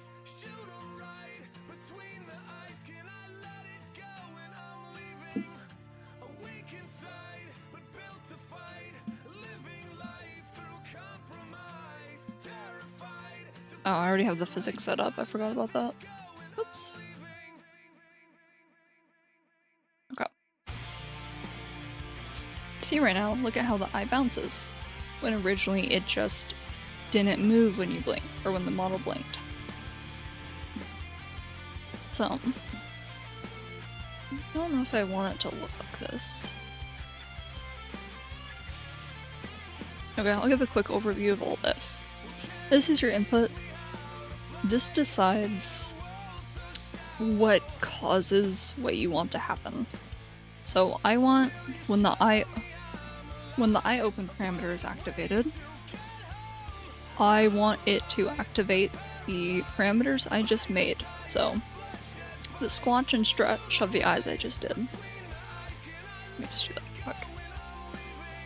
This determines how much effect that parameter has on the outputs. Because I can add multiple. I could add all of these. I can make it so it is affected by these too. I don't want to do that because they don't affect this. There's also position and angle. The way I understand it is that position moves and then returns to its baseline. And can I have my screen back? There we go. And angle stays. So the best way to describe it is like position for the eyeball. It doesn't stay super stretched out. It always returns to normal. While if I want to rig the hair, like when the character is leaning to the side and the hair follows them, I don't want to have to manually rig that to happen every time. I can set that up in physics. So when the character leans, the hair also leans with them. And then when they return back to default, the hair returns to default with them. So it sounds complicated, but it makes a lot more sense when you see it in action. So right now, decrease output. You always want this to be under 100 or it starts tweaking out really badly. That's fine for now. I already have some of these settings like set up because I use them a lot. So I can't really show how to build it, but I could with this. Let's see.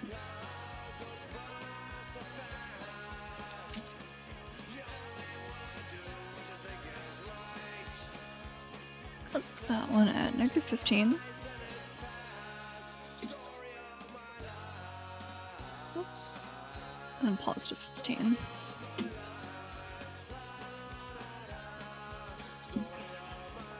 And then I will go grab... Where's the back hair?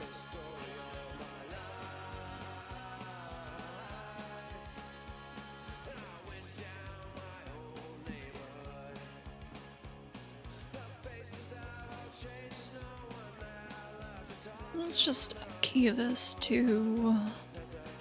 I'll just do it. No, I'll have to do it there. Oh, that's still wrong.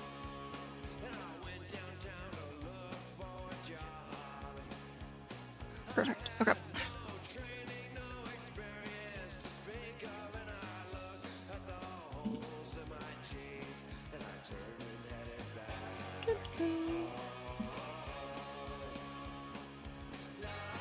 I feel like I'm missing something.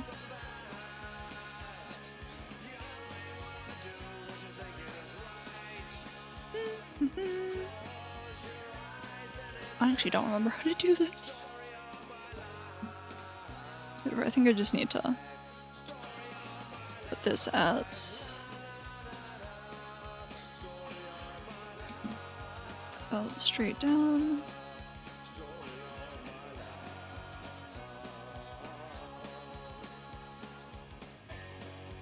And I could probably just reflect it. No, that does weird things. Okay. Straight down. Wait. Okay, take your time. I'm just gonna be checking something. I'm trying to remember how this works.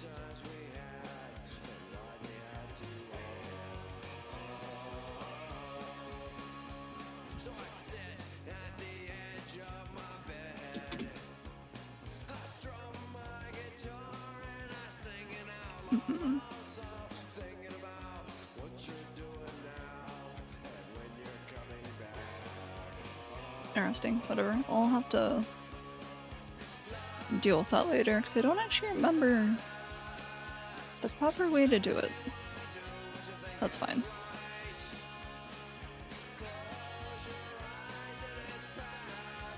Okay.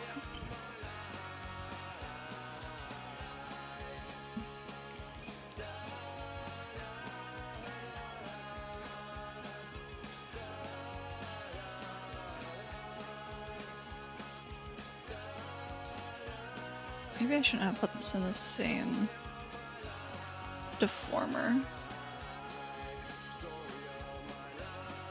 Yeah, that's fine.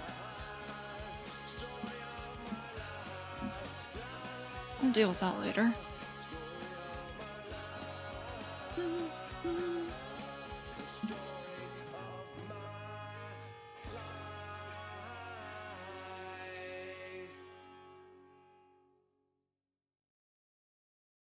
But I'm doing everything out of order right now. I need to do the smile.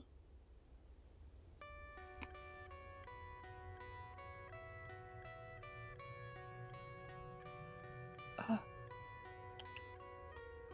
wonder, I should just use a blend shape for it. I'll have to see how it looks.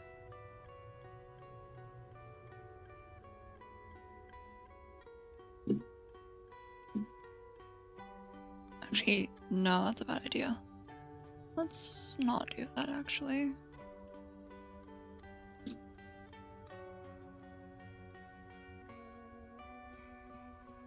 Let's start here.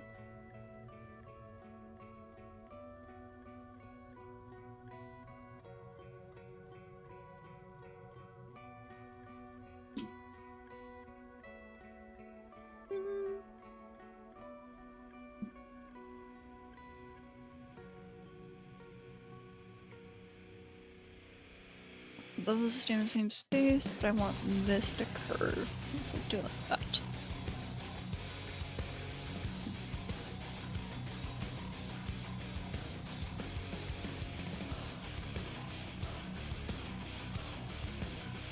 Can do that.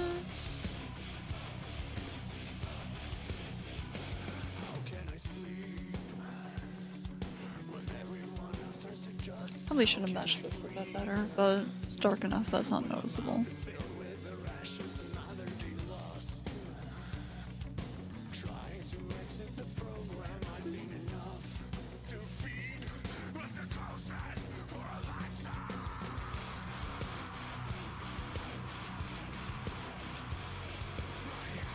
I want this to go up.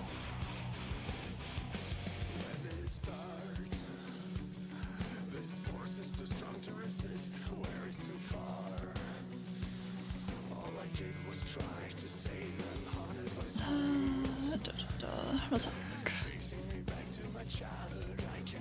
Not great. Just angle that. Bring that.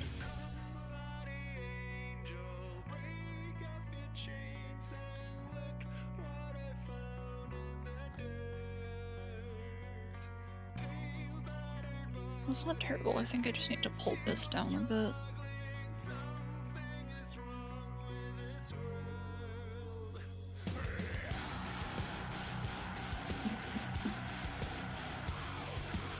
Okay, there's the smile. Oh, I gave up. I'll deal with it later.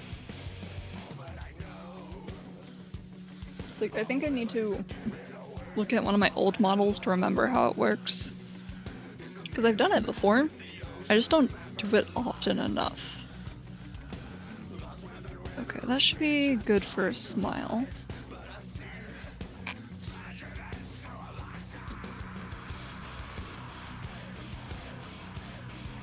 I can also tilt that up. Yeah, that works. Ugh.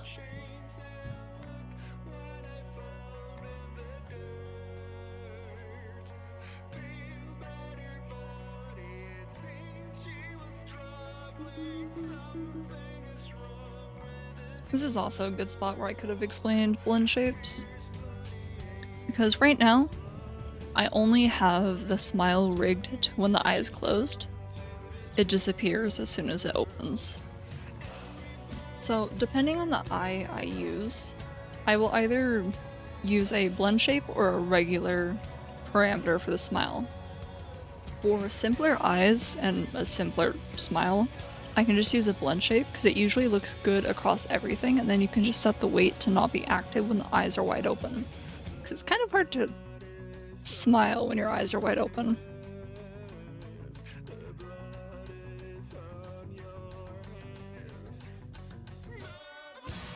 Why is this active here? Oh, it's because I didn't. Oh my god, I just didn't move it. I totally don't know how to try that IRL right now. Trust me, I was doing it as I was saying it.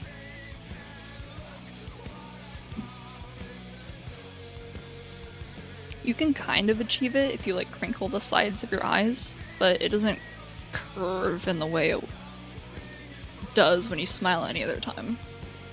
Okay, we want these lashes now. And I will just bring those up.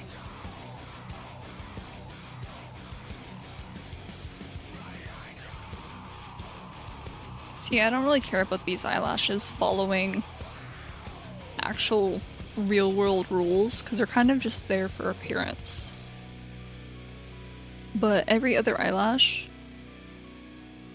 I don't have them visible right now, but... every other eyelash does need to curl up and curl down depending on the position of the lash. So let's bring that down a bit more.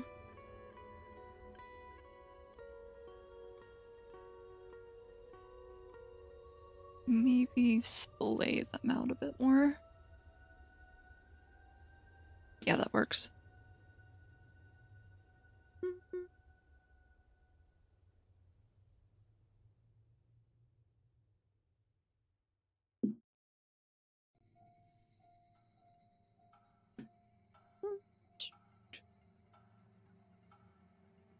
Okay, actually let's not do the sclera first.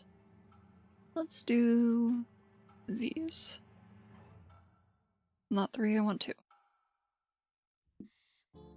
Let's have that curve a little. How does that look?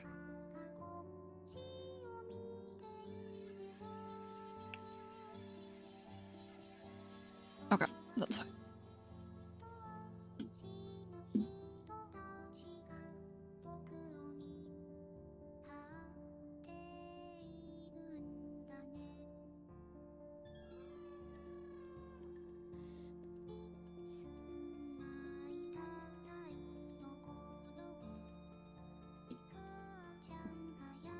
Yeah, this should give you a bit of an idea of why. What the fuck is that? Oh, I don't. Oh, it's because I have multiple. why live 2D models tend to be so expensive?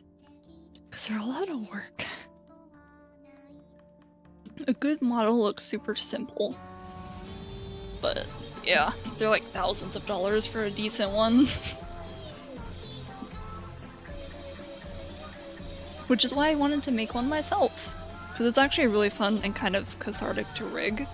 Like, if you have any interest in doing it, Live 2D does have a free option, you just have limits to things, but you can totally still rig a good model using those limits. It just teaches you good habits. They also have like a 42-day free trial of the pro version, which is what I'm using. So, if you have any interest in rigging, give it a shot. There's lots of free models out there to practice on. And I know some really good tutorials to recommend. Or at least they're the ones I followed, and they helped me understand this program very well.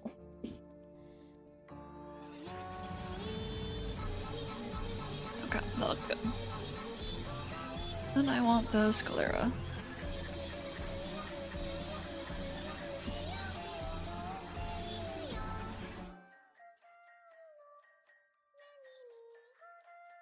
Just one of these days, once I get a little better at making models, I'll probably put up a free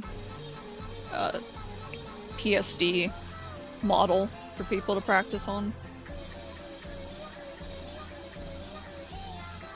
Just cause, why not?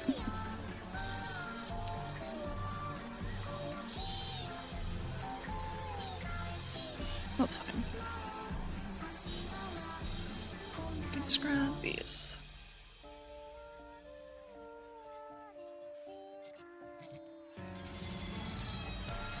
Please don't freeze up on me. Okay.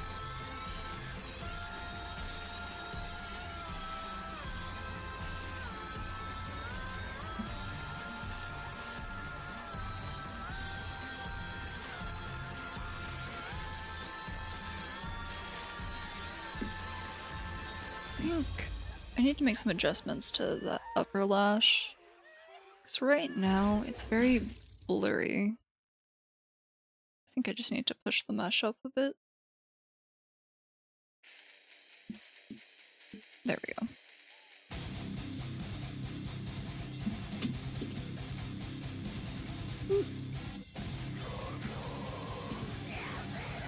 See, like, when I remake my model, there's a lot of things I want to add to it that won't have any use unless I become, like, affiliate, I think it is on Twitch. Because I want to have, like, channel point redeems and all that kind of stuff. But I can't do that unless they decide you're okay, we'll partner with you. Or we'll kind of partner with you. Like, I can add text-to-speech bots and, like, link VTube Studio to Twitch, so typing things in chat can activate certain things. It just seems fun to me. Oh, fun fact. You probably don't get ads because I'm not affiliate or partner. And, besides uBlock, or any kind of ad blocker, there's actually a way to completely skip ads if you're on mobile. So, there's two methods actually. The first method is when you first open a video, there's a brief period before the ad pulls up. What you do is you grab that little progress bar and you drag it to the right and you hold it.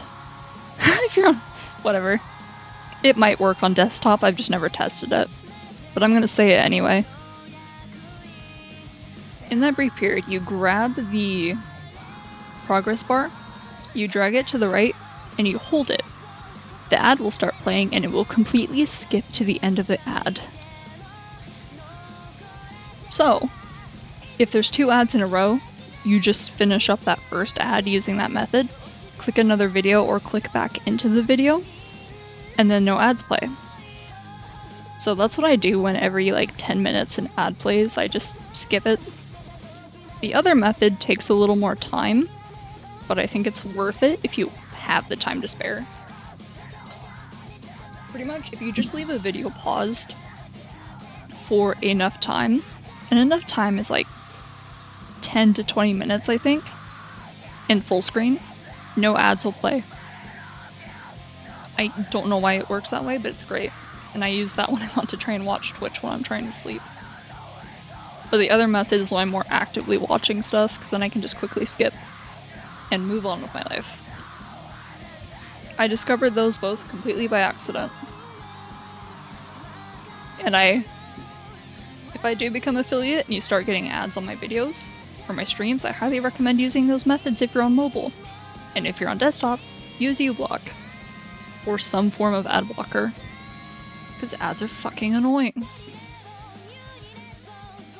Right, I only have it here.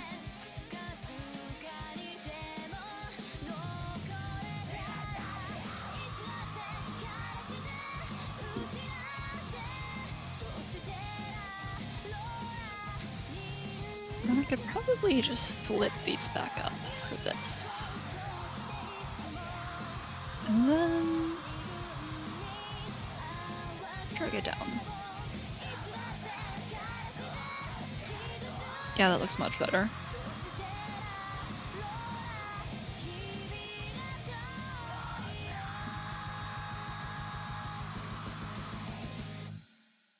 Now I just have to do that for every single part. Okay. Probably...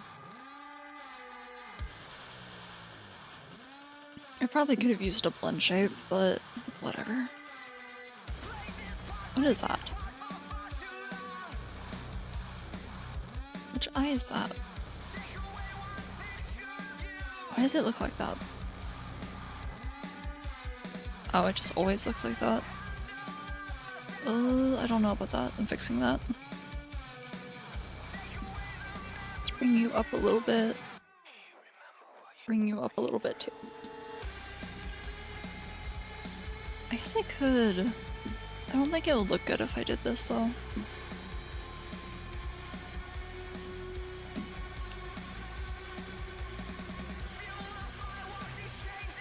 Yeah, I'm not doing that.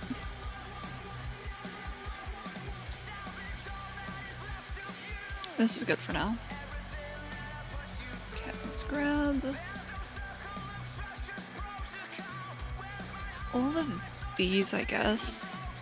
Copy that. Paste it here.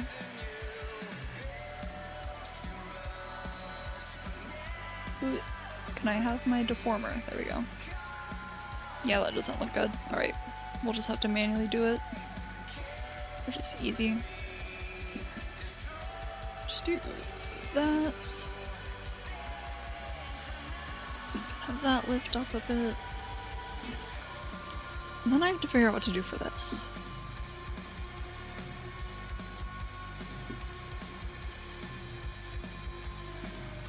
Because in real life,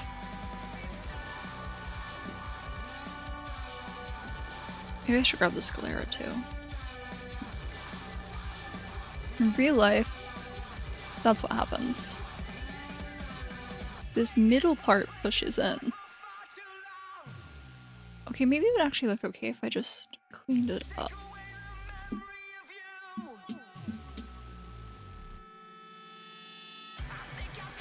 I could just go in and manually adjust the mesh so it's less deformed. That might look better.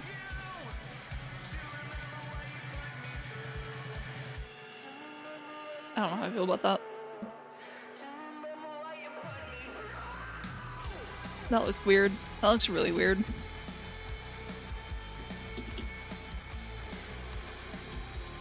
Oops, let's bring that back.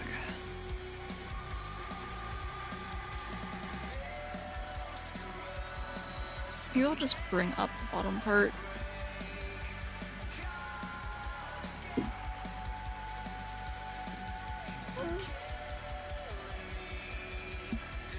This is why I need to spend more time studying art, so I can actually learn how to do things well. That looks weird. Because I can kind of understand how the movement works, I just can't replicate it. Oh.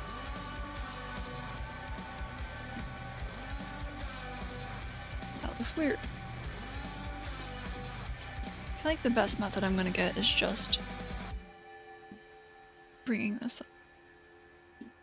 How did I do this last time? What did I do for that first model? Where is it? There it is.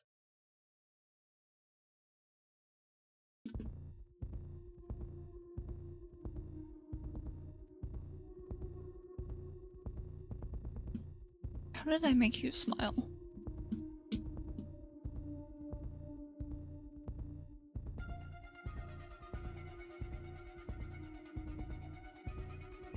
Okay, I just lifted the bottom and pulled. Okay. How did I make myself smile? Did I even... Where am I?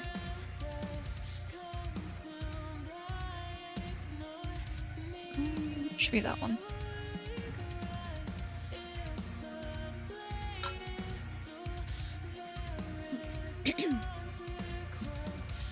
Oh, that's what my model actually looks like full body, by the way. You never see it because I always have it cut off, but suitably edgy shirt. That is not a 21 Pilots reference, by the way. I know it's very similar to one of the lyrics in their songs, but I thought of that line before I ever heard that song. How'd I make you smile?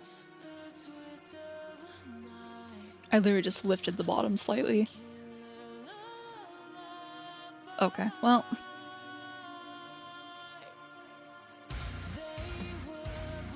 Okay, well. This wasn't the most helpful adventure, but I guess it works. Let's take that off, bring it back.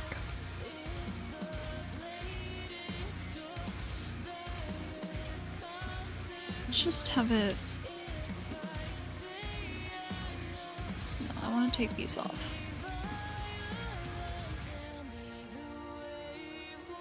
We'll just have the eyes closed slightly and add other things to make it obvious they're smiling.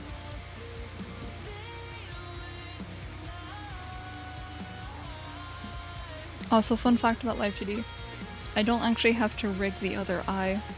I can copy everything I did here, reflect it onto this side, and just delete this. This is mostly just for positioning purposes, so I know where it goes. But I can do everything on one eye, then reflect it. And that functions for other things too. That's fine, I guess. And then I just have to set up everything else to look normal.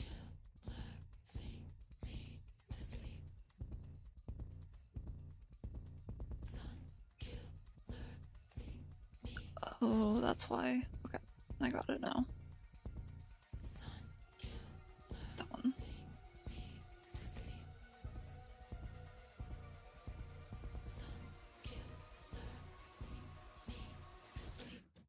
Oops.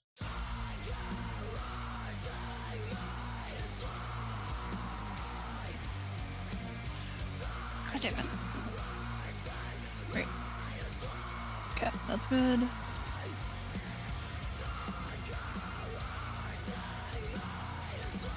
Then I'll want to go here and fix these.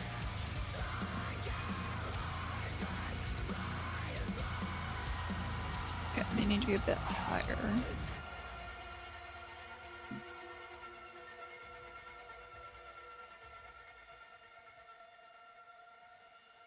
Even if you have no artistic ability, or you think you have no artistic ability, you don't need to have that to rig. It certainly helps, but it's more an issue of just being able to see things in a 3D space. Or, if you can't do that, use references.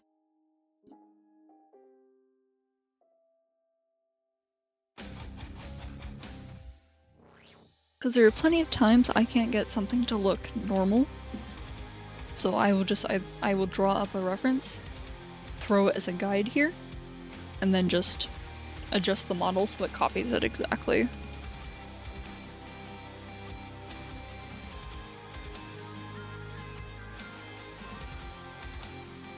Okay, that looks fine. That does not look fine though.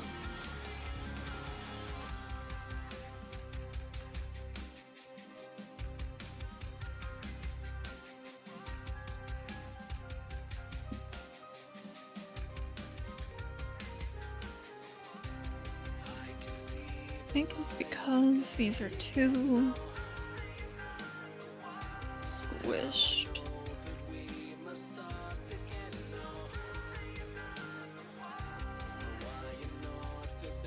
Maybe I should just flip them there.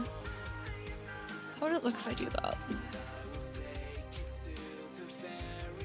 I think if I just very slightly flip them and then drag them up.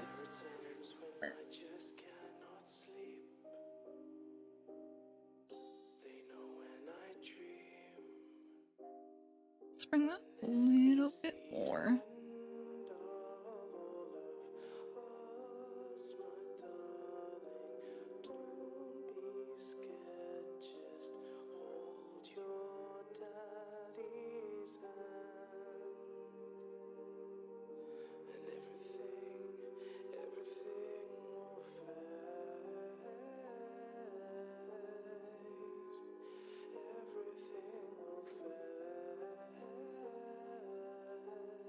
Oh, what the fuck?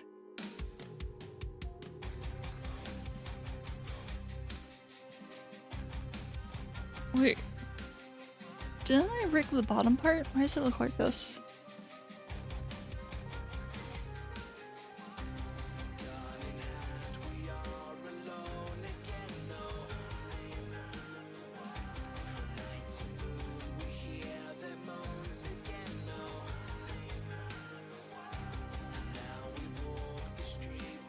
I feel like I did something somewhere that broke it, because I'm pretty sure I rigged that bottom lash.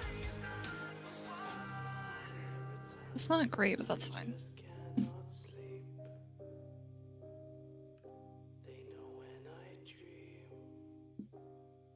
wonder if when did I undo it? 'Cause it should be...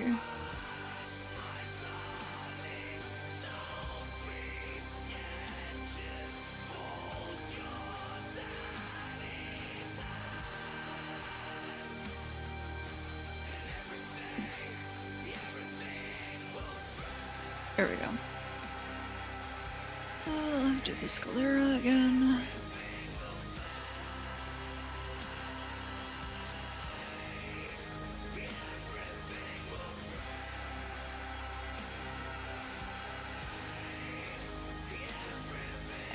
Don't like that lash at all. That looks bad.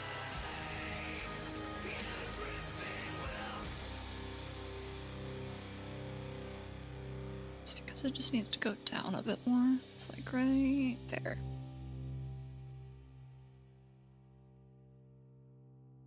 Let's curve it a bit less.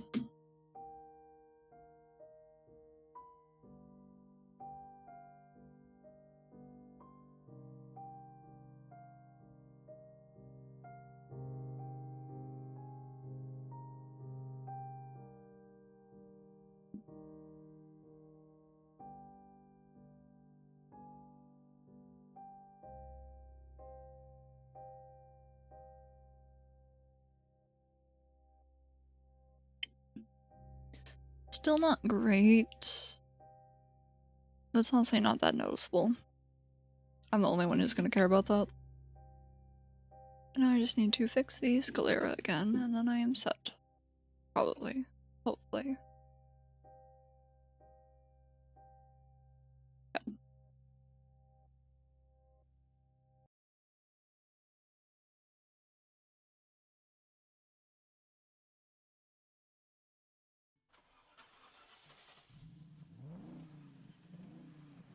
And of course there's a bunch of random stuff that isn't doing what it should be.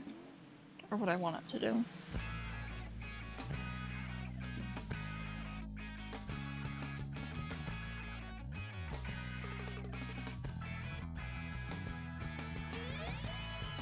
Oh, never. Oh. I need to bring that down more, maybe? I see that.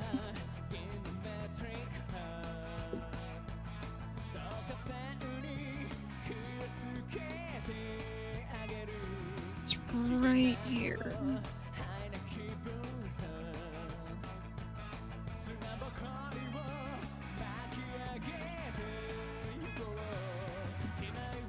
Okay, how does that look now? It's right there.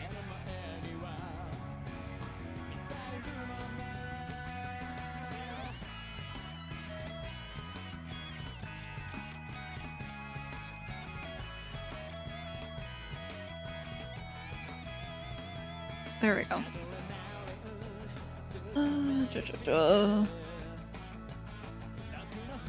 It isn't really much of a smile.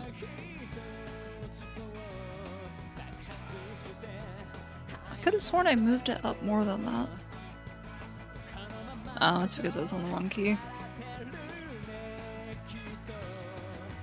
Okay. Is there something here? Oh.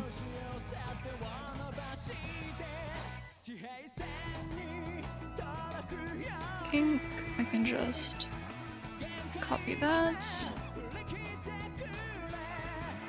Paste that.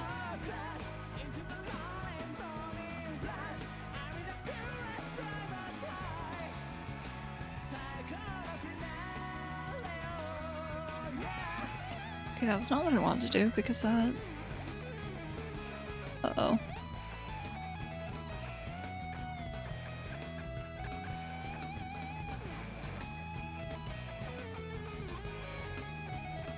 I want to copy that one, actually. Yeah, it is.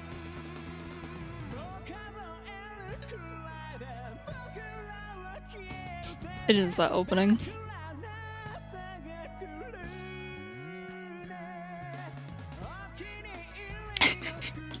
Hey, you could always ask me what it's from. I know all these. All the songs on my list. I know what they're from. I think I only have 2 anime openings though. This one and then... Yeah, I want to be smart by myself. Fair. It's always good to be able to think for yourself. Okay.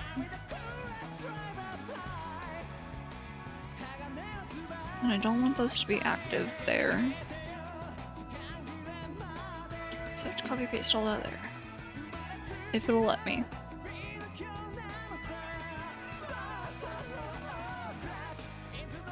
It does not. Okay. It is just this.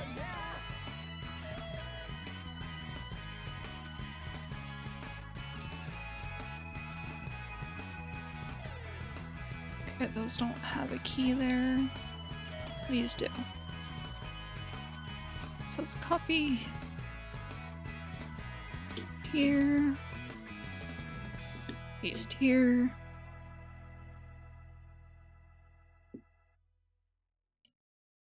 Why is it still effective?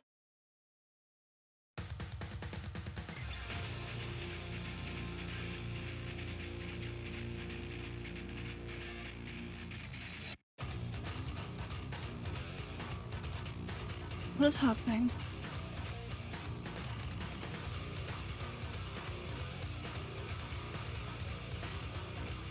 So it's not even keyed to it. How is it? What the fuck? Okay, well. I have an easy solution. We're just gonna do this. We'll turn that off. Copy it. Paste it. Now, do you know what anime this one is from? There we go. It's fixed.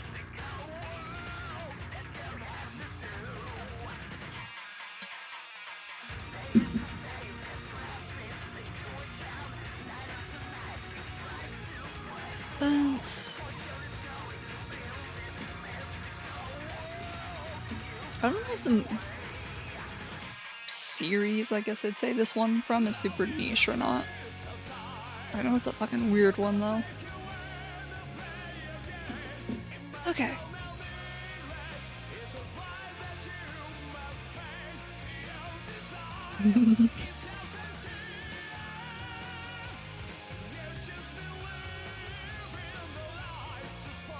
I might want to add some keys there, but I think it's okay.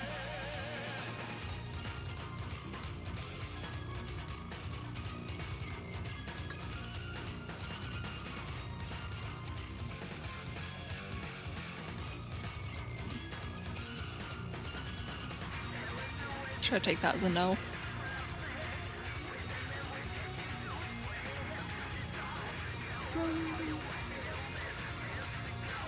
Okay, that one's all good, so let's do...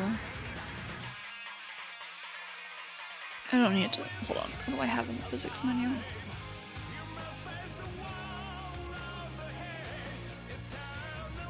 Okay, I didn't even bother to add those, cool. Okay. Let's go in and we'll add... Those are movement based, so I guess I should do those first.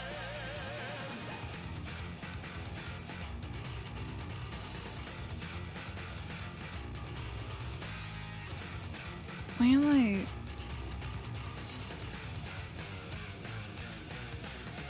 This is fine. Do that.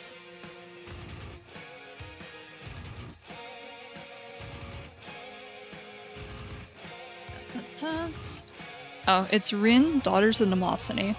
It's like a series of movies? They're not really movies, but they're long episodes. It's about two immortals. It's a really weird series. This? What's up? I think I could do... We'll see how this looks. I'm not gonna think about it too much. Also move that way.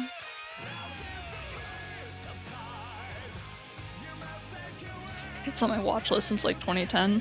Give it a watch, it's really weird.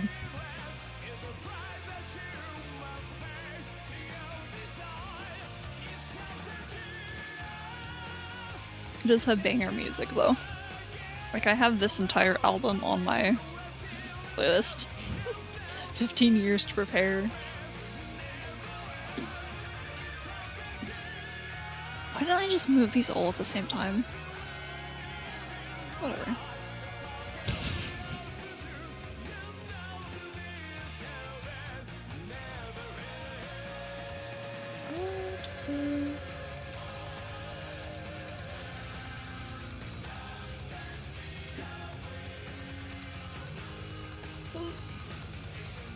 What kind of stuff do you usually watch? Because I could give you some funky recommendations. You slice of life enjoyer, horror, psychological?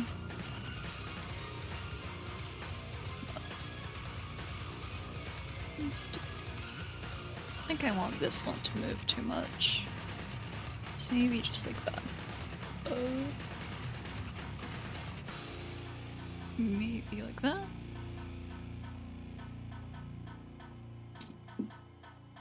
Okay, now we go see if it looks decent.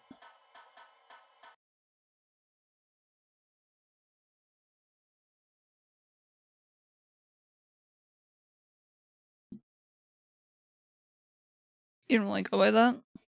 Okay. Is it just whatever catches your eye then?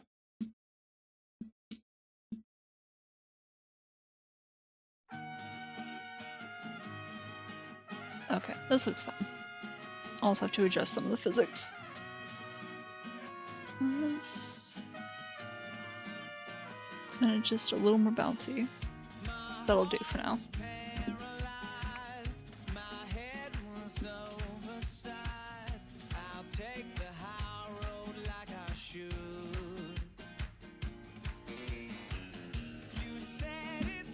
might as well just do lift up slightly.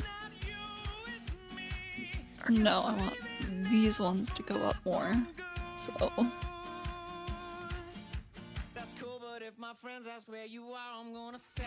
right, I do have a key like this. Forgot about that. Oh well.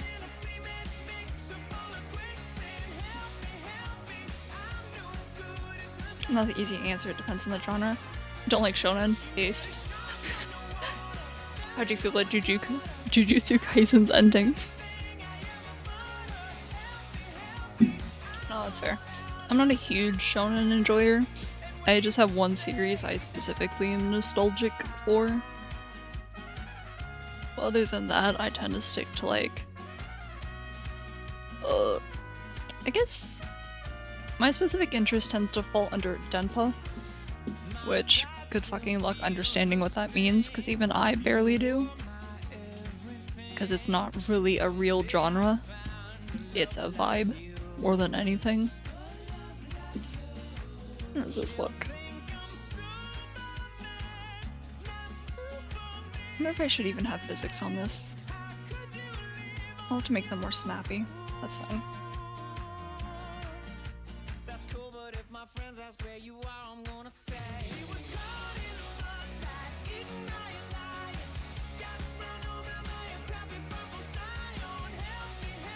Okay. Now the other thing I need is... where is it? Highlight R1.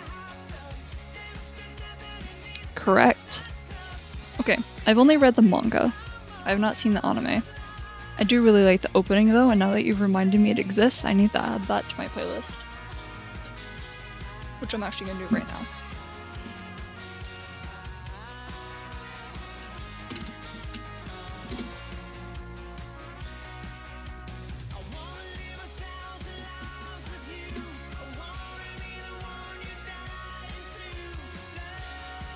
Who is it from? Round Table. Got it. Yeah, I think it's this one. True. Yeah, that's one sad thing about manga is you don't get all the good music, but then I can choose my own playlist. I think this is the one. We'll add that and we'll find out later. Now, I honestly don't watch a lot of anime. I'm more of a manga reader, just because I can read it at my own pace and I like looking at pretty art. But I really like Serial Experiments Lain. I like Ghost in the Shell, but specifically the first movie. Standalone Complex, they just didn't give it enough time to cook. Episodes feel like they resolve really quickly in a weird way. And the second movie feels a lot more in your face. The first one felt more subtle and more like vibes and atmosphere, while the second one there's a scene where they sit in an elevator and then preach a bunch of like themes at you, which I don't like. I don't like shows that tell you how you're supposed to feel or what you're supposed to think. Which is why I don't like shonen. But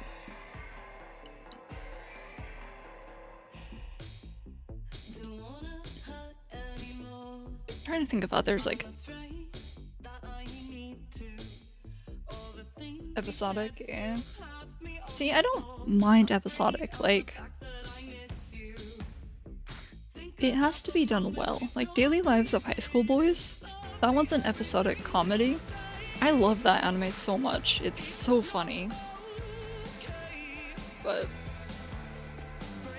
listen here.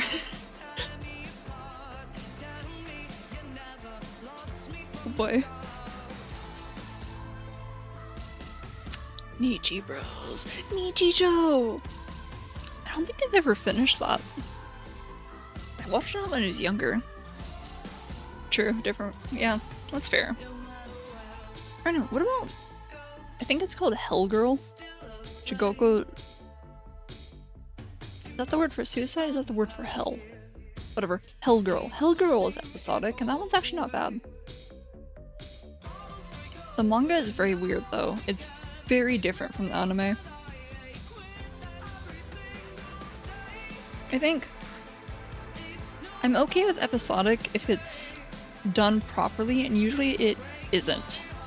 Because things tend to be skipped or paced oddly, because they only have like 22 minutes for runtime. So you tend to just have everything thrown in your face and explained to you. It's like...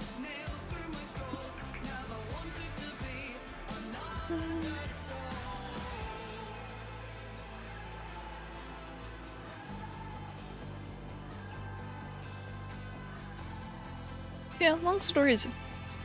I mean, I like those too. It's just, it's really easy for authors to fumble longer stories than it is for short ones.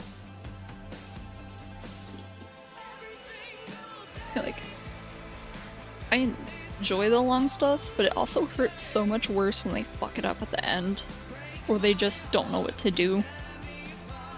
Kind of like, I recently read I Am a Hero, that long zombie manga, and it started off super interesting.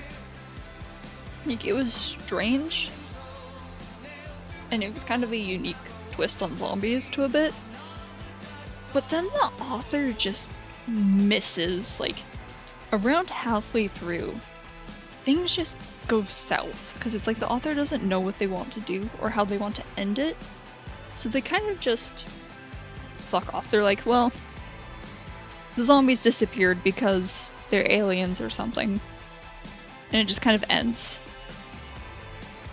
I'm not gonna go super detailed into it. It's just, I remember reading it being super disappointed. Oh, it is finished! It's been finished for a while, it just sucks. Which I'm pretty sure me saying I Am a Hero sucks is like blasphemy, because that's a very highly acclaimed manga. Now I know it sucks, I won't even start it. You might like it. A lot of people do. I don't. Fair. It's like, I think I'm in the minority opinion of people who don't actually like it. Should I just make these blend shapes? Yeah, I should.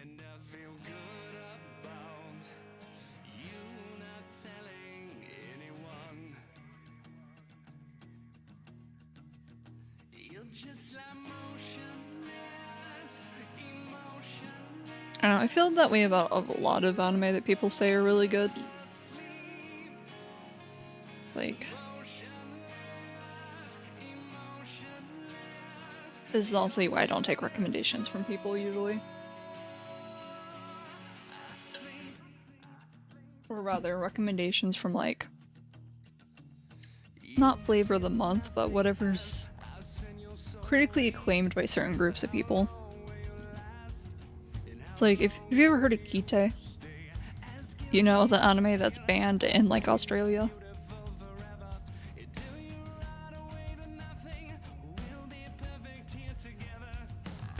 It should be good. Maybe I shouldn't make it move more. I ended up watching a censored version of that one, just because I saw so many people say it's really good, trust me. It's a really good anime, just ignore everything else that happens in it. And when I watched it, I'm like, what do you mean this is good? Like, there are parts of it that are good, but it's clearly just a hentai. Like, that's all it is. But then people say it's super deep and whatever. I'm like, fucking, how?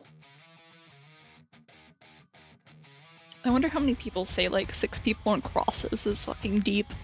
I think that's what it's called. Now I have to double check it.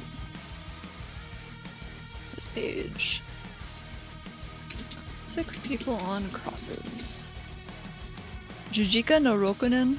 Yeah, 6 people on crosses. God, that manga fucking sucks. That one's so bad. Actually, if you want to read utter garbage, 6 people on crosses is like torture porn, but some of the images from it make really good reaction images. Like, I have a couple saved. I don't have them on my computer, so I can't show you, but The art in it is really funny. And then there is Cage of Eden. I hate that manga with the fury of 1,000 suns. It's terrible. It's genuinely so fucking bad. What is this? Why do I have two? It's like, I'm just gonna spoil parts of that one for you because I never actually finished it because it was so bad. But the basic plot, because you don't know any of these, yeah. I read a lot of garbage in like high school. So, Cage of Eden is basically about a... Do you know what Battle Royale is? Like, either the movie, the manga, whatever the fuck. Do you know the concept of it and kind of... Yeah, okay. It's... I don't actually know what came first. Battle Royale or Cage of Eden. But if you've read Battle Royale, you've read Cage of Eden. Except a better version. Like, the characters are exactly the same. The tropes are exactly the same. Everything that happens is basically the same. The only difference is Cage of Eden is set where a bunch of kids get into a plane crash. And they crash onto a mysterious island that has dinosaurs. Cool, right? But there's this one character.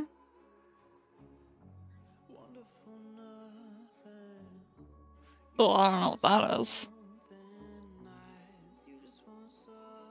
Oh. 2000. Okay. Cage of Eden did come later. Cool. Anyway. They land on an island full of dinosaurs. The thing is, there's this one character who's your stereotypical nerd, who happens to have an interest in dinosaurs. Okay, that's fair. That's not too strange. Dinosaurs are pretty cool. Well, he also has a computer that he downloaded an entire encyclopedia of dinosaurs onto. Okay, I guess. The downloaded part is important because they don't have internet in this strange island. He just happened to have it downloaded onto his computer. He has a lot of things downloaded onto his computer that happened to be convenient at that time. So it keeps continuing, and it kind of gets a little more absurd as it goes on. Like, there's... Yeah, you never know, you need your homework folder. Okay, but listen. So, his computer off. You would think there'd be a plot point where the computer would die, right? Because it's a laptop, it has limited battery and there's nowhere they can charge it, so they should only use it when they need it, right? Wrong. It's solar powered. So it never dies. Like, these are points that are explained to you in the manga and are like big reveals, like, oh, this fucking nerd has a solar powered laptop. Okay, well, whatever. Stupid, but it's fantasy, I guess. This needs to go down. And then it continues. Because there's a part where they all fall into water, and his laptop gets wet. So you think, oh, they're losing all this information. Nah, man, it's fucking waterproof. This fucking random Japanese student has a waterproof, solar-powered laptop with like infinite memory. And it's like, there's never any conflicts that happen in this fucking manga, because everything gets solved by, oh, this nerd has the answer on his laptop downloaded for some reason. So I ended up quitting it. Like, I stopped reading it because it pissed me off so bad. Okay, that lifts up. I need this to work.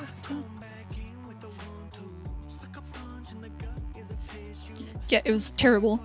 And it did not help that I'd read Battle Royale before that one. Because, like, Battle Royale wasn't like high quality. But it was entertaining, and it was goofy, and it felt like it had at least some heart in it. So I was able to finish that one regardless of whatever dumb shit happened in there, because it wasn't too terrible. But then I read Cage of Eden, and it's like, I'm seeing these exact same characters, like, their exact same dynamic, but on worse, flat characters. It's like you have your cool idea, then you need to bend the world just so your cool idea works instead of it making sense, right? Like, there's so many ways you could do that too. Like, okay, you want this nerd into dinosaurs and you want him to have a laptop that could give them information they might need. Why not have, like... yeah. It's almost like the definition of a Mary Sue. Like, the world bends around your character, rather than your character existing in the world and having to adapt to it. That's literally all it is.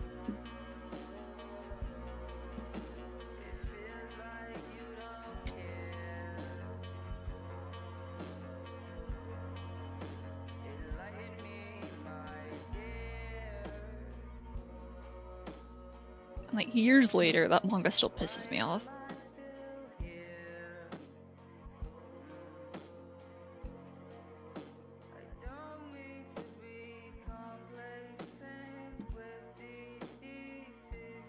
Why is it doing that?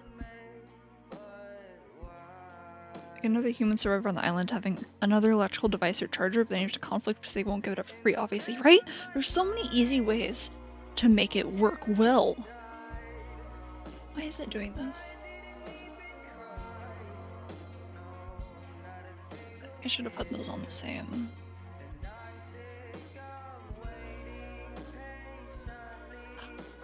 Like, it didn't even... You could have also made it so, like, they didn't bring the laptop with them. They could have fucking found it. Which gives the hint that, hey, maybe someone else got stranded here, or there's other people here. Like, there's so many things you can do. Okay, I need this to go away, because that doesn't look good. But it gets me so heated to think about, just because it was bad. It was, like, offensively bad.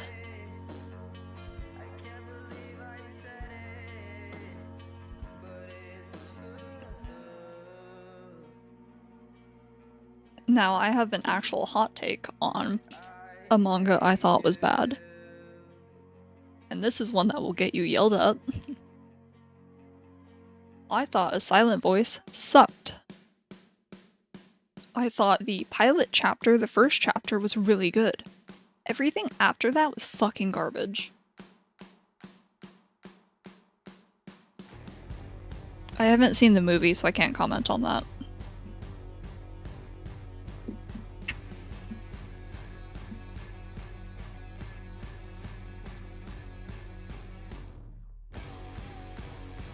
It works.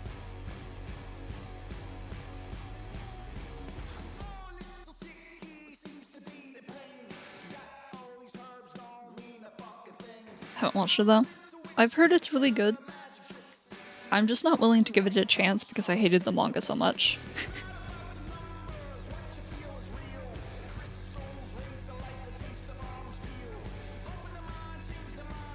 See, if I ever have a bunch of people in chat, I'm gonna share that take just so I can have people scream at me. Because that one is definitely... I think, what did I want to do with this? Let's just bring it down, I guess. And up, and it can bounce a little.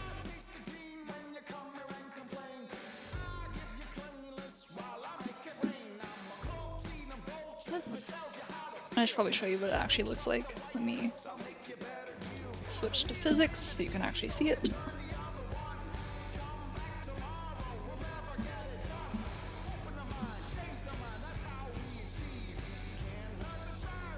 So that's currently how it looks when the model blinks. I'm gonna have to make some adjustments to the physics, but... Perfect. Okay.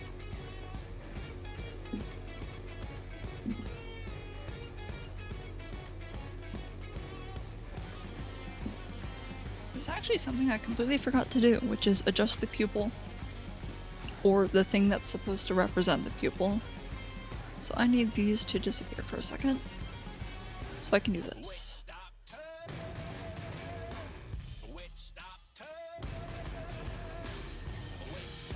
I'm going to have to manually key all of this.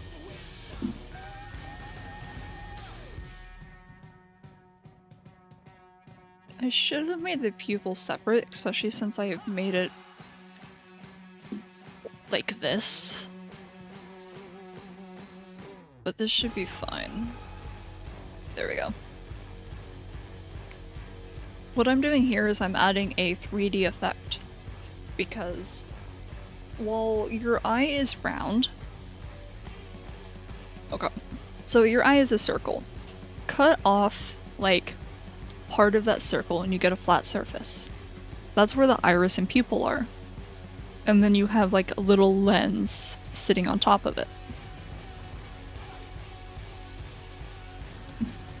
So because the pupil and iris are flat,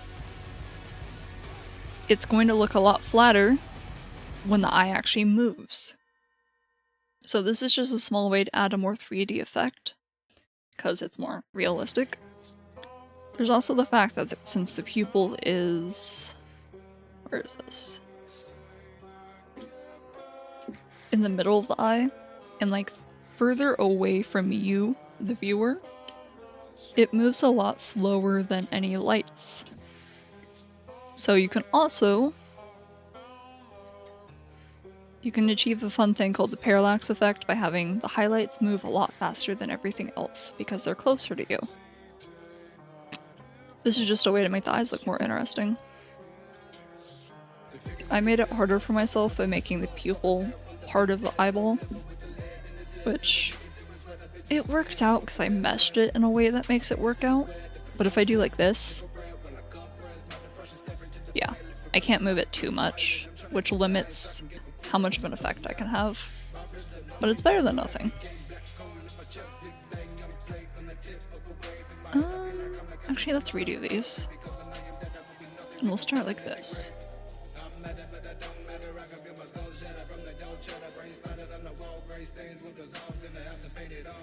Oops. I want to do that. And then move it back. So you can see, like, there, if I do it slowly, it looks like it's further behind. Just nice.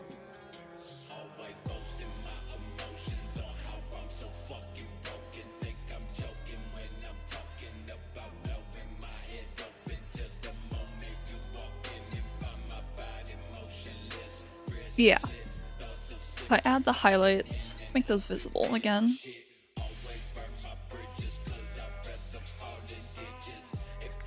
Oh, right, because... whoops. I have to open physics for that.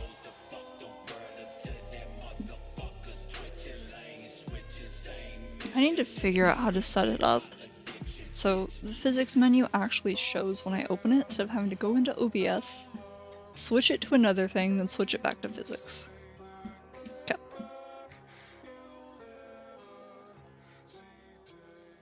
Maybe I should drag it out more. Maybe I shouldn't use physics for this.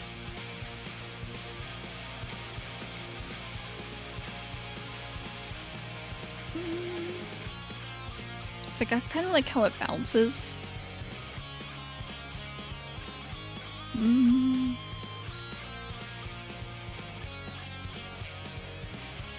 That's fine. It'll be fine. Okay.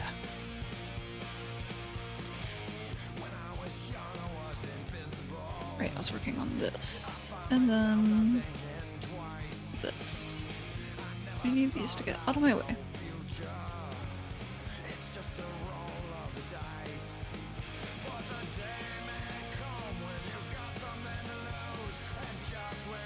Maybe I should synthesize those corners because they look strange.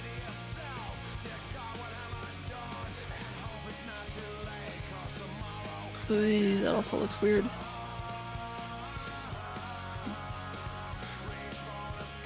Oh, this brush I'm using right here, you could probably tell just because I've done it a couple times. but it just selects points that I want it to select, so I can edit those instead of everything at the same time. It's very useful for stuff that's part of the same art mesh, because I didn't actually separate the people from the iris because I didn't intend for there to actually be a real pupil. I wanted to go for something more shoujo. Like if you've ever seen shoujo manga, the very big, detailed eyes. That's the effect I wanted to go for. And I had to make some decisions for that. And there's one other thing I need to do. Which is...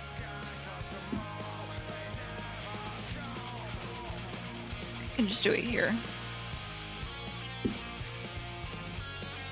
I'm actually a huge fan, besides like Sui Isha that I've talked about before and Hoshikawa Shirasu. I'm actually a really big fan of shoujo manga, like the art style. There's just something really pretty about it. I think a lot of it's the line work and just the eyes. It's like every shoujo character looks the fucking same, okay? But their eyes are really cool. And that's something I want to try to test out and see if I like it. Because I don't have an actual art style, because I haven't developed one. Okay. Am I... No, I'm not done with the eyes, because I still have these. Do I even want to do these? I want this one, though.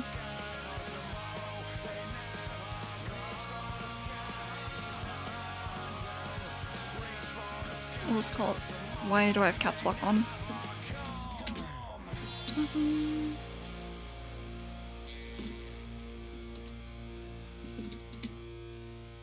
Wait.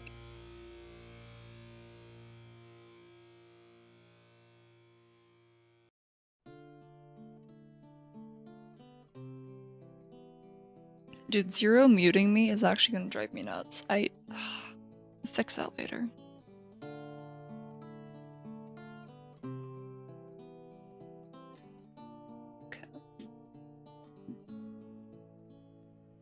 I've got...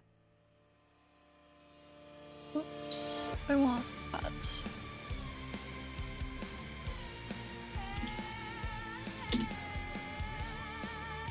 Okay, so when you're on, that's active, and then I'm gonna want you all to not be active.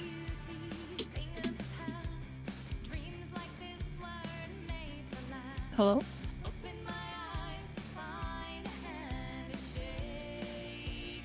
What is happening? Hi, yeah. Why is it not doing what... Oh... I understand now.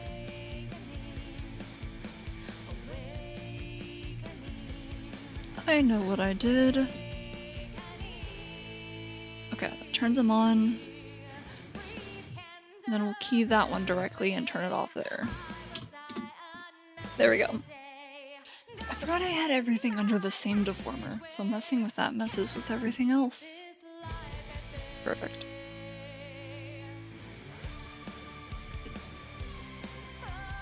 So, what I'm doing here is I'm actually setting something up for an animation. This is to turn it on, and then I'm going to be adding more parameters that move these around and control them. Did I? Yeah, these are meshed.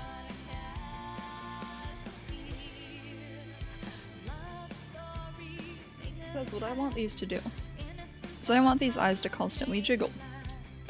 So each one bouncing up and down whenever this is active. I can't really achieve that with physics, so I have to do an animation. Which I'm not going to do animations until the entire model is finished, but I can prepare for them. Okay, so I have it active. Now, I think I probably only need one parameter.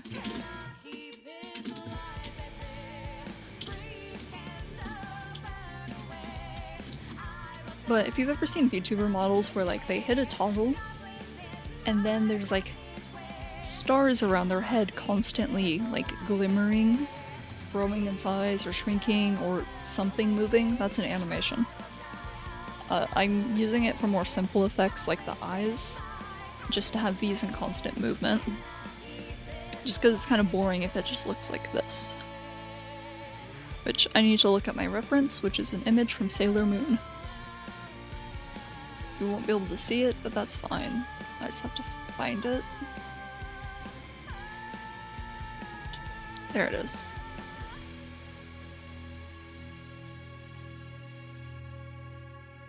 Okay, in Sailor Moon it literally just rotates like a clock.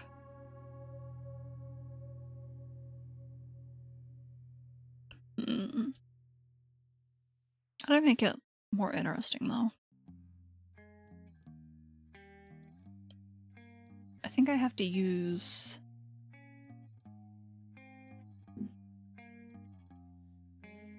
I would actually want you to go to -1, not 2. Make it blend shape.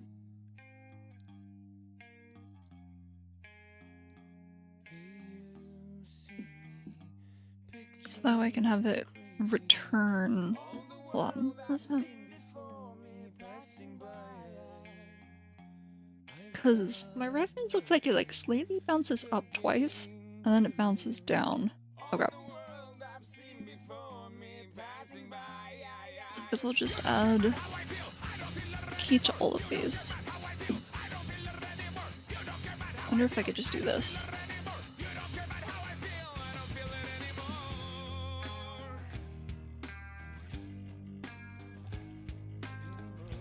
Nice. And try this. Okay, and then I'll demonstrate what I meant. So in that GIF I was looking at that you couldn't see because I don't feel like putting it on screen, the character is doing this. So it bounces a little to the side and then it shoots there. Then it bounces again. Who is texting me? Oh. I'll be right back. I have to go get prepared for food.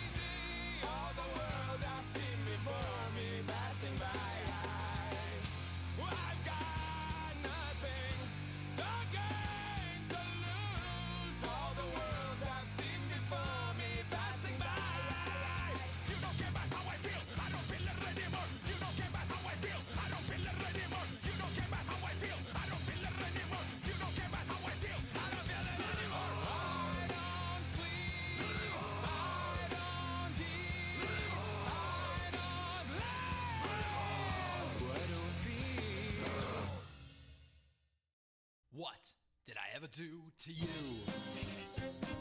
that you should treat me this way? Is it really such a crime for an angel to speak his mind? In time I'll try to shed some light. If I were a big boy, I wouldn't cry. Alright, we're ordering food, so I will probably only stream for like 10 more minutes. But anyway, what I was explaining was in my reference, I could get my fucking chair to move up, is the eye kind of does this motion where it bounces a bit to the right twice and then it shoots over there and bounces here. So I can actually animate that in Live 2D itself, but it's very tedious. I think this should be enough, because then I can just go like that, bring it back, go like that, bring it back, go to the other side. I think that's enough. Because I already have the rotation covered.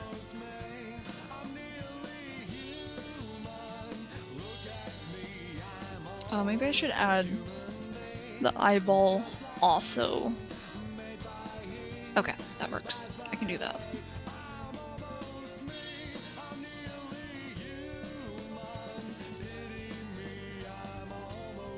And we'll add another parameter. Eye excitement, and we'll just add it as jiggle.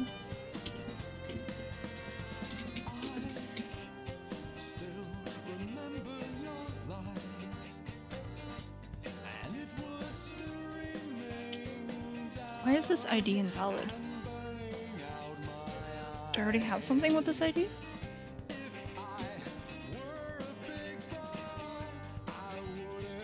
Ram excitement toggle. Oh. Yeah. Let's rename that to Iris.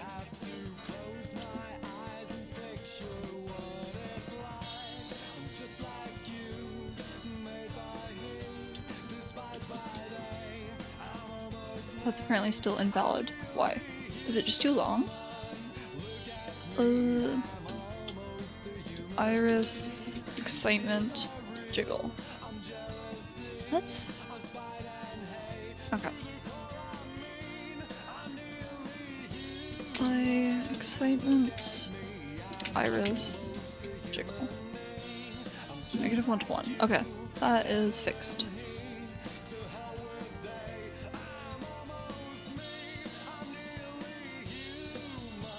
And we'll do the same thing. Maybe I only need 2 keys for that.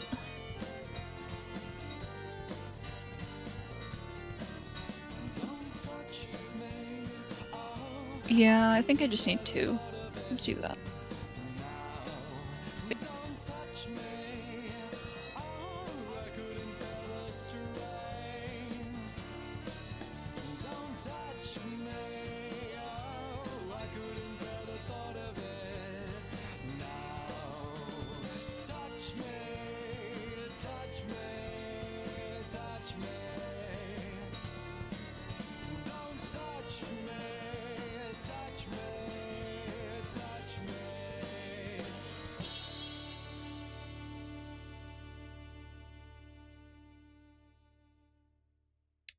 Okay. Something I haven't been able to figure out how to do yet is... well, I know how to do it in a way that requires a lot of button presses versus just pressing 1. But you can see when I do this, let me... what the fuck just happened? Oh. How it's a gradual shift in opacity. I don't like that. So my solution to that was, for the animation, to have my character blink and then this happens, so when they open their eyes it looks immediate. The problem I have with that is I don't know how to do that without it constantly blinking on loop. Because I want this ult to be on loop, but I don't want that blink. I just want it to happen once. It's like I could set it to another key that just closes my character's eyes, and then I activate animations, but also I don't want to have to remember that. I want to make this as easy for me as possible.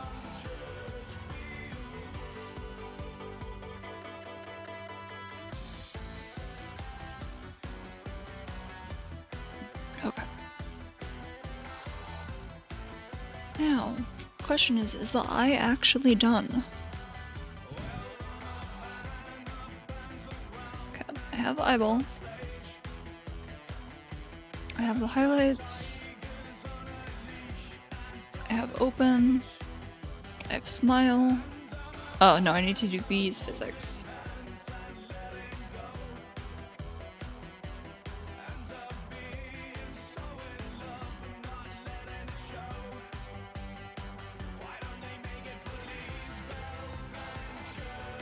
And I have to remember how this works.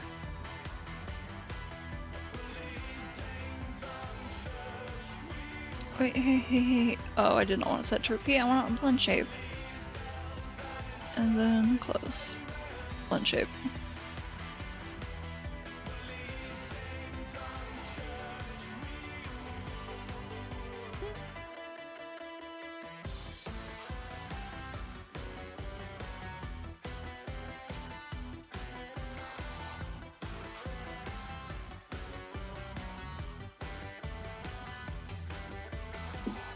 Okay, maybe I should do this last, because I know what I vaguely... Oh wait, no, let's do this one first. I think I can just take the whole eye for that. This one.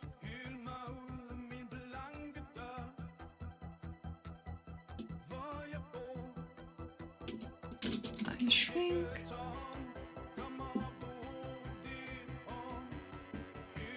Let me add that.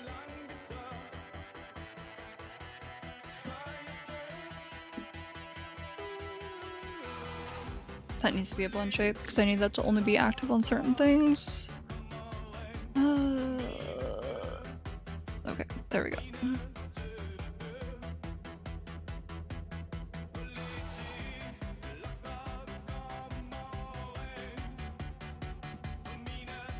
And I want you to only be active on...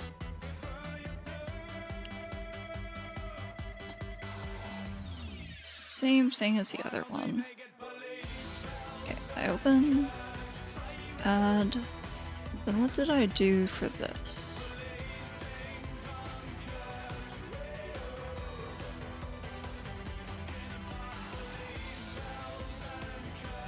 I can actually see it.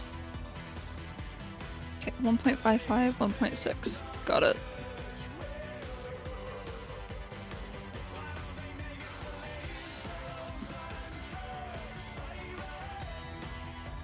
1.55. It should be at 0.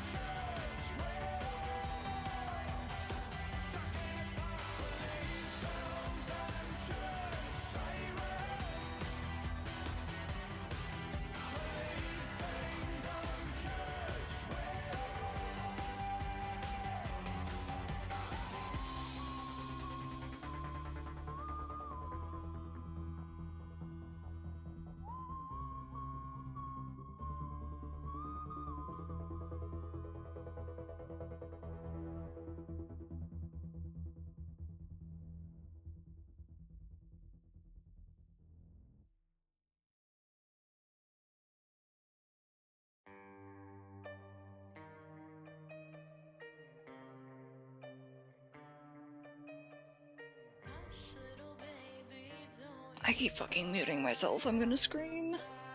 It's not like I'm saying anything important, I'm just narrating what I'm doing. Okay, I'm kind of tired. And I think I've been streaming long enough. So... And I think food arrives in like 20 minutes. Only 5 hours. Yeah. Yeah, but I don't know how to stay super interesting when I'm just rigging. It's like I can narrate my process and explain it, but I don't know how exciting that is compared to the Lobotomy Corporation where things are trying to kill me every second. But I've been wanting to do this for a while. Okay. It is peak. Okay. I'm hoping for Friday, because I have that day off to stream it, but I also work late that day, so it's kind of a... I may sleep in. We'll see though. I'm hoping for Friday to do the White Knight killing stream and die a million times, because that's going to be dedicated to its own stream. Like, I'm not doing anything except try and kill White Knight. Which I have not done any reading on how to fight it. I want to go in blind. Once I start getting killed like 20 times, then I might ask for help from chat. But until then, I want to be surprised. But alright. Save my work. And that should be it. Alright? Thanks for hanging out. I'm actually kind of surprised someone wanted to watch this, I guess. Because again, rigging isn't super exciting. It's more just, if you're into Live 2D and want to learn how to do it, it's great. But on its own, it's not the most interesting thing because you're just doing the same thing over and over. But I appreciate you hanging out for pretty much the entire stream. And I appreciate you being active in chat and talking to me. Yeah. I wish I was a bit better at explaining, but I have to prepare to do that. And talking on the fly when I have voices in my head, my music, is difficult. But okay. Once again, thanks for hanging out. I'm going to end stream and start uploading it onto YouTube. Oh my god, dude, go to sleep. I'm gonna eat, you get some sleep. I'll see you next time you hang out. Goodbye.